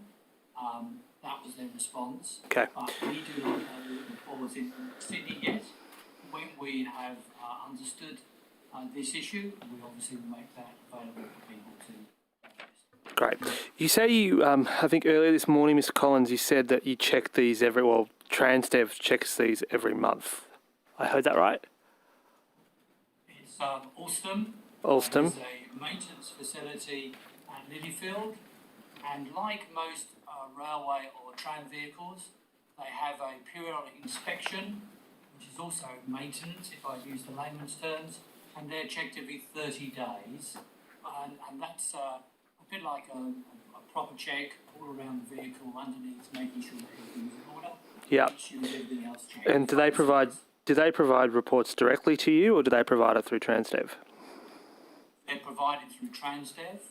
We also record the reliability and the mean distance between failures, and we understand any other issues which we get regarding these vehicles. Did any report earlier than October flag a concern of any type with these vehicles? Of the bogey box cracking, no. As I said earlier, I apologise that my explanation is slightly lengthy, but it does important to give the facts rather than perhaps there were minor cracking on what is a bump stopping effect. If I use again a layman's term, it's when your suspension bottoms out on your car. That's what's a bump stop. There were reports of minor cracking. I believe that was late September, if not early October, and we were assured that this was an issue that they would deal with. As I said earlier today, the other cracks were discovered when they stripped the interior out of the tram. So, in late September, there were some reports that Transport had received, which indicated that there was some form of an issue. That's fair? I will get the details, but... Well, I'm more interested in the timeline. I'm more interested in the timeline as to when Transport was first advised that there was any issue whatsoever to do with these vehicles that would be of significance enough to cause Transport to make further inquiries. Thank you for your explanation. The answer now is it wasn't considered significant. The first cracks were believed to be repairable and easily dealt with by removing one trap at a time. And as I said earlier, without fear of repeating myself, it was when they did further investigation, which was early October, they revealed these larger cracks in the bogey box body. So when you say that a decision was made that they were repairable and therefore not necessarily significant, was that a decision that was made by Transdev or Transport? It's their decision, it's their responsibility through the all-track PPP to make sure that they maintain these vehicles and keep them safe. The repairs were notified to us. It was considered a minor nature and could be dealt with within the operation, and we would see one vehicle being taken out of service out of 12 and therefore was considered. That was the first crack, the first signs of a cracking in a different area than the second sign. Okay. When the big reveal was made, when the interiors were taken out, these other cracks, separate to the issue, although not considered a safety risk, it was decided by Alltrack, and we supported that to remove all the fleet for investigation. Okay. Well, well, it certainly is thorough, I'd say, Mr. Collins, so thank you for that. But what's the total maintenance budget for the Inner West Light Rail fleet in 2021? I can't give you that total maintenance budget. It is something that Transdev and Alston manage. We obviously can provide you with the overall cost of operations and the PPP arrangements, which we all can give you on notice. Yes. Those individual costs. Under those PPP arrangements, do they recover the cost of maintenance from Transport in any shape whatsoever? No, if you imagine the arrangement for a PPP and also generally maintenance, any additional costs or things which go wrong with the vehicles themselves are at the cost of the PPP. Yeah, well, I guess that depends on the PPP, hence the questions, but I appreciate that that's a general principle that the government tries to strive in PPPs. But just in terms of this particular issue, Mr. Sharp, you earlier today made reference, I asked you about what the cost of the buses would be. Do you have that information to hand now? No, we don't. There's a number of suppliers and we're still tracking that down, but we will get it to you as soon as we can. Appreciate that, Mr. Secretary. But just in terms of both let's go through these sort of items. The disruption costs, which are the buses, is that recoverable from the PPP providers or is that onto taxpayers? That would be subject to the contract, and we would need to understand the nature of the issues that have arisen, and we're still assessing that. Obviously, in regards to any vendor management arrangement, we would look to those ancillary costs, but it will come down to a contractual position. Indeed. And what I'm asking is, does the contract give us the right to seek to recover? Not necessarily we will be able to, but does it give us the right to seek? We'd need to understand the nature of what we're trying to recover. So that's the first step. What about the bus that'll costs? depend on the nature of and the reason for these cracks. Well, what about the bus costs? Is that something that under the contract we think we might be able to recover? I thought that's what you were referring to. Okay, but you're not sure whether or not we can recover the bus costs under the contract? Well, it would depend on the nature of, as I said, the nature of what's causing it. So, for example, Mr. Collins referred to an overseas incident where the rail lines themselves were causing the issues. I would presume a contract would not allow those sorts of flow-on costs to be recovered. So liability, what you're talking about is who is liable, correct? Correct, yes. And if the liability says that it's not the part of the contractor or the supplier of the vehicles, it would be taxpayers then, correct? Yes, there would normally be an articulation of the liabilities. The first question is what is the nature of the actual issue that's the root cause, if you like, that Mr. Collins referred to. But what about the remediation for the vehicles, if any, is required? That is a more complicated question under these contracts. Is it a case that we would have the right to seek to have the contractor, or is that also turn on liability? The remediation of the actual cracks? Well, I presume we have to repair these vehicles. Yes, that would be at the responsibility of the provider. The provider, and do they have this opportunity to seek a variation under the contract to recover any of that cost? That would once again come down to the PPP contractual arrangements, but it would be unusual. What about it? Can they make a claim under those costs? Only if it was specified. And I presume that this PPP contains a dispute resolution procedure to deal with such claims? Yes, all contracts have a dispute resolution procedure. Well, you'd be surprised. Is there any liability caps in terms of what we can recover from them in this contract? We'd have to take that particular one on notice. I presume this PPP is public? I presume all the contracts are public. Okay. Well, I'd have to ask the question specifically on that one. But I'm asking you. I think I can make that presumption, but do you know whether or not it's public? Or not? I don't know whether that one's public. It is an older contract, so I'd have to ask the question internally as to whether it was made public at the time. Sure. Is Transport concerned about the possibility of being forced to decommission some or all of the vehicles in the Inner West Light Rail fleet?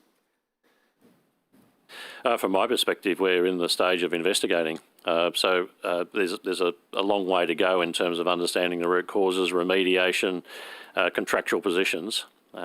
You would need to understand all of those matters.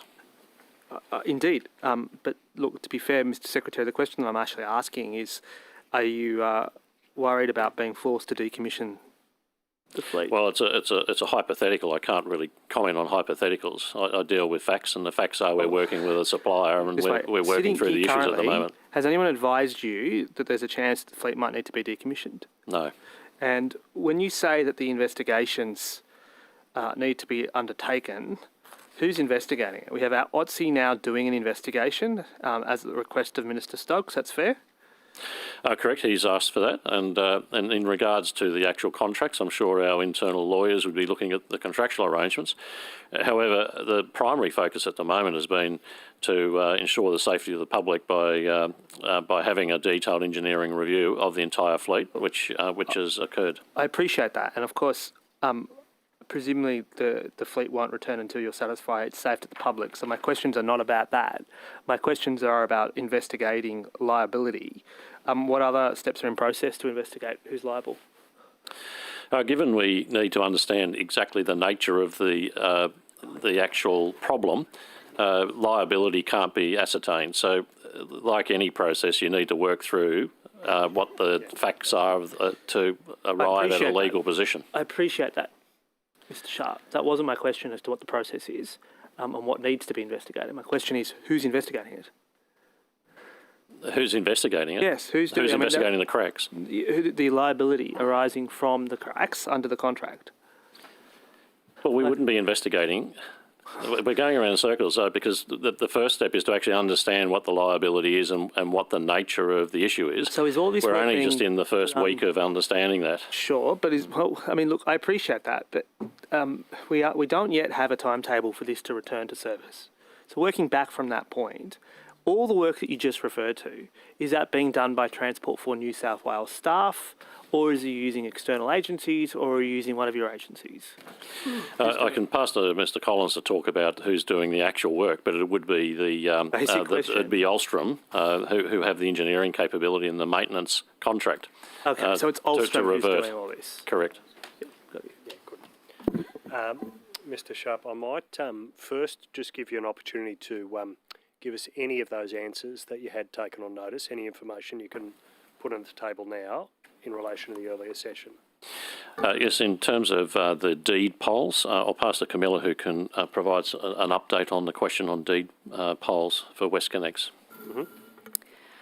Can you hear me? Yep. As we said earlier, the deed poll that related to noise cancelling headphones and other sort of voucher measures, that has been changed. We also requested that the deed poll relating to accommodation not be used any further until we've done a review, and particularly looking at the confidentiality obligations of that deed. It obviously is a bit more complicated accommodation. There are personal information in those deeds, but we have asked, as I said, for that deed not to be used any further until we've done that review and addressed the confidentiality requirements of the deed. Thank you. The second question was in regard to the Emerald Class accreditation, whether it was. I'll pass to Mr. Collins.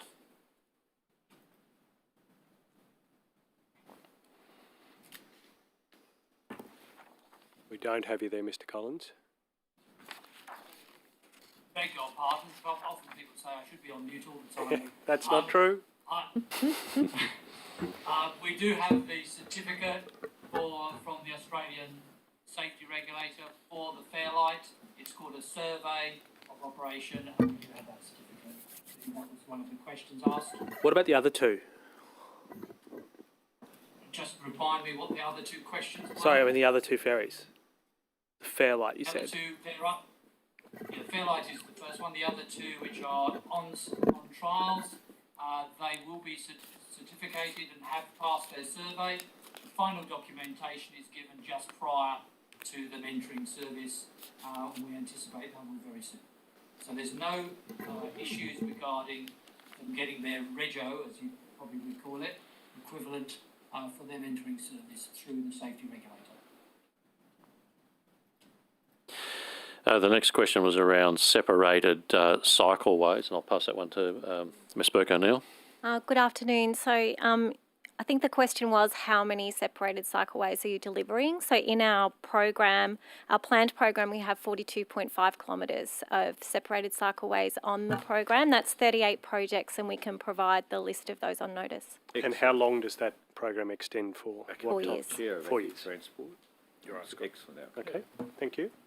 All the better. There was a question around point-to-point additional assistance scheme, and I'll pass to Mr. De Kock. Yes, thank you, Secretary. This is Joost de Kock. As part of the 2015 point-to-point reforms, 145 million has been paid in assistance, and there were a number of assistance packages. First of all, $94.2 million was paid as a transitional assistance payment of $20,000 per license for eligible taxi holders. Also, $42.1 million was paid in additional assistance payments for taxis. And it was specifically to the question that was asked about the hire vehicles. So 8.3 million was paid to the eligible hire car license holders. There were 99 payments made for 150 eligible license holders. And as part of the 2015 reforms, hire car fares were deregulated because the group services and there's no longer a license required to operate a hire car at the moment.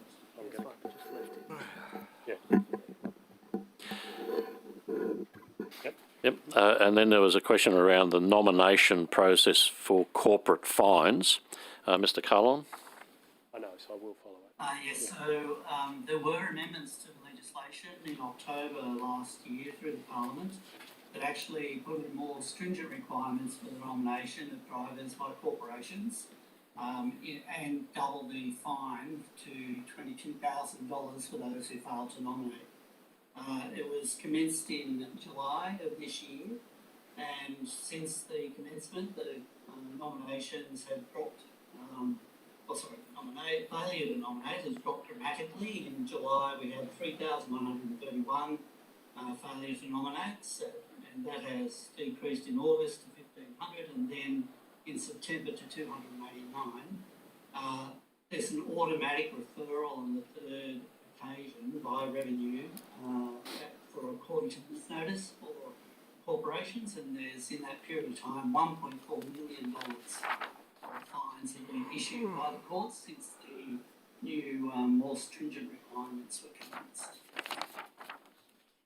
Thank you. And lastly, the number of redundancies out of the evolving transport, 142 redundancies, 70 being for senior service executives. You have a cost? A cost? Yes. Sorry, no, I don't have a cost. I've just got the, it'll be just the head count numbers. Okay. So should we just do a quick bit of follow-up on those now? And then, yeah. So just on the point-to-point question, so the $42.1 million for additional assistance payments, you agree, don't you, that that comes out of what was originally a $142 million package originally promised for additional assistance? This was the specific fund. Who's the question directed to, please? To you, Mr. de Kock. Okay, thank you. Yes, Joost de Kock here, and as part of the original point-to-point reforms in 2015, an overall package of $250 million was announced. Initially, there was $142 million allocated for additional assistance payments, of which 42.1 was actually made to 531 eligible applicants. Thank you. Sorry, and just where is that $100 million that's left over currently?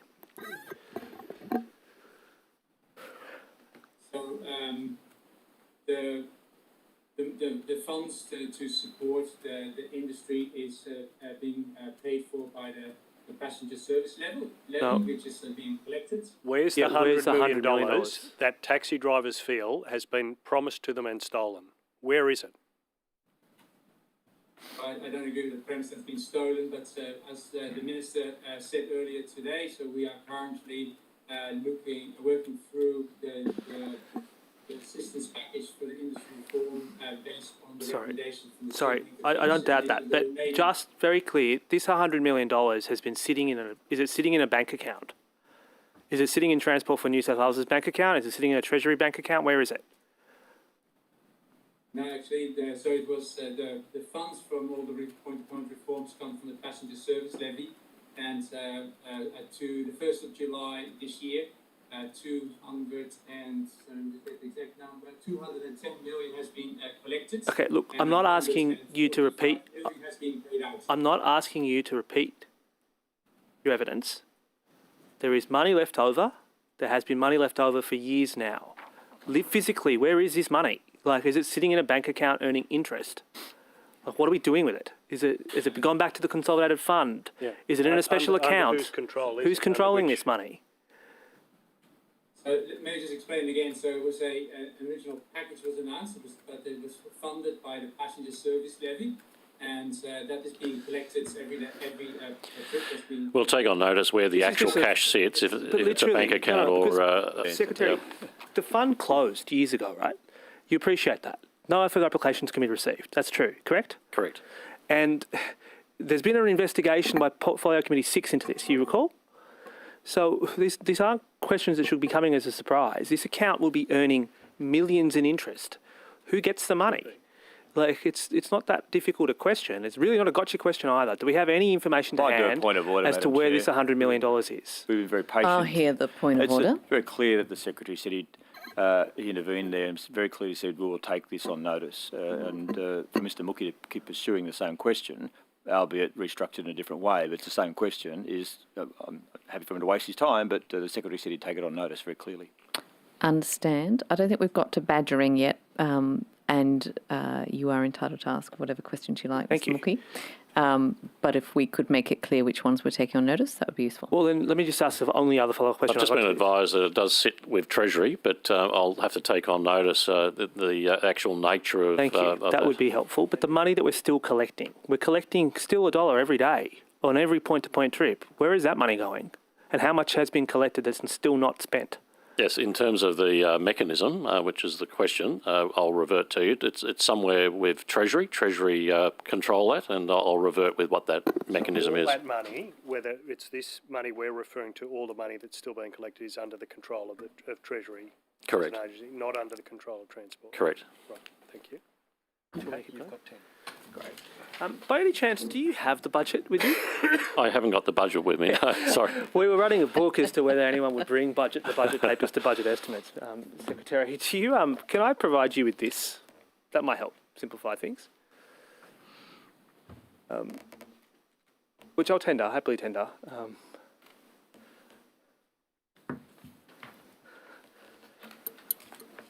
It is just an excerpt from last year's budget, which you'll need for this year's. It's the 2020-2021 budget, which was given in December 2020, if you recall correctly, Mr. Secretary, but you weren't, to be fair, the Secretary, so you might not recall. Do you see that it's an excerpt from page, I think it's C3 or thereabouts of that budget, or whatever it was described, it's the contingent liabilities part of the budget. You see that? Yes. You see as well that I've sort of underlined a section of it. Do you see that? Yes, I do, yeah. It says that Transport for New South Wales has several contractual disputes with an estimated contingent liability of $399 million. You see that? Yes. Okay, thank you. I'm just going to read you the same section from this year's budget paper, which if you've got the budget paper, you can follow along at home. It's on page C3. It says here... Hundreds of people opening it up they're right riveted. Transport for New South Wales has several contractual disputes with a contingent liability of $568 million. So it's gone up by $169 million in the last 6 months, well, in the 6 months between that budget and this budget.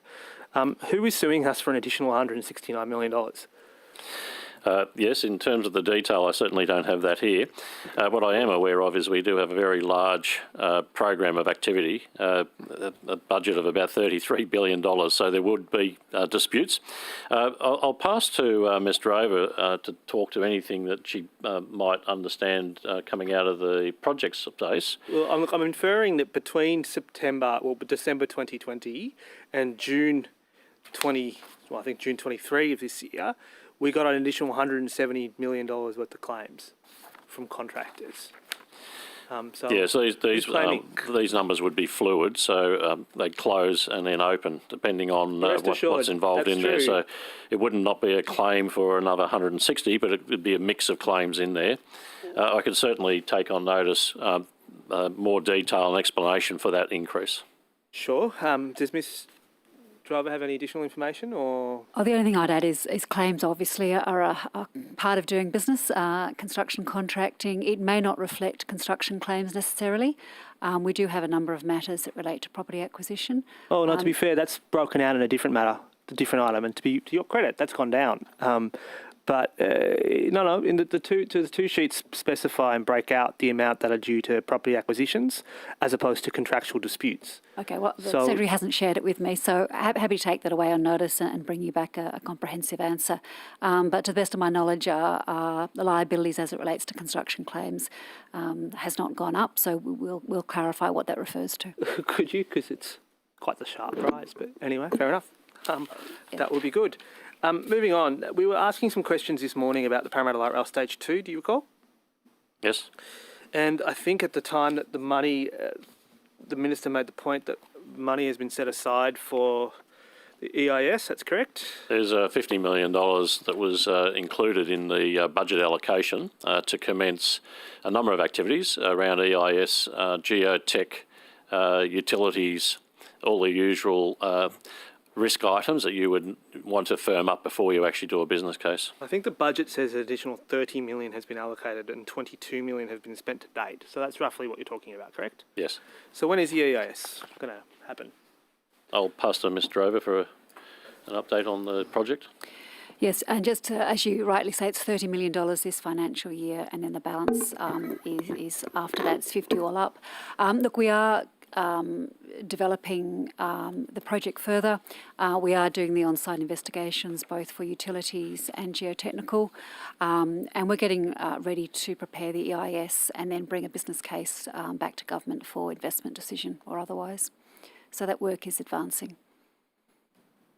So just to unpack that answer, first things first, when you say you're doing some additional work around the project, you specified the business case. Has the business case not commenced?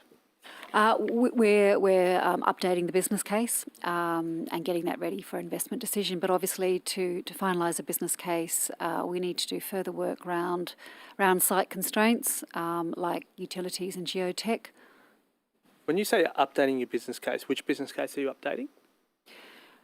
There was initial work done, and we're now finalising that, ready for investment decision, but with greater emphasis on site constraints, as I said, like geotech and utilities. Is this a new business case or is this an updated business case?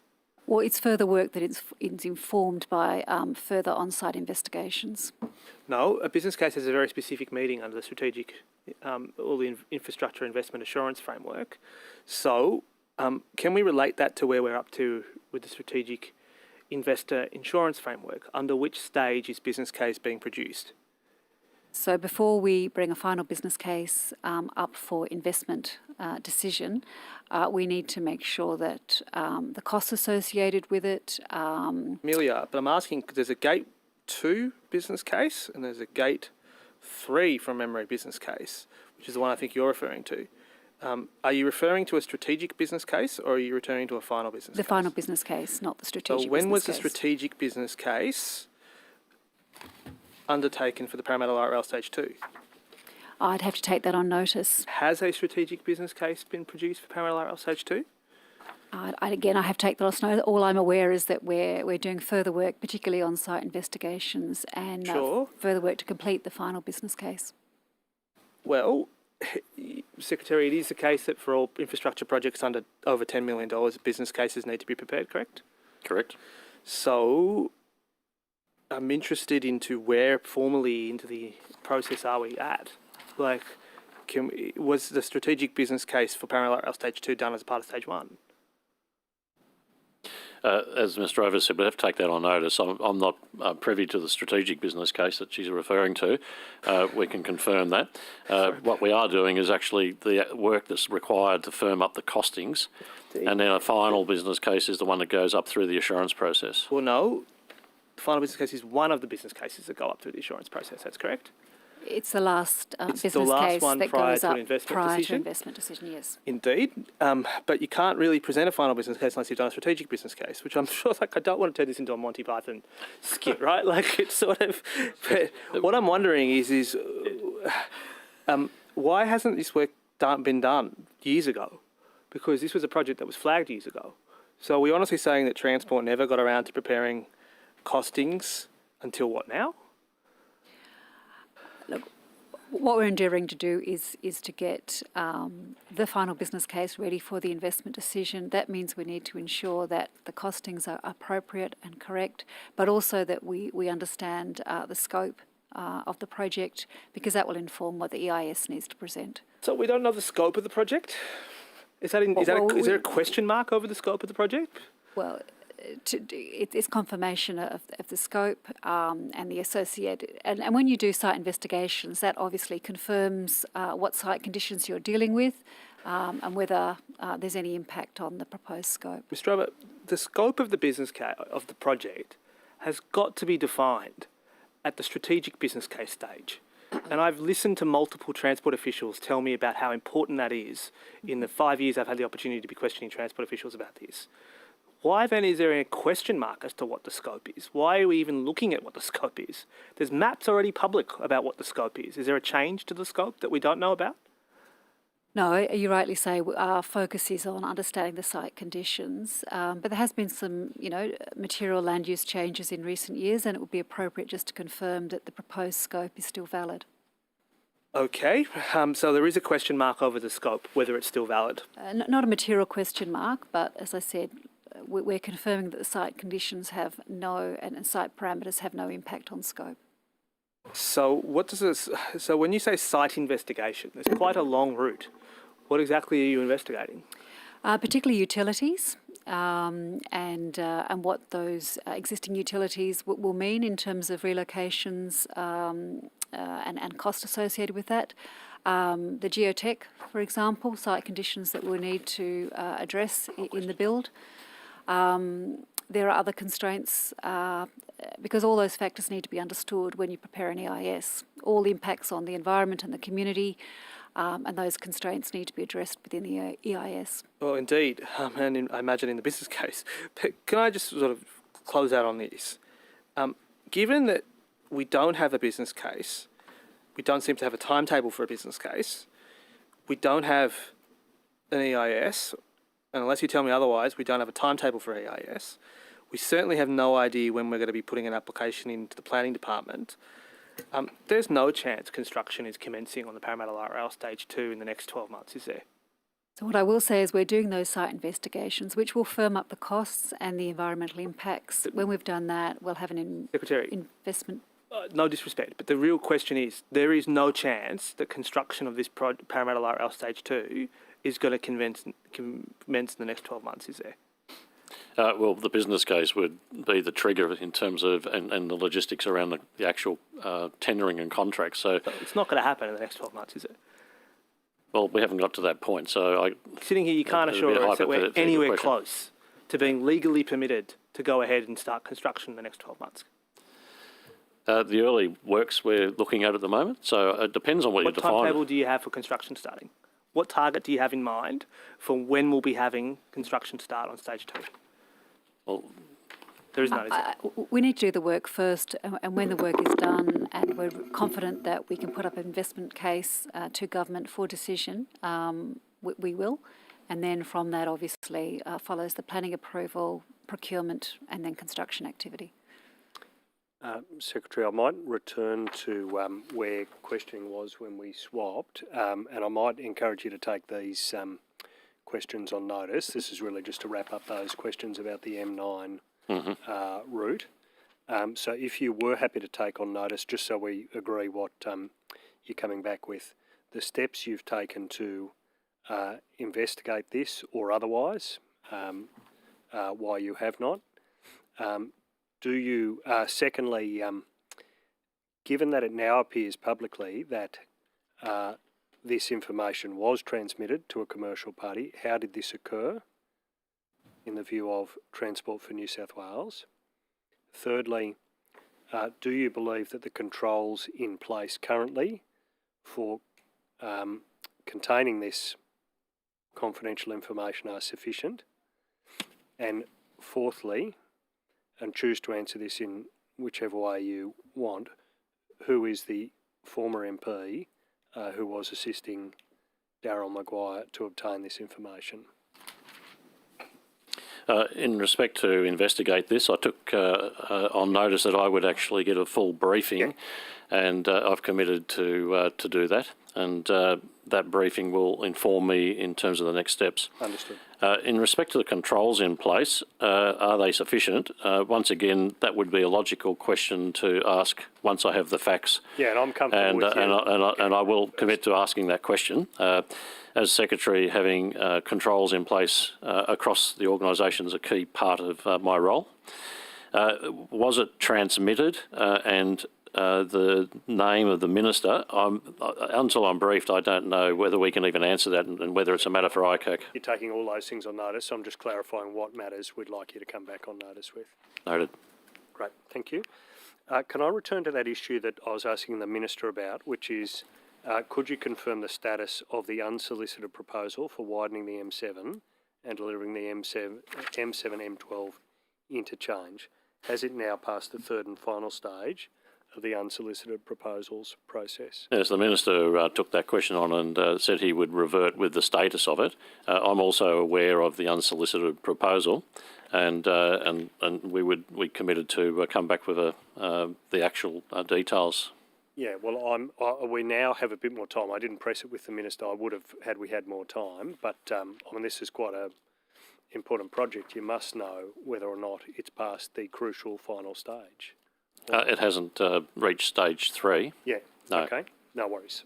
So that's precisely the. So if you can confirm on notice its status, how far away from reaching stage 3, that final stage, is it at the moment? Can you give us any information today about that? No, I can't. That would be a subject to a decision of Cabinet in terms of unsolicited proposals, and I can't give a commitment for a government decision. Yeah. In terms of any of the transport processes that need to be concluded, have those before that might take place? Have those transport processes been concluded? That's ongoing, but I'll pass to Mr. Over as to whether there's any timeframes. Yeah, the information on the USP, of course, is on the Department of Prem and Cabinet website. It does confirm it is at stage 2 still. We're still talking to the proponent, and yes, as the Secretary has confirmed, it hasn't been considered and been approved for stage 3 of the process. Yeah, and to the Secretary's question to you, which is what is the time frame? Do we have any information? We're still considering the proposal. It's obviously of some complexity. It's both a widening, there's an interchange, and there's the ongoing O&M. So I haven't got a clear time frame for you today, no. Okay. Thank you for those. I might just turn to those questions on tolls that I started to ask. The main thing I'd like to clarify up front, Secretary, is do you accept that it is the role of the Transport Department and the Transport Minister to be answering these questions about, for example, the amount of tolls that drivers are paying or those sorts of questions? All the other ministers, all the other agencies point to transport in order to answer this. But the reason I want to clarify it is when in the switch between ministers, I had a similar incident, as my colleague did, where the outgoing minister indicated that he certainly wouldn't be answering questions from members of the upper house. When I pressed that question with some assistance from the government, in fact, the answer I got back was this is a matter for the Minister for Customer Service and the Minister for Digital. I don't believe that's correct, and certainly I'm happy to go into more detail about why, but do you accept that tolling questions are rightly within the Department of Transport? There's layers to tolling. There's policy decisions, and that's a matter for government. There's the administration of the collection of tolling, and I believe that sits with Service New South Wales, or is it with us? No, with us. No, the arrangements for collection of tolling for the toll relief schemes are with the customer service.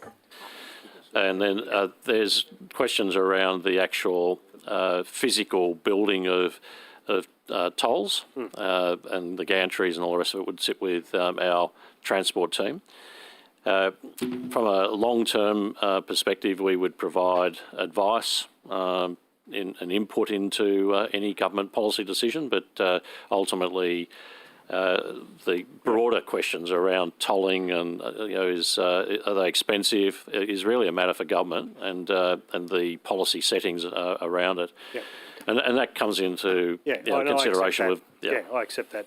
I understand that division. There's administration around cashback schemes and they sit in various areas as well. The specific questions that have been the flashpoint here are questions on notice 7678, 7679 and 7680, all of which relate to toll relief.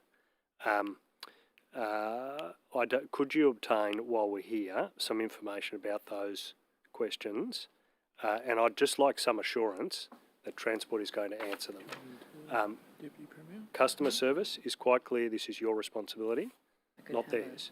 Treasury officials are very, very clear that this is up to Transport to answer, not up to them. They've got a range of views about other aspects of tolling, or particularly the transactions.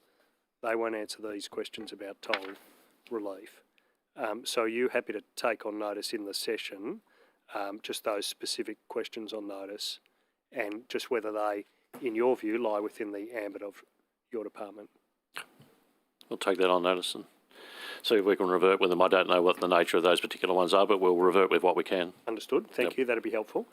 In relation to the questions I was asking the Minister about how much are drivers paying, do you accept that that lies within the remit of your department? That's not up to Treasury. That's not up to the Department of Customer Service. That's not a policy issue. How much they pay? Yeah. If you look at a PPP arrangement, it is actually part of the overall arrangement that is put in place. Those dollar amounts are actually part of that government decision process, and that's weighed up with the benefits at the time and the other broader government agendas, including the dollar amount. So that is a matter for government, and it's set as part of the Treasury review of those PPP arrangements. Policy is a matter for government, but how much is being paid is just a straight-out factual issue that the agency should be able to report on. You're talking about the forecasting? Well, there's 2 points at which it's relevant. One is what's the forecast, and that's, government makes forecasts about what will be paid, and then there's what actually happens in real life, about which the government is receiving information, about which Transport is receiving information. I understand daily. So I'd be comfortable. I'd like to know both those things: what was forecast, but also what information you're receiving. So in regards to the forecast, you asked that question this morning, and there was a commitment for us to look at how we could come back with that. It is very, very complex, and in respect to your second part, I'm suspecting it's probably commercial in confidence if we're talking about a particular contract and how much is being collected. But I'm happy to take it on notice and assess that one as well. Well, no one's tried that defence yet, and I encourage you to at least move that far. At the moment, no one will answer. No department. Every department is pointing to another department. So my question at the moment is... Can you repeat the specific question of the second half? So my specific question is, do you accept it's in the ambit of of your department, the question about how much drivers are actually paying in tolls? Do you have that information? What is the answer to that? Are you after the actual dollar amount paid in tolls? Yeah, say, for example, for the last financial year, Transport holds information about how much has been paid, I believe. I want to know primarily, do you accept that's in the ambit of your agency? I don't know at this stage, to be quite honest. I don't know what that number is. I haven't seen it. I'm not sure how it's accounted for, so I'd have to take that on notice. Yeah, well, could I ask that you, what I might do is hand to my colleague now, but can I ask that you try and come back on that question, just about whether Transport is in charge here within the session. Thank you. Mr Secretary, through you or to perhaps Mr Regan, we were talking this morning about aspects of Sydney Metro's land acquisitions, you could recall? Someone's got me on. I might wait for Mr Regan to turn me on. Trolling you. That's something we'd all like to do. Please do it, Mr Regan. Turn him off. Are we good? I think we're good. Nope. Very distracting. Well, I might ask you first, Mr. Regan, perhaps adjust his microphone. You recall I was asking the Minister about... I'm just going to proceed. We were asking about the use of non-disclosure agreements by Sydney Metro in land acquisitions, you recall? Yes. Do we have further information about whether this is a practice that Sydney Metro is engaging in? I had it in regards to West Connect. You whet my appetite. But, no, Mr Regan, can you hear us, or are you offline? Well, I can, but I keep being put back on mute. I'm not touching anything. Can you hear me now? Yes, we can hear you. We can hear you. Okay. Mr Regan, are you requiring persons from whom you have acquired their home to enter into non-disclosure agreements that bar them from making public comment? Order. Sorry to interrupt, Mr. Regan. Although this is very amusing, I think we should try and fix it. I understand you probably have the WebEx streaming in the background on another bit of your computer. If you could close that window, that will stop the feedback. Okay, I don't. I only have one window open. Yeah, but it might be in the background. I'm happy to come out and come back in if that would help, but I've only got the one screen open. That fixes it. That's okay? No, it's still doing it. Shut down, log back on. Actually, if you come back to me in a moment, I'll log back in. Thank you. While he's doing that, I might just then go to the next set of questions. Which is relates to the information that's contained on budget paper number 1 on page 4.17. It's about fees for services. How much, what's the impact of the 16-week shutdown on passenger transport fares, Mr. Secretary? The implications for COVID on farebox are substantial. At the worst of it, we had a reduction of 85% patronage, so that would have reflected in an 85% reduction.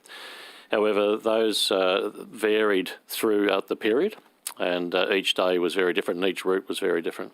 Indeed. Mr. Secretary, farebox revenue for the financial year ending 20/21, do you have that number? The last year? The last year, not handy, no. Can you take that on notice? Yes. Can you also take on notice what it was for 2019-21? Sorry, 19-20? Yes. And then if we can, on notice, get any estimate as to what the monthly farebox revenue was for the first 3 months of this year, that might allow us to properly appreciate the full impact of the 16-week lockdown on farebox revenue. That's fair?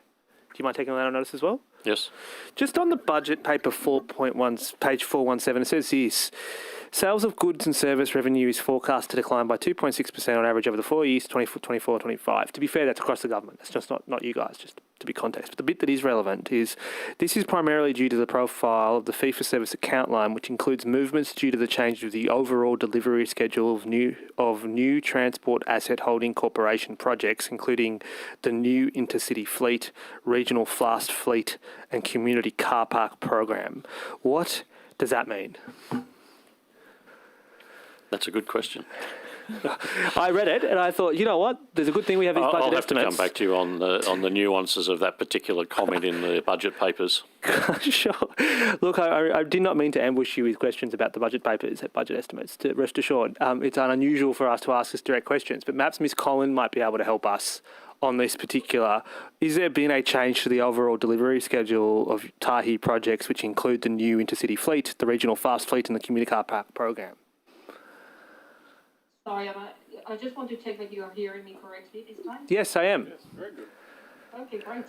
Could I please ask you to repeat your question? So the budget says that there is changes to the overall delivery schedule of new transport asset holding corporation projects, including the new intercity fleet, regional fast fleet, and commuter car park program. What exactly is that referring to? I think it might be referring to some delays due potentially to COVID and the delivery of these programs being slower due to construction pause and other issues. But I'm happy to take that question on notice. Could you, when you say delays caused by COVID, has Tahi been advised that there are delays to the new intercity fleet? So we've had a couple of updates in relation to that project. And yes, we have been advised that due to COVID and issues in terms of bringing the fleet into the country, they might have, and as well as difficulties in terms of the commissioning and availabilities of the workforce, there might be delays, yes. Okay, when were you given that advice? Since I joined. Yes. So from 1 September? In September, I would have. Okay, so how long are the new intercity fleet delayed for? as a result of the factors you just described? Look, I'm aware there is currently discussions with the contractor to settle potential delays, but again, happy to take that question on notice. Could you? But, I mean, Ms Collin, if there's delays to the fleet, to be fair, COVID is creating huge disruptions on global supply chains. That's accepted. But the NIF especially, when do we expect them to be in operation, or the full delivery? Is it meaningful? Is it a minor delay? Is it 3 months, 6 months, 12 months? How severe is this delay? I think we're talking potentially of longer delays, but again, happy to take that question on notice. So longer than 12 months? I couldn't quantify the delays at this But stage. there's a chance it's longer than a year? Again, I'm happy to take that question on notice. I appreciate that. Mr Secretary, have you been advised that there's to the introduction of the NIF caused by COVID and the factors that the CEO just described? The Mariong fleet delays are well documented. Where we are at the moment is that there's, I think, 9 train sets here ready to be deployed and have been. We are resolving industrial relations issues in regards to the workforce relating to the Mariong. Once that is resolved, those train sets can be deployed. How many more train sets are we expecting? The total order, I'd have to refer to Ms Burke-O'Neill? Ms Drover? Yep. Ms Drover? I can clarify. There's, as of a few days ago, a week ago, there were 21 trains in New South Wales. There are another 27 that are in Korea in testing, and there's a balance of 7 that are in production. So the delay that you applies to the 7 and the 27. Is that fair? The 35. Is it specific to the ones in production, or is it specific to the ones in Korea? Where is the delay? There were some modest delays to production, but we haven't been able to put the trains into service, as you're aware. Yeah, but since then, Ms Collin at least has been briefed, and perhaps that's what's been referred to in the budget. Is that what you're saying, Mr Sharp, or that's a reasonable inference? I would need to read that particular item and understand it. These assets are Tahi assets. In terms of operationalising the assets, which is the issue, that sits with transport, and the industrial agreements sit with Indeed, but transport. No, look, we'll rely on Ms Collins to come back to us on notice about the delays she was referring to. Mr Regan, I think you're back. Good to see you. Are you requiring people who have whose homes you have acquired to enter into non-disclosure agreements? Thank you. Just checking. Can you hear me? Yes. Okay now? Yes. So to be clear, each of our property acquisitions have their own characteristics, and when we do reach agreement, we use our standard practice within that agreement to include a confidentiality request, and that is to reflect the individual circumstances that each property has, and there generally are individual circumstances that are associated directly with. Mr Regan, in so far as it applies, given I've got very limited time and we had the delay, insofar as it applies to, I think, the 19 odd properties that you're acquiring in Orchard Hills, is it the case that you've required these of at least 5 of those residents? I don't have the exact number, but certainly we have reached agreement for 72% of the properties in the line of lessons of the airport line. Excellent. And Mr Regan, you say this is standard procedure. Very happy. What policy are you referring to that makes this standard procedure? As I just explained, when we enter into a negotiation, there are individual factors that impact the potential circumstances and the potential of each individual property. Daniel, we're going to have a break after this. A fair market value of each individual property, and we take into account the personal circumstances. The personal circumstances of one property holder are not the same personal circumstances as the amount holder. And so in order to ensure that we reach an appropriate agreement with each party, and in the interest of ensuring that we are also spending taxpayers' money wisely and fairly, we don't proceed on the basis that just because we make a particular offer on someone's individual circumstances, does that necessarily apply to everyone else? Sure. Mr. Egan, just the chair is reminding me that we're about to go on a break, so I'm just going to leave you with two questions that perhaps you can take on notice. The first is, how many agreements has Sydney Metro entered into in the last 12 months that contain any form of a non-disclosure agreement, and for which postcodes, perhaps, so we can actually understand in terms of the lines that you are building?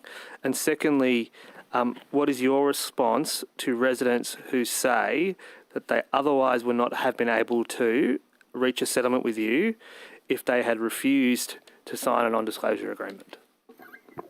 Well, on the first one, I'm happy to take on notice the number of agreements. On the second one, I don't understand the premise of the question. The question is, residents have complained to me that they wouldn't have been able to reach an agreement with you unless they signed a non-disclosure agreement. What is your response to that claim? As I understand, in India standard practice to request for the reasons I've advised, if unable to reach agreement, then those property owners and our negotiations go, they would go. And then the price determination is made there. So actually, I think I've answered your question. Okay, I appreciate that. Thank you. We will take our COVID-safe afternoon break, and we will come back at 13 minutes to 4. Thank you.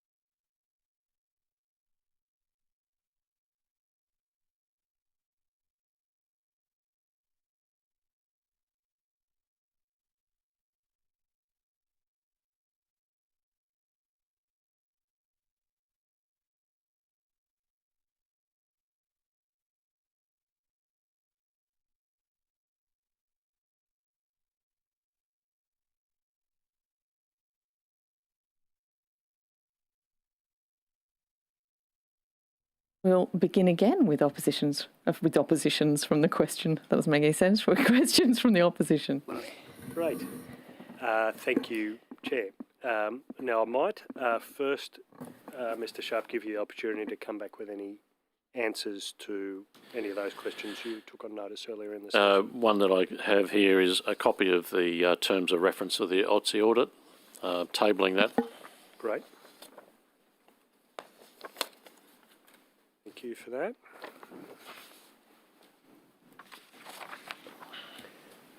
Very good. And we might get a copy of that if that's possible. And are you in charge of tolls? As I indicated, it's extremely complex. And the questions are actually will come to, or the answers to your questions will come to me. Great. So let's return to that shortly. I might return then to Parramatta Road. We asked the Minister some questions this morning, essentially about when the conditions that he placed as Planning Minister might come into effect. Principally, when will public transport, dedicated public transport, exist on Parramatta Road in the way that was requested in 2016? What other information would you like to give us about that timeline? I'll pass to Ms Burke O'Neill to give you an update on those conditions and the status. Thank you. Thanks for your question.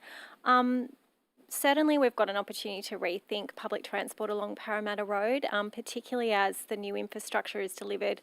WestConnex will obviously remove a whole lot of traffic from that corridor and is already for the sections that have opened. And then in the future also Metro will particularly remove end-to-end trips. So we're really aware of how much can change and transform in this corridor. And we are already working through those opportunities. The Minister spoke this morning about a strategic business case that's being prepared and that's advancing. And that will allow us to think about both the transport changes that will occur, as well as the land use development that's coming, and have a long-term sort of approach to this. So we do have the planning conditions in mind as we work that through. The planning condition was an open one, so it didn't set a time frame. And I don't want to interpret what the then Planning Minister had in mind, but potentially it was because we knew this major infrastructure was coming, which would open up opportunities. I'm almost certain that the then Planning Minister regrets leaving it open-ended. Almost certain. I couldn't comment, Yep. but the original condition about dedicated lanes, it does specify that. It also leaves it open for an alternative transport solution. So that gives us an opportunity to think properly about this, to evaluate the opportunities, and in particular really recognising that we're already doing a few things on Parramatta Road now that we have had some traffic come off. So we have already introduced more bus services, particularly in the Haberfield to Leichhardt part of the corridor. So 80 new services have gone in addition to some early works around bus priority. And so we can learn some lessons from that, how well or not that's going. Not dedicated lanes. The sense of the timelines from here, though. When will... So I accept the... if you're on Transport has put this publicly, there'll be short-term, medium-term and long-term actions here, and that makes sense. When will the short-term actions take place? So we have already implemented some. The next stage for us will be the delivery of the strategic business case, which is due in 2022. So we'll work through the opportunities from there. And when is it due in 2022? I will check, and I think I will be able to provide this back to you. I believe it's Q2, but I'll just check that and come back. Thank you. So certainly till that business case is assessed, Parramatta Road won't be in compliance with the conditions that were placed on the approval of the WestConnex. I don't think we're not in compliance, actually. It is an open condition and we are working it through. We know it's an important priority. It's important to our Transport Minister, and we are in discussions with DPI as we actually develop the strategic business case.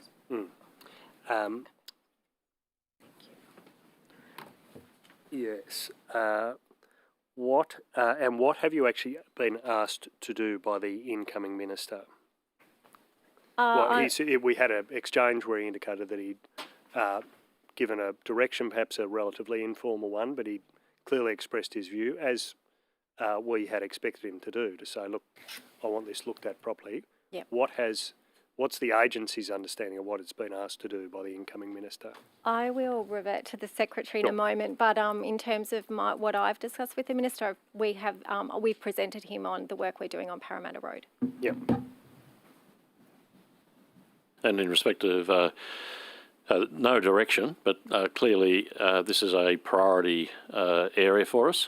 So the expectation was very clear that we would be prioritising work in this space, which we are. Yep. But that won't see dedicated public transport corridors, certainly till the business case is complete. Correct. Might be some time after that. How long after that? The business case, as Ms Burke-O'Neill said, will be around Q2 2022. That's my understanding as well. That business case will set out the plan and the funding allocations to it. So we won't know until we complete the business case as to what those timeframes would be. But it is in the context of the new infrastructure coming in. So there are bookends, obviously, in terms of once those pieces of infrastructure are in place, you would expect to see these initiatives rolling out. And I think the last piece is in 2023. What's that piece of infrastructure that you're referring to? That's the, I think it's the M4. Completion of WestConnex. Of the M4, M5, yes. yeah. Okay, yeah, well, I think that's really one of my questions. One of the community concerns is we're not going to have to wait till the West Metro is built before Parramatta Road is dealt with, are we? No, there'll be certainly actions taken before then. Yeah, understood. In relation to those questions about the sort of public transport that might be considered, rapid bus transit on the outer lanes, perhaps travelling at 60 kilometres an hour next to pedestrian boulevards, is that possible as part of the business case? So I think we're examining all options as part of our strategic business case. It's important to do so.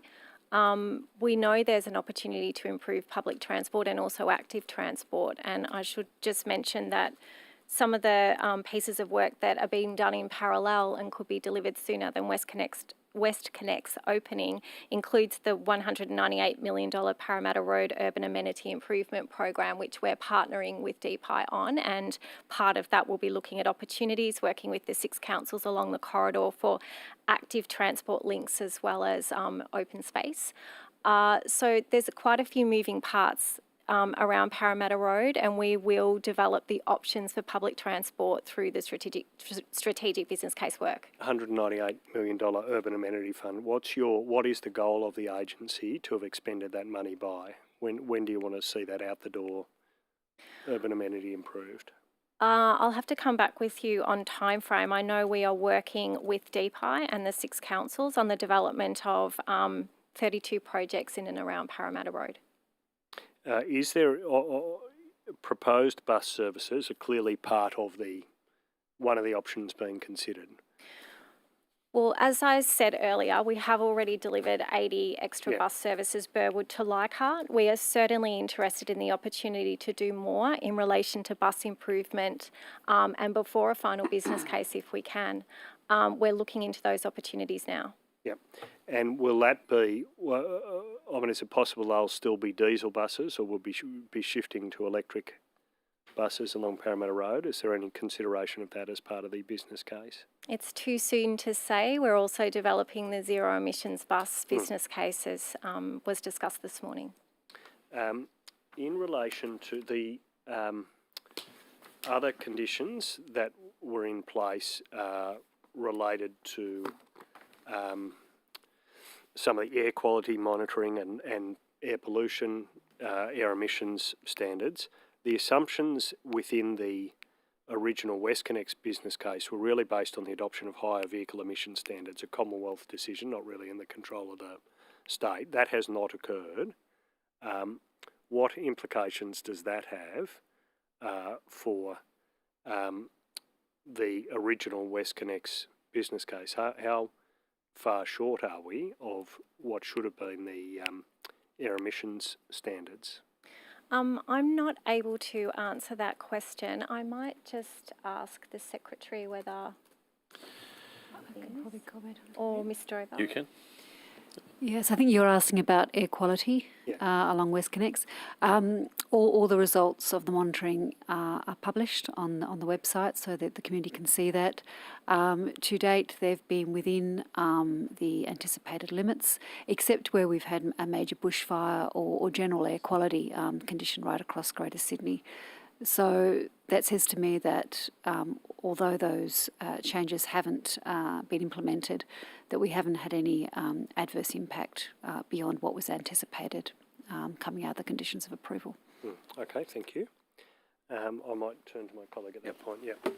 Thank you. I've got just a few questions around cyclist safety, if I could, and particularly the meter matters, that legislative rule. How much funding's been spent on educating drivers about the close passing and safe behaviour around cyclists on our roadways? Yes, we took that question on notice this morning. I'm not sure we've got an answer to that one yet. I'll pass to Mr. Carlon and just check whether he's got that information. Thank you for the question, Bernard Carlon. So, for the 21-22 transport in New South Wales, investing around $870,000 for bicycle safety through a range of communication and advertising programs. We've currently developing a cycling safety public education communication campaign. Campaign will target both cyclists and drivers and will aim to educate bicycle riders and motorists about their mutual road safety responsibilities and how to better manage those risks that can lead to casualty crashes in New South Wales. We have been conducting for a number of years the campaign, the Go Together campaign, which focused on communicating that minimum passing distance rule to drivers. And the proposed budget for the campaign is around $540,000. Anticipated the campaign will launch in early 2022. Examples of the other activities targeting cycling safety being delivered under our behavioural roads user program, promoting cycling safety at community engagement events, and also the use of the Cycleway Finder, database of cycleway infrastructure located throughout New South Wales. Our financial support for the Community and Road Education Scheme, the CARES, which aims to develop children's road sense and includes information on helmets and bike maintenance and road safety and distribution, New South Wales cycling, Transport for New South Wales cycling information and resources to bicycle retailers. And certainly on our Facebook page, we're regularly promoting the minimum passing distance, where we reach an average of 1.2 million people per week, with key messages for both drivers and bicycle riders, with a range of safety messages, including that minimum passing distance.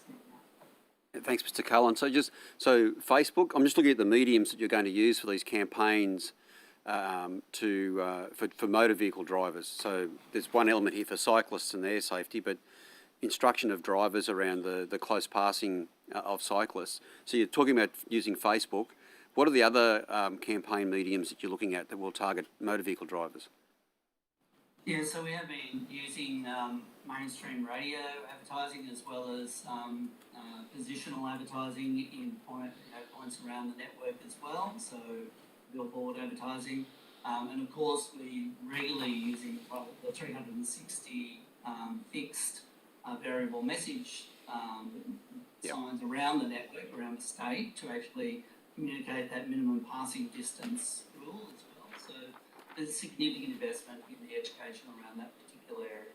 Thank you. And the campaign, all those campaigns that you were just talking about, like how have you engaged with expert stakeholders on cyclist safety in developing those campaigns? Are you having regular meetings with stakeholders, and which stakeholders really?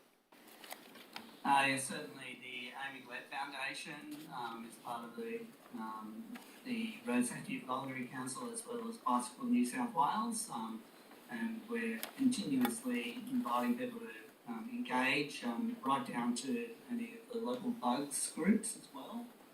So we've had a significant engagement right across the community, and our regional road safety education staff are regularly engaging through as well, local government road safety officers with local clubs and local community organisations involved in cycling. Okay, and those numbers that you gave just a little bit earlier, are they, that's for this financial year?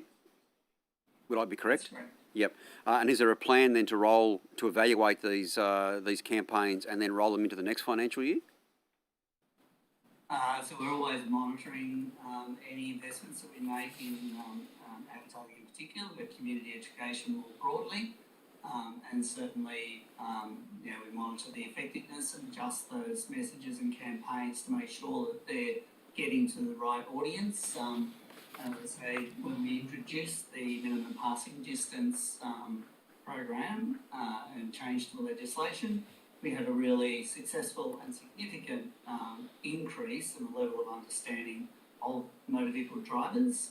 And we've implemented as well in our Be Truck Aware campaign very specific messaging around the safety of cyclists in that campaign as well. So we're looking for opportunities to, across the whole of all of the systems for transport, to ensure that we're getting the cycling safety messages to all forms of transport.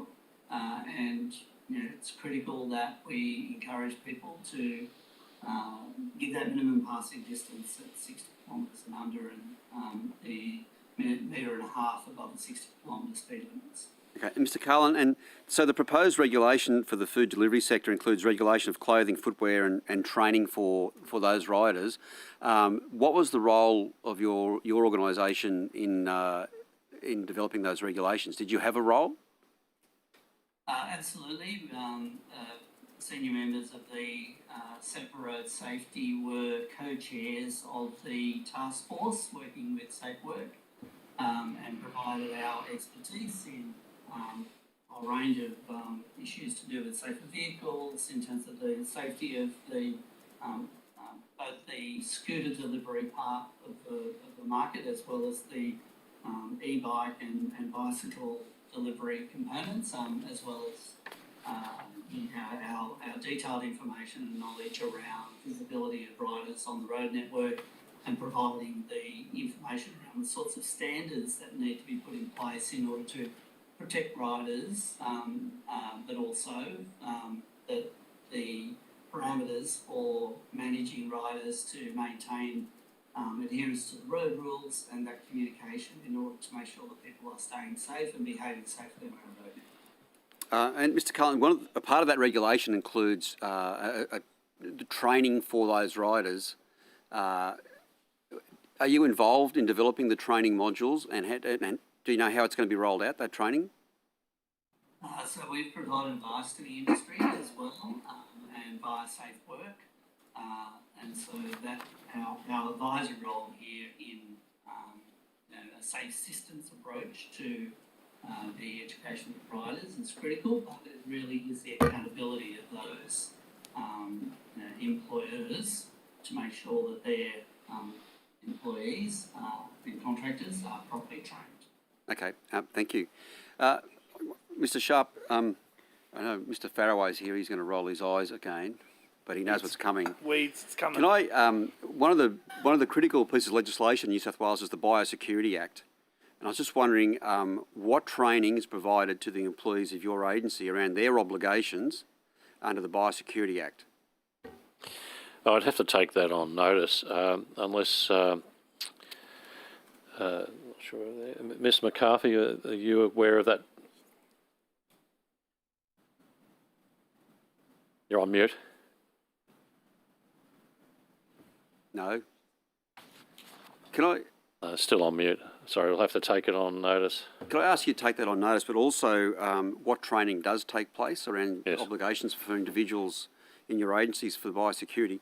Second thing is that in this space, I'd like to know how much the agencies respectively spend on weed control and pest control on the land that you are responsible for in the area that you look after, so Sydney, Greater Sydney. And I should say, I do ask this question on a regular basis. Some agencies have actually started taking it seriously and are actually now putting in line items so they can work out just how much they do spend on this extremely important area. Just so you know, it's about $2 billion a year, every year, constraint on productivity to the state economy, so it's pretty big. I'm not sure that your agency does that, so I'd really appreciate it if you could. I'll take that on notice. Take on notice and have a look. So it's much easier to work out how much the state government spends across its agencies on weed and pest control. And I'll put everyone out of their misery there. I'll leave that, and I think John's got some more questions. Great, thank you. I might turn to the M8 and to the Network Performance Review Plan. Can we get an update on the timing of this? We talked about it at a recent estimates, I think. I'll pass to Mr. Burke O'Neill to provide the update on the M8. Thank you. Thanks for your question.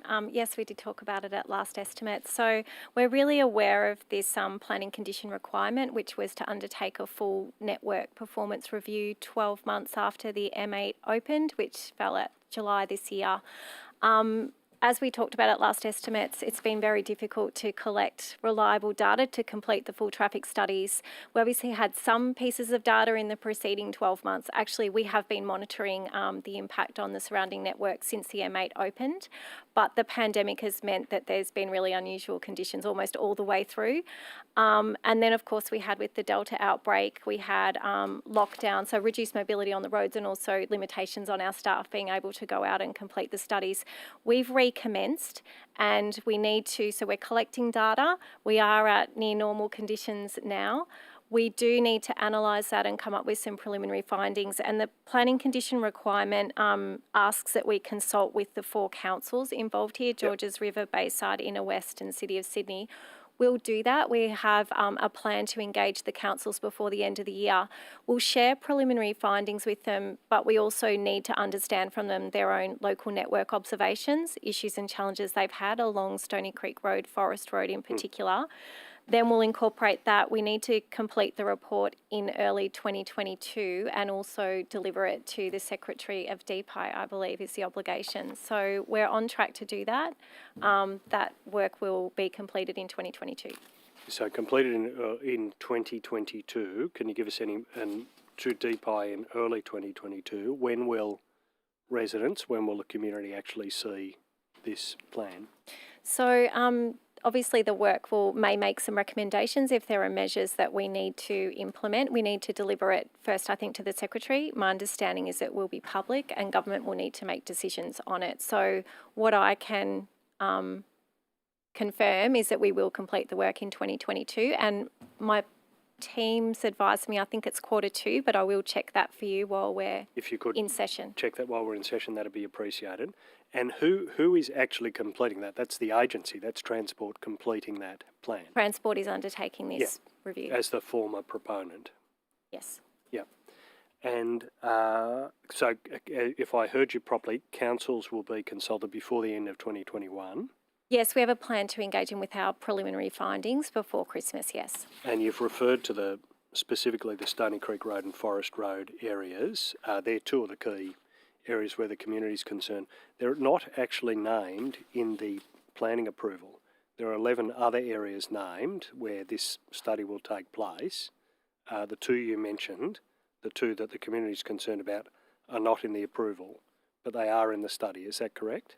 I'll confirm. I'll take that on notice and confirm for you. Yeah. Okay. Just to emphasise that point, residents want to know, is this actually looking at the area there, really seeing trucks on suburban streets? So yes. Yep. Great. And I would just add to my evidence, we have already made improvements along Stony Creek Road. Last year when we observed heavy vehicle increases, we implemented clearways, we made some adjustments to intersections. So we're very aware of the community concern. I've taken on notice to come back and confirm that they're in the study. And on notice, could you set out the steps that you have already taken, including the areas where clearways have since been declared? Yes, I'll take that on notice. Great, thank you. What are the planning approval conditions refer to potential mitigation measures to manage essentially any of the problems that arise? What are the potential mitigation measures that might be considered? Well, there could be a number of options. We'll consider them all. The data will tell us the extent of the problem. I think the consultation will be important to understand council's views on possible solutions. So yeah, we'll consider all options. But just give us some sense of what can you do in a situation like that? If the community concern is, look, this isn't working how we expected it to work, possibly how we were told it was going to work. There are trucks on our streets. What are the sorts of potential mitigation measures? What are the tools in the toolbox that might be used? Well, some of them we have already used, which is an infrastructure solution, looking at intersection adjustments, traffic light sequencing. We've implemented clearways, so policy is another lever as well. Yeah. Any other levers that might be considered? I'm asking now at the general level, what sorts of things could you do in a situation like this? At a very general level, you can look at infrastructure, non-infrastructure policy and regulation. Yeah. Is one of the, is changing for this corridor, the 3 times truck multiple, a mitigation measure that might be considered? It could be considered. That's a part of government's policy framework for tolling, and that would be a decision of government. Yeah. Is it under consideration, is it under active consideration as part of this discussion? All options will be considered, but I don't have the detail. I'm not able to share with you any more on that today. Yep. Okay, thank you. And I might at that point hand back to my colleague. Yep, thank you. I just want to go back to the cyclist stuff with Mr. Carlin, if I can, just very quickly. I know he spoke about infrastructure or money being spent on infrastructure or facilities for children to learn cycle safety. I was just wondering how much of that was actually going into schools.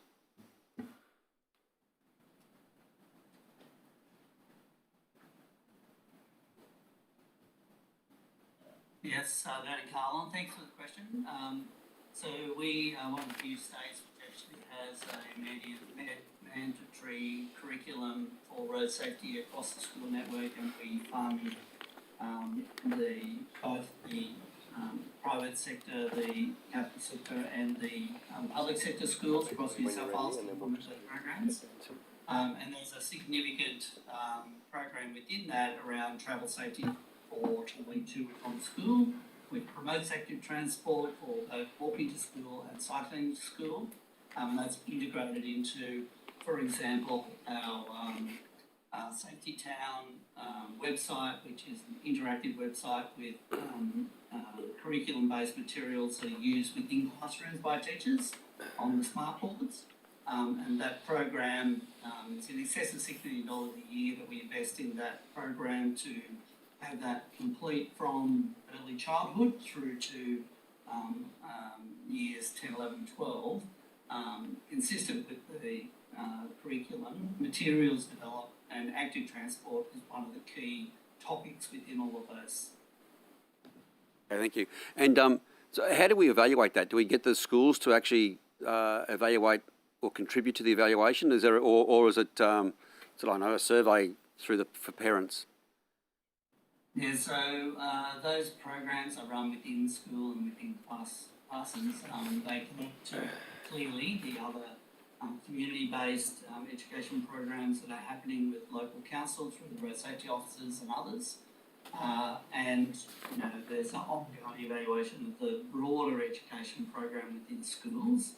Those specific elements are constantly reviewed. So we have experts within the education sector who are always continuously reviewing the outcomes associated with the design of any of the modules. And so the active transport module in the Safety Town area is developed by experts in curriculum development and feedback from teachers on the implementation of that within the classroom and within the school environment is continuously provided by teachers across the state. Okay, thank you.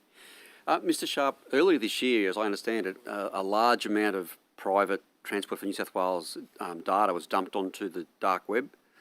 Can you advise the committee just how much was dumped on the dark web and the vulnerability that led to that? Has your organisation conducted any sort of investigation as to how it occurred and has it been rectified so it won't happen again? Yes, cybersecurity is a priority for us, and we are investing heavily in it. In fact, we've got $60 million allocated to the. Sorry, my computer's just frozen here. Has been allocated to it. In respect to that associated, I think, with the Asilian incident, and that was a worldwide global issue that occurred. There we go. That occurred, and that was a New South Wales government-wide approach to that. The New South Wales police got involved, as well as New South Wales cyber security. So there were a number of professionals involved immediately. The cyber team within Transport closed down the access to the systems. In terms of the dark web and the information that was there, those files were downloaded, and that review is still underway. I believe there were about 194 licences that were replaced as a result of that, and I'm just looking up the exact number. And we're in the final stages of review through that particular process. Is that information still on the dark web? Do we know? I don't know right at this moment. It was not that long ago.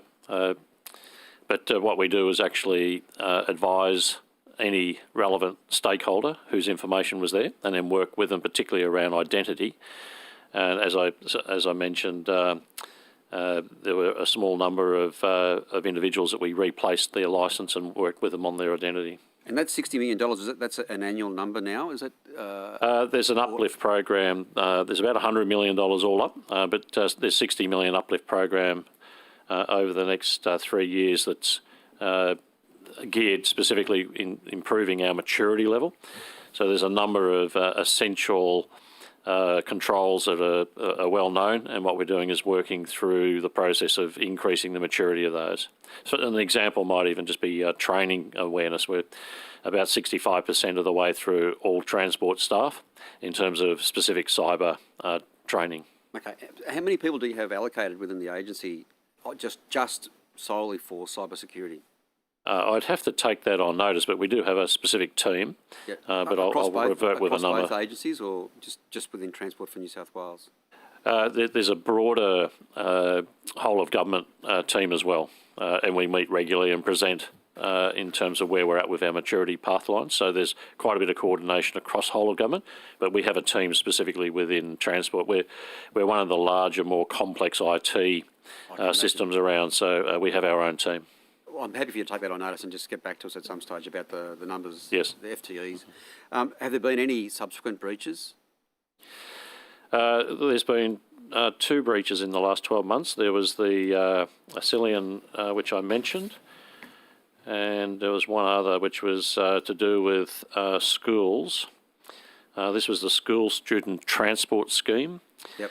And there were 4,057 applications that were sent by the system to other customers, effectively, and that was in fact an error in the system, which was uncovered. So not a cyber security event, but certainly a breach of privacy, and we've closed that out with the relevant individuals. So they received multiple emails, effectively with some information in it. Yeah. So information sharing across agencies poses its own, its risks. This is becoming more regular. What sort of training's provided to people who are involved in any of the parts of your agency that actually are involved in information sharing with other agencies? We have a number of standing training, mandatory training. Privacy, protection, cyber are all on that list. Yep. I'd have to revert specifically on that particular one, but there's a collection of these, and certainly securing data and privacy is on that list. Okay. I'm told that in September 2020, Transport IT reported 5 enterprise-level cybersecurity risks rated as unacceptable or undesirable, and that Transport IT has also identified a further 7 divisional level risks which are above the agency's risk tolerance. In the period since then, how many of these identified risks have been eliminated or mitigated? I'll pass to Ms McCarthy to provide some comments specifically, and then I'll add to that.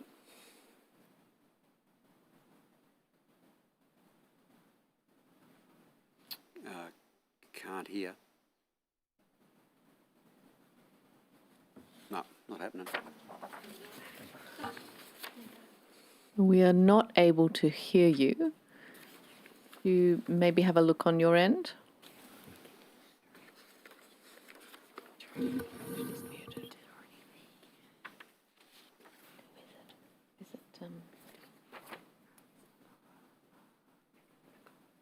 This happened a bit yesterday too. No, we still can't hear you. In the interim, the Auditor General actually reviewed New South Wales Transport Cyber Security, and there were two particular elements. One was to develop a plan to uplift on the Essential 8 controls. That project's well underway. The detailed plan will be completed in December this year, and then there's a target of December 23 to complete that entire program. So this is an uplift. In terms of vulnerabilities, there were vulnerabilities raised, and the majority of the IT remediation is complete, and the last of it will be complete by December this year. There's a couple of strategic projects that are involved, and business cases are also nearing completion, and these are around physical controls such as CCTV, access alarming of perimeters, and the physical hardening of controls around our assets. So those programs are well underway and on track with the commitments that we made to the Auditor General on her findings on these vulnerabilities. When you talk about uplift for the AG's report recommendations, are you talking about additional funding to implement them? Yeah, so the 60 million and the 100 million over the next 3 years is geared specifically to that. So this is enhanced IT systems, migrating systems across to the new cloud technology, and we have a number of legacy systems. That's well underway. Should be complete by December as well. Okay. And do you now set aside some funds in the budget, the potential, I guess, for litigation in an instance where someone's individual private information, mine or yours, for instance, is lost and finds its way to the dark web? Do we make now provisions for this sort of... There's not a specific budget. We do have a legal team that reviews those, and as part of the cyber security program, the aim's actually, one, to not have the issue occur, and if it does occur, to remove it and remediate it very quickly. Yeah. So an example's in regard to the driver's licence is obviously quite serious if you have identity theft. That occurred very, very quickly, and so it does mitigate the risk of actual physical loss. But that comes down to timeframes. So that's where the investments are occurring. And so we've assessed then what's the areas of highest risk within your agencies? Yes, we call them the crown jewels. It's not a term I particularly like, but those have been assessed, and it's regularly reviewed. So each of the agencies has sat down with the IT systems and worked through which are the ones that are holding that sort of high-risk data or are operationally critical, and we define them as crown jewels, and then we're investing the uplift controls around those, so we're protecting those higher-risk assets. When you say regularly reviewed, can you maybe give us an indication? Are you talking quarterly, half-yearly? I get a monthly update, Okay. and there's updates from the head of cyber security to my executive team on a regular basis, Yep. along with safety. So this is a high priority for us.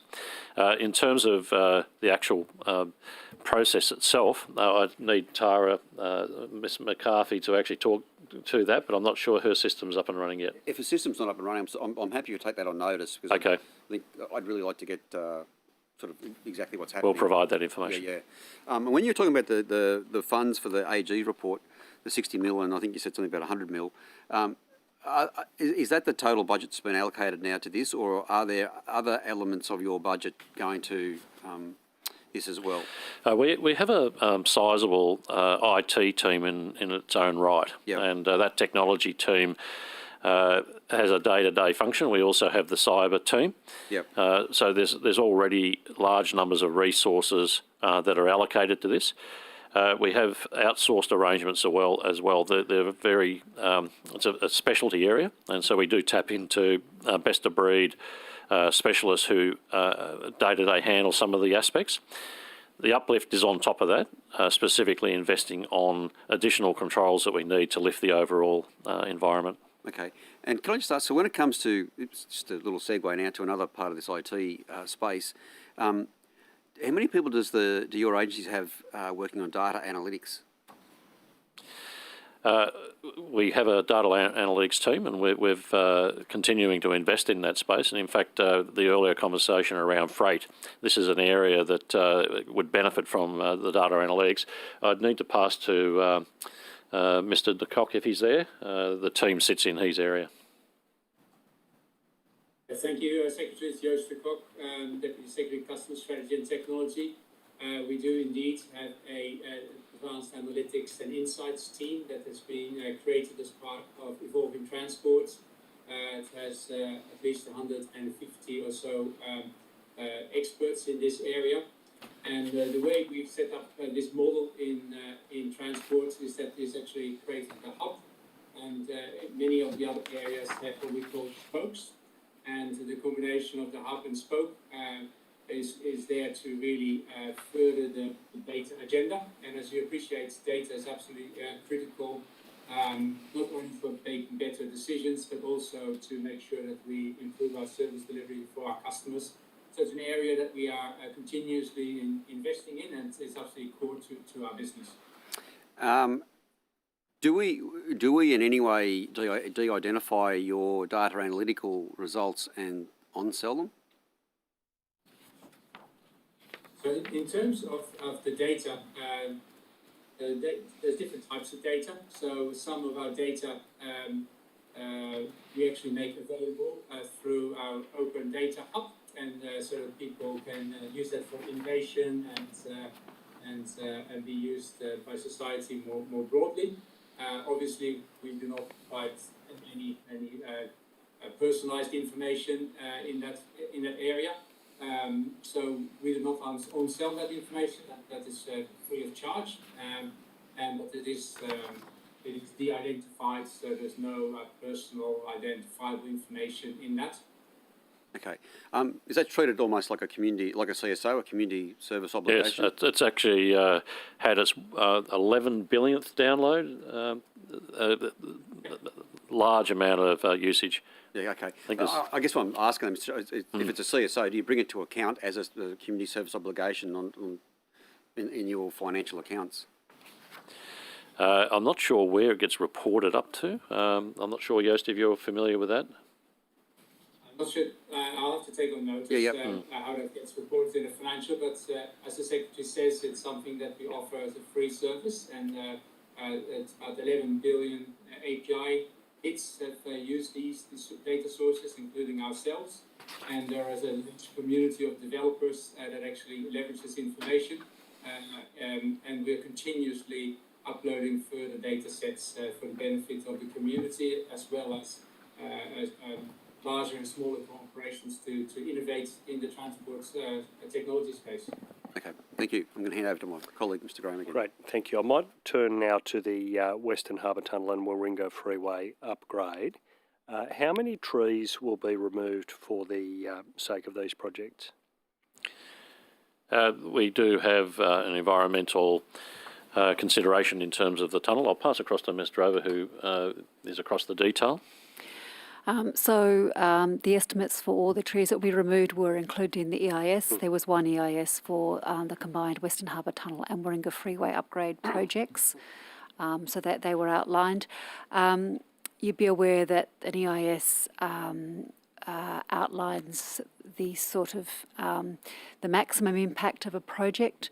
As you know, we've started the Warringah Freeway upgrade early works. We've also awarded the main contract as well. The early works, which are mainly the relocation of utilities to enable the main contract to be delivered. We are looking at every tree on a case-by-case basis. So although the EIS may have identified that trees may be subject to removal, we don't automatically remove them. We go through every single one of them. We work with tree specialists, ecologists, etc., to really assess where that tree does need to be removed. So could you confirm on notice then, perhaps the number of trees? I understand it may have been 3,500 in the EIS. Confirm the number. Confirm an updated number, essentially, given the process you're describing. Yes, I can also say on our website for the Warringah Freeway Upgrade Early Works, which are the only works that are currently on site, that information is provided on the website and is updated. Great, okay. And can you also confirm either now or on notice that you're looking to replace those on a 2-for-1 basis? That's right. That's a condition of approval that we need to comply with, and we're also working with the community and the council to work out the type of vegetation mix and the maturity of those trees that will meet that 2-for-1 commitment. There was information provided at a North Sydney Council meeting about a land swap deal between Berries Bay and Crown Land at Camaray Park or Camaray Golf Course.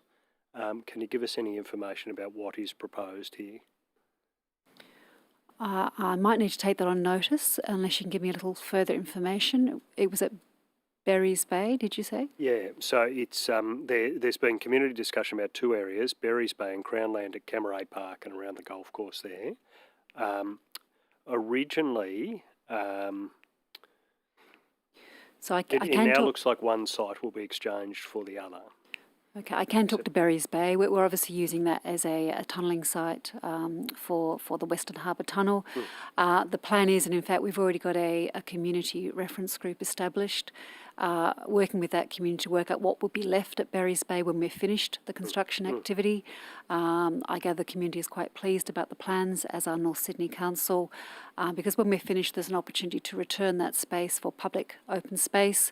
It will also mean that the historic shed there would also be available for development. So could you perhaps on notice provide the committee the latest information on both those sites? Yes, can do. Yep, thank you. And the contract that's been issued to a company that involves widespread relocation of utilities as part of the Sydney Program Alliance, can you give us any information about that company? Yes, so the Sydney Program Alliance, as the name suggests, is an alliance. It was engaged some years ago to do works associated with the Sydney Harbour Bridge. Some of those works are not in the public domain. That alliance, and it's alliance between John Holland Jacobs and Transport for New South Wales, that was selected to do the enabling works or the early works for the Warringah Freeway upgrade. So it's not doing the main contract, it's just doing the services relocations, which gets the project ready for the main contractor to come along and do the main works on the Warringah Freeway upgrade.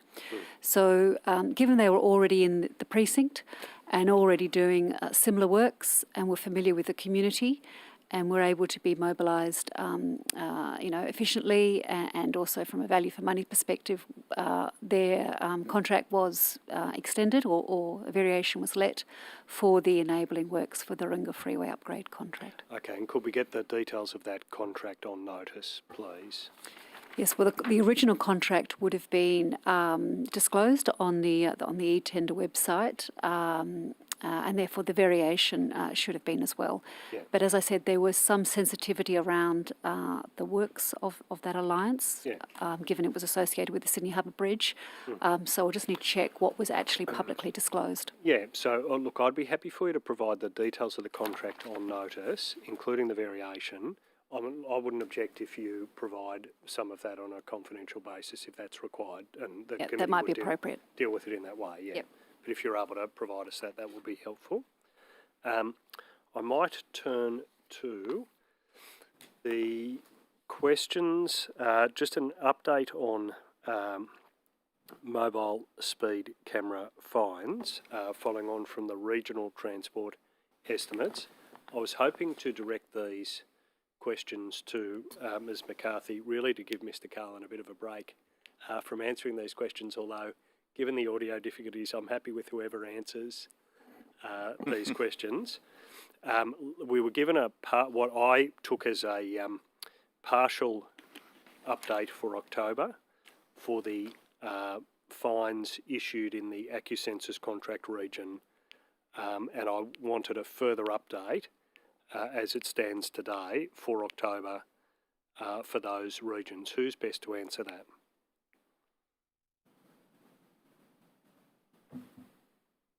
Thank you, Mr. Carlin.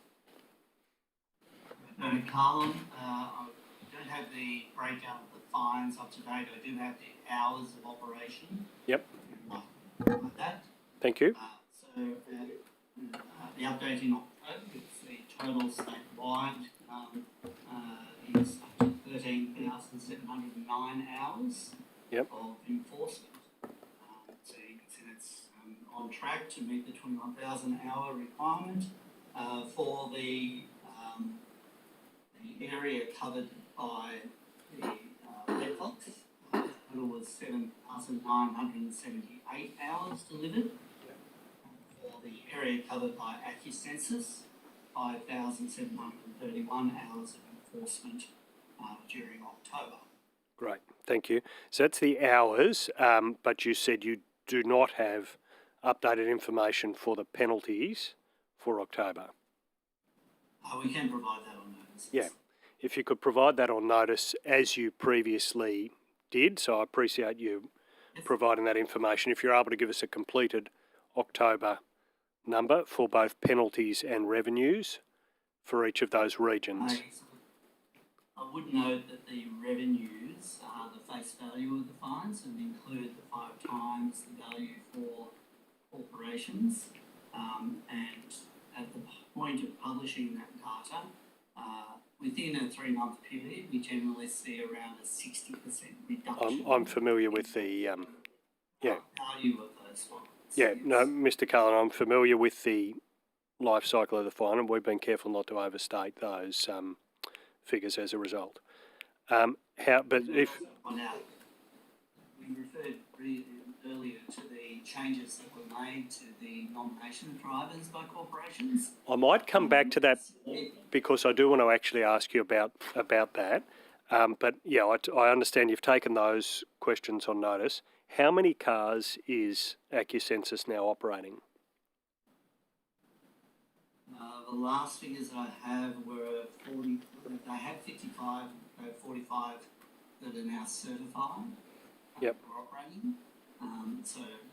Again, we can update that figure for you because they're on track to meet the requirements for the total delivery of their hours by the end of the year.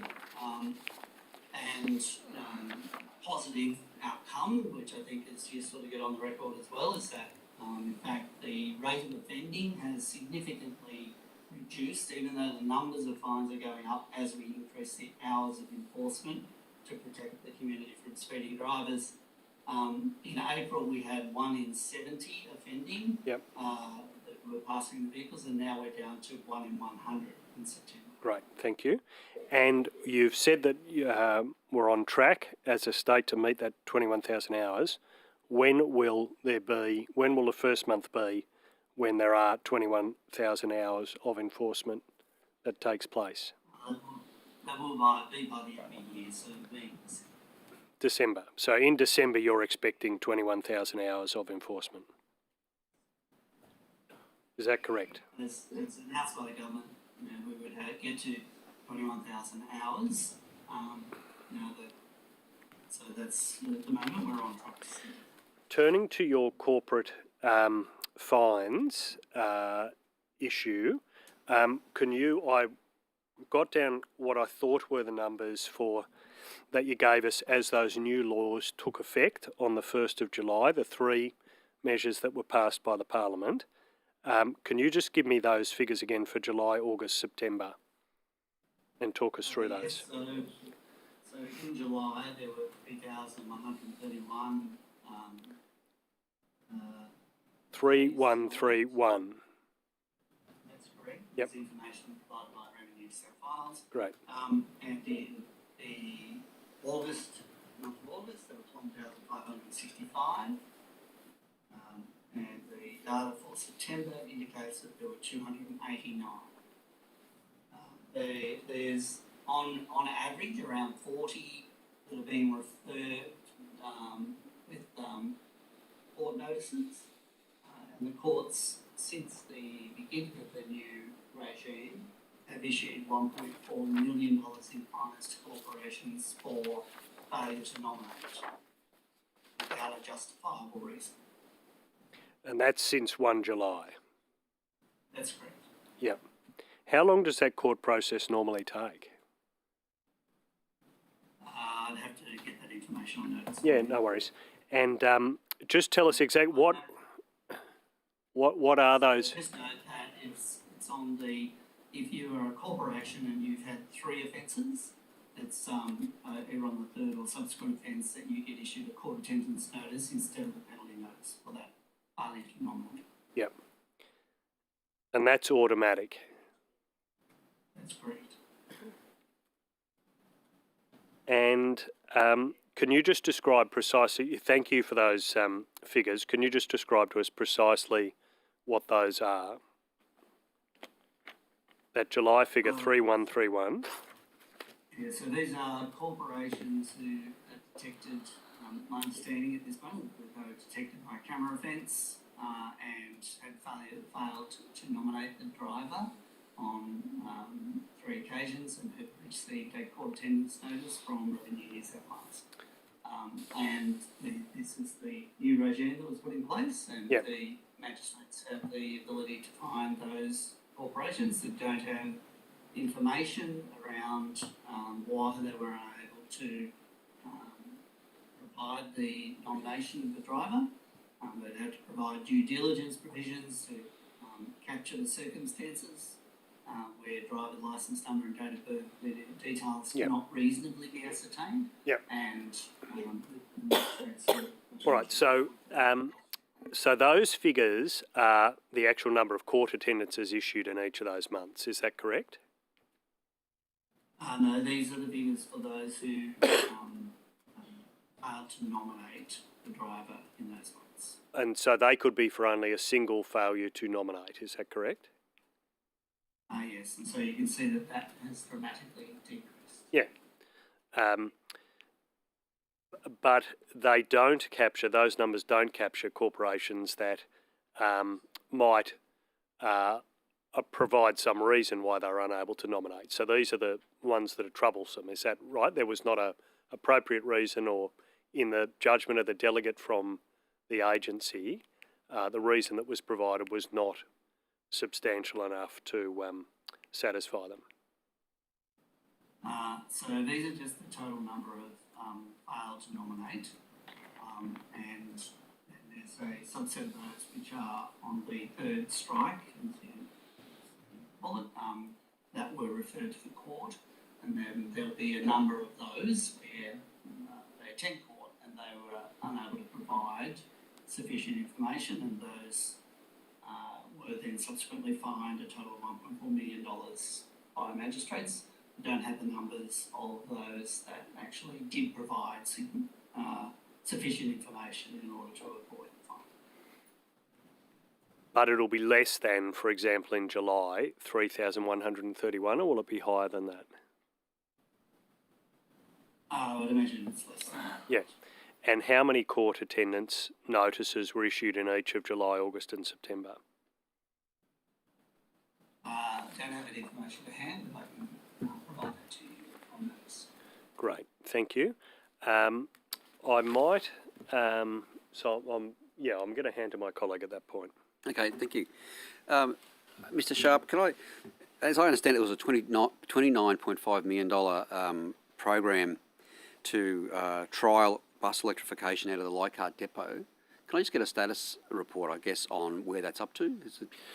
Yes, I'll hand across to Ms. Fontana, who will be right across the current status of that.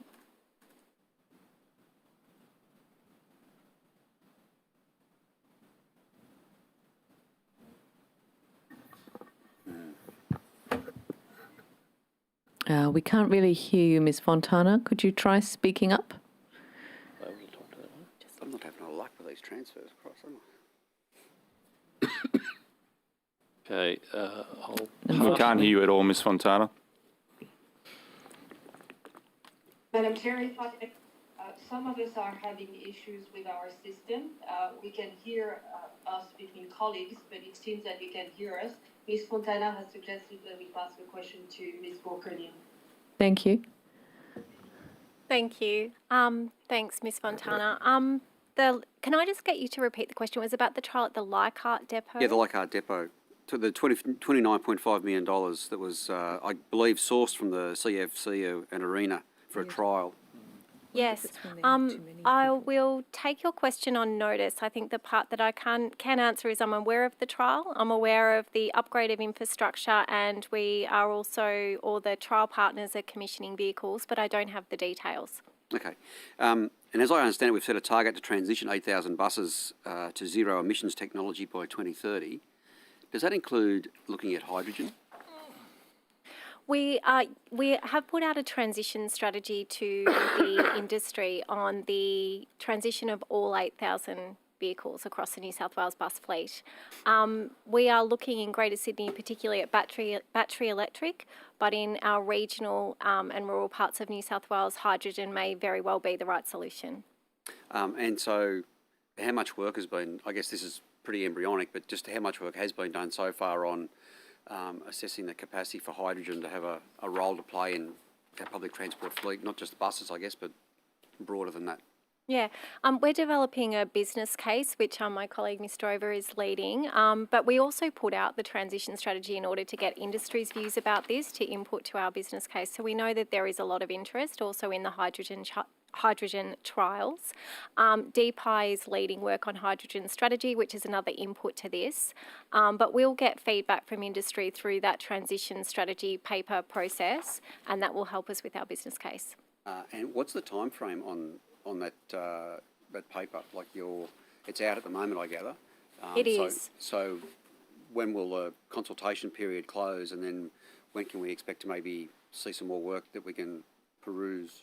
We have already received many submissions. My colleague, Mr. De Kock, who's running that process, might be able to give you the data. Yep. And we're assessing that right now. Okay, I'd like to know if it's possible for Mr. De Kock to hear that. Hi, so thank you, Joost de Kock. So indeed, we did put out our zero-emission bus transition strategy in the middle of this year to get feedback from industry to inform the business case.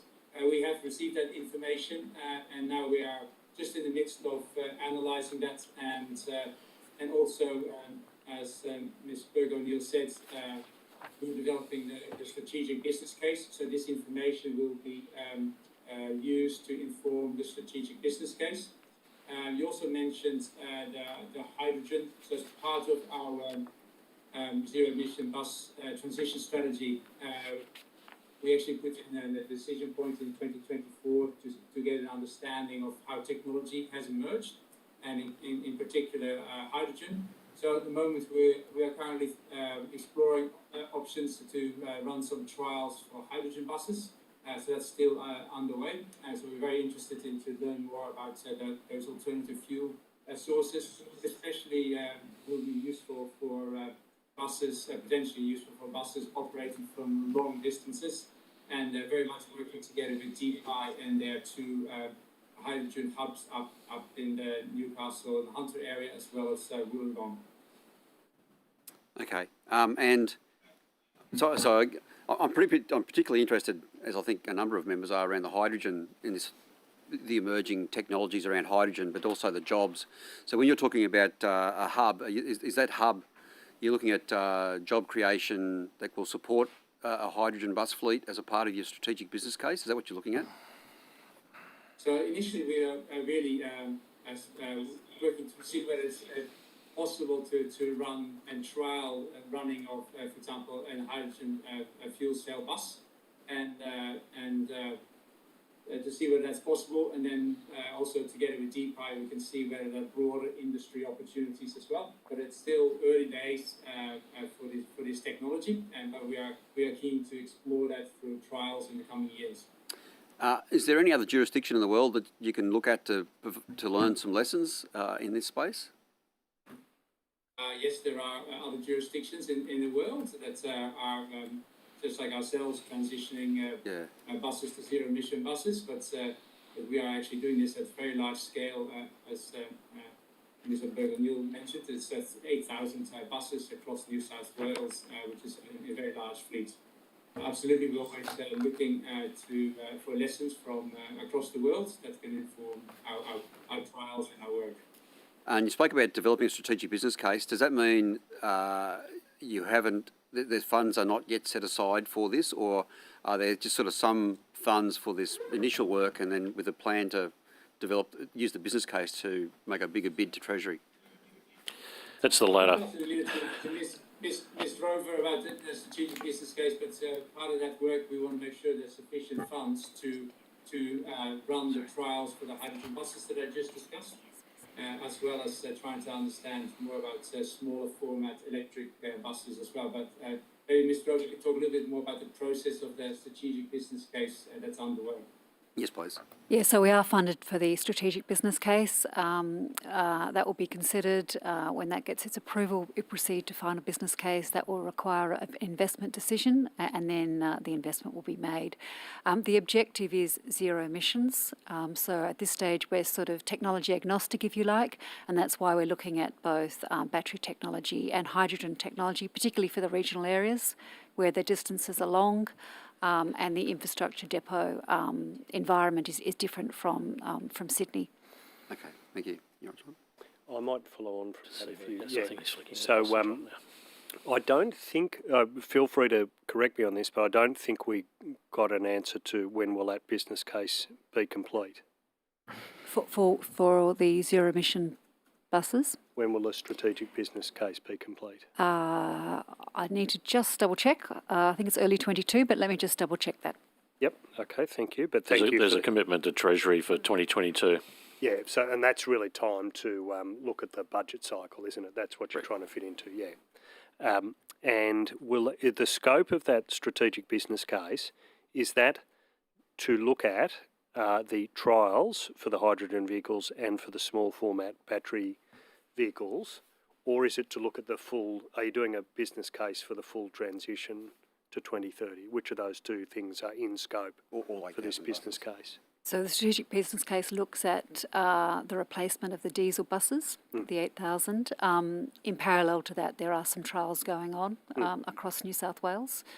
You mentioned the buses, and I think in regional New South Wales, we've also got a trial, a hydrogen trial underway as well. Yep. And of course, the engagement with industry is about understanding their appetite to be part of this program, and also looking at what's happening overseas and different procurement models for how we might go about. And what's your current thinking about the scale of those trials? How big do those trials have to be to give you an idea of what's possible in this space? Well, we've embarked on a couple which are fairly modest, but fairly sort of straightforward trials. I suspect the final business case stage would be an opportunity to expand the trials, but I think the existing trials will provide enough information for the strategic business case stage. And what, for the full transition, what are the early indications about what the potential cost might be of that transition? We're still working through that as we're still at the strategic business case stage. There's a number of different options, of course, and potentially different options for regional versus city. But we're taking into account the industry feedback as well, because that will give us some guidance about their appetite to participate, and again, how we might go about the procurement and the delivery strategy. Again, referring to my colleague's question, have you been able to look at what sort of cost this has meant in other jurisdictions?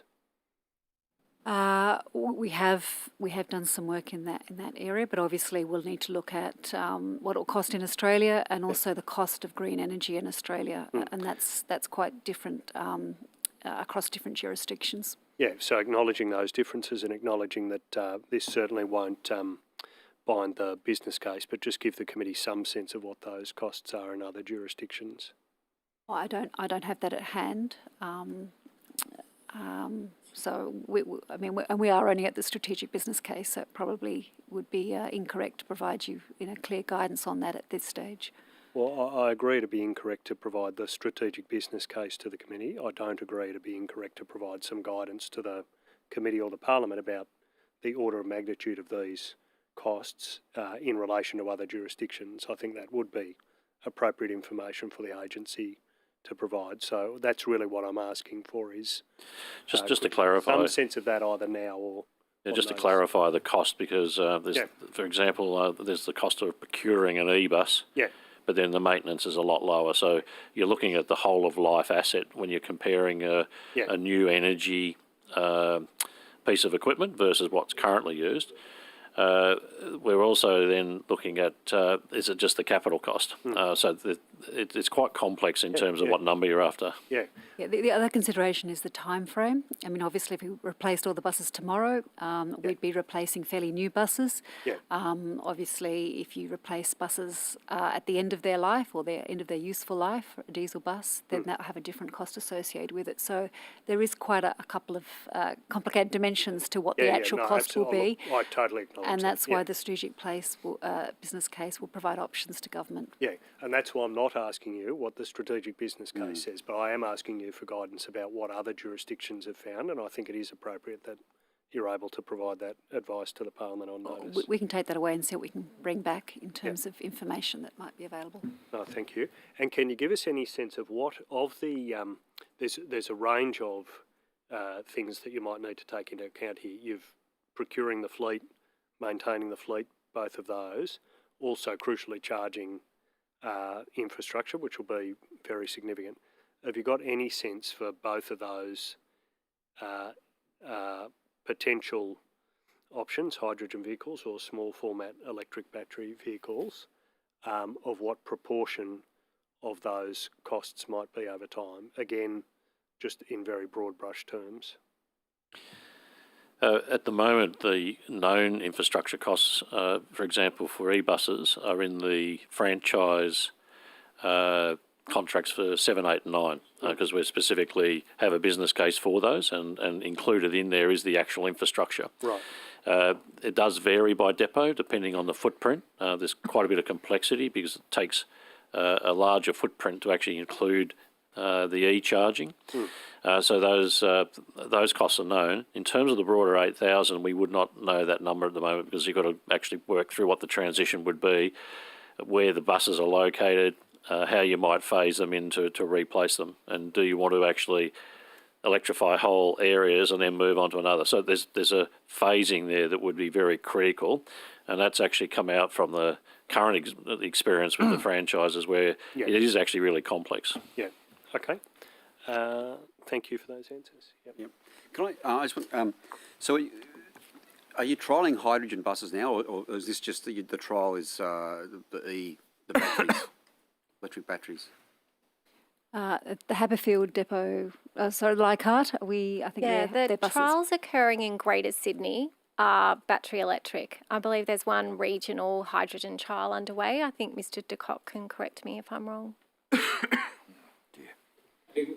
As Joost said, we're still planning these the trials for the hydrogen buses and potentially actually in Hunter, Newcastle, and Wollongong. So we're still scoping that work out.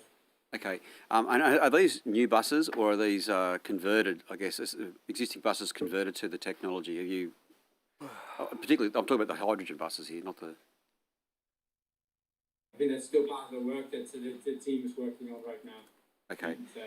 But I can take it on notice to provide you some more details on that. Thank you. And the other part of this is the skill sets required to maintain them. I mean, hydrogen being a new technology, this is an assumption and always dangerous, I know, but I would assume that the skill sets are not freely available in the New South Wales workforce to maintain hydrogen buses. So what are we doing to encourage? Perhaps I could take that question. conversations I've been having with the New South Wales Bus Association do indicate that there is a training element to this, and the aim would be to keep the skills and upgrade the skills to the new technology. I'm sure hydrogen would have its own unique challenges, not only from a training perspective, but also just from a safety perspective and infrastructure. Those supply chains for hydrogen in particular would be a key element of any trial. With the electric buses, it's becoming more mature, and as a consequence, it's quite well known what that training package is. But the industry was certainly keen to work with us on developing plans and supporting mechanisms to transition the industry effectively to that new world. Okay. I sat on the upper house inquiry into hydrogen along with a couple others at this table, and there was a lot of evidence provided around the need for the state government to provide leadership in the area of hydrogen, but also to generate essentially a second-hand market. So the government had a role because of the size of the fleet that we have in actually purchasing, and then after probably a little bit sooner than we would normally exchange or replace these buses, put them into the second-hand market. I'm not sure, is this a part of the strategic business case? I mean, it's a bigger issue, and I'm not sure the Treasury would fully agree with the proposition, but are you looking at actually that role that you may well play in propagating and generating a hydrogen bus market? In terms of the supply chain, just initially, we are working with DPI in regards to how do you actually create the fuel and store it, and how does that actually get to the locations. In respect to the second-hand market, I can only refer to the electric car initiative, where the commitment from the New South Wales government was that all the fleets would move to an electric, and part of the reason for that was to generate that second-hand market. There would be a benefit on the broader uptake in Australia through second-hand buses coming out from our initiative, and that would be canvassed in the business case as a community benefit. Okay, thank you. I might just ask you if you've yet got an answer to whether the Transport Agency is in charge of providing information on tolling or on toll relief. Yes, let me refer to the feedback. So the first question was in regards to toll revenue collected by Linked. Now, Linked's actually a private entity, and we don't have responsibility in regards to Linked. Toll relief, who administers toll relief? It is administered by Service New South Wales. I've been asked to note that this was a similar question on notice to the Minister of Customer Services, and he's apparently provided details on the total amount of toll relief paid by postcode and electorate, as well as the total number of customers who were eligible for free or reduced registration. So I'm not sure if you've got that. In respect to toll relief information by tag and account type, our understanding is that Service New South Wales does not hold that information. But that is the amount that's paid to the Linked customers, because it is a separate entity. It's a private entity. All right. So working through those, it's correct, isn't it, that that information is linked data, but you agree it's provided to the New South Wales government? The traffic data, I know we get traffic data, yep.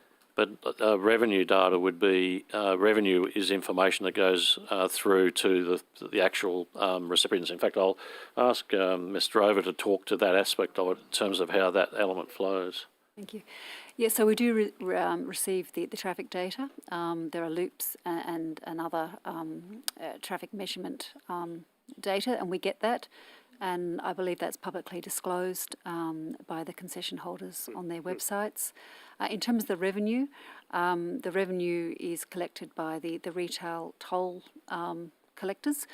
Linked is a major brand in the market, obviously, which is privately held. So they collect the revenue and then they disperse it to the relevant concession holder.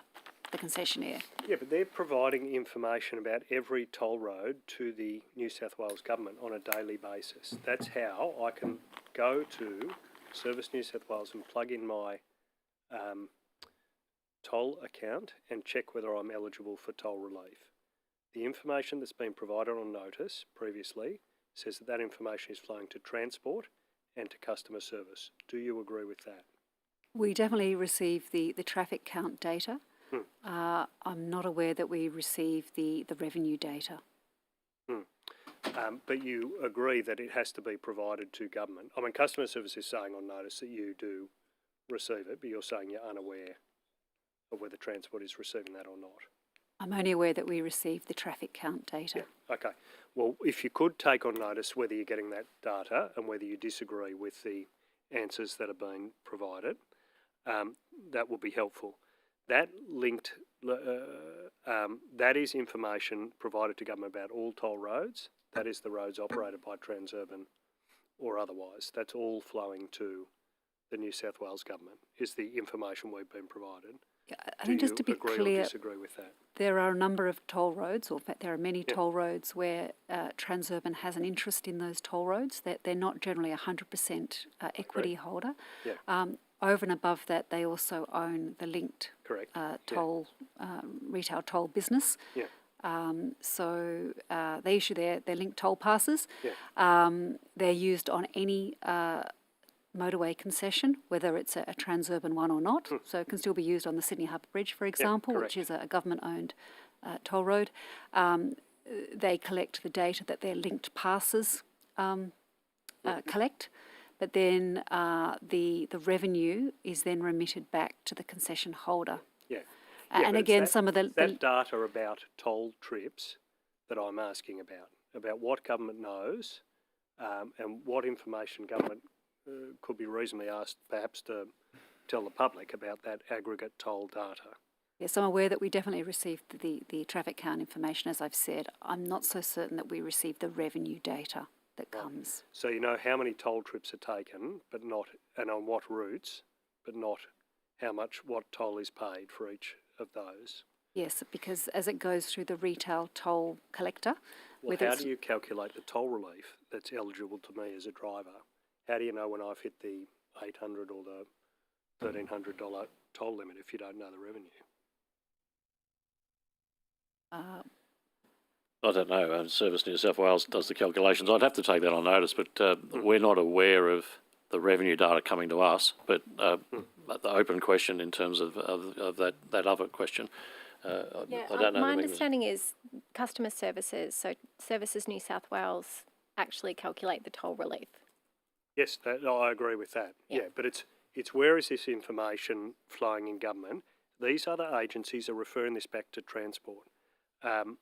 These are some of the answers I've been given. When I asked Minister Constance, he said, when I asked him about what is the total toll burden for drivers, he said the toll rates are on the website. Well, that's true of the toll, the individual toll rates. It's not true of the toll burden. The former Treasurer agreed to take the information on notice, but then supplied the individual toll rates. That is the fact that you've got to pay a certain number of dollars to drive through the M8, for example. The Minister for Finance was categorical that he was not able to assist. It was not his department. It was back to Transport. Treasury officials were really clear that this was a matter for Transport and the Transport Minister. They were able to answer, of course, a number of questions about the sale of assets, including WestConnex. You know, obviously that's there, much closer to their interests. When any questions about tolling revenue were really directed back to Transport, and that's also been the case with customer service when they've been asked on notice. They've answered some of those questions that are appropriately theirs about toll relief. They have actually been able to provide some answers about that. Much of the rest of the questions are referred back to Transport, but I keep drawing a blank when Transport is asked to provide answers to those questions. Someone is responsible. This information is going to government.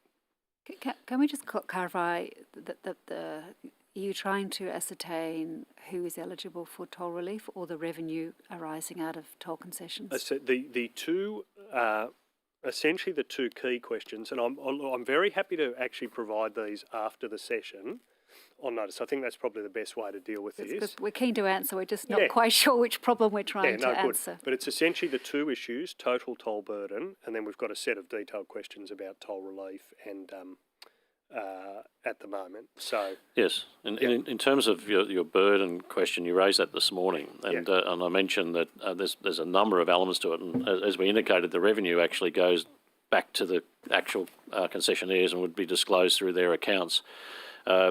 It's not something where the revenue comes to us and we can go to our set of accounts and say, well, here's the toll revenue. So we'll take the question on notice and look to see what we can do. I might put something to you immediately after this session. If you're able to take it on notice in the time frame, that would be appreciated. I might just also ask, are you able to take on notice the maintenance budgets? Where are those for each of the divisions of transport? That is for at least, so the total maintenance budget for 2021 for at least the Sydney Trains Network, the New South Wales Trains Network, the Sydney Ferry Network, the STA buses, the Metro Network, the Sydney Light Rail networks, and any of the roads divisions in whatever administrative way that makes sense. I imagine both regional and Greater Sydney. Yep, correct. Thank you. I've got one if you want to. You all right? Yeah, I think over to you. Yeah, I've just got a quick one. So. Yeah, and then I've got another one back. Just a quick question. It's about disability employment within your agencies. I know you report against that. It's a requirement of the public sector. But if you could just take on notice, if you could provide the profile across your agencies, respective agencies, the disability makeup.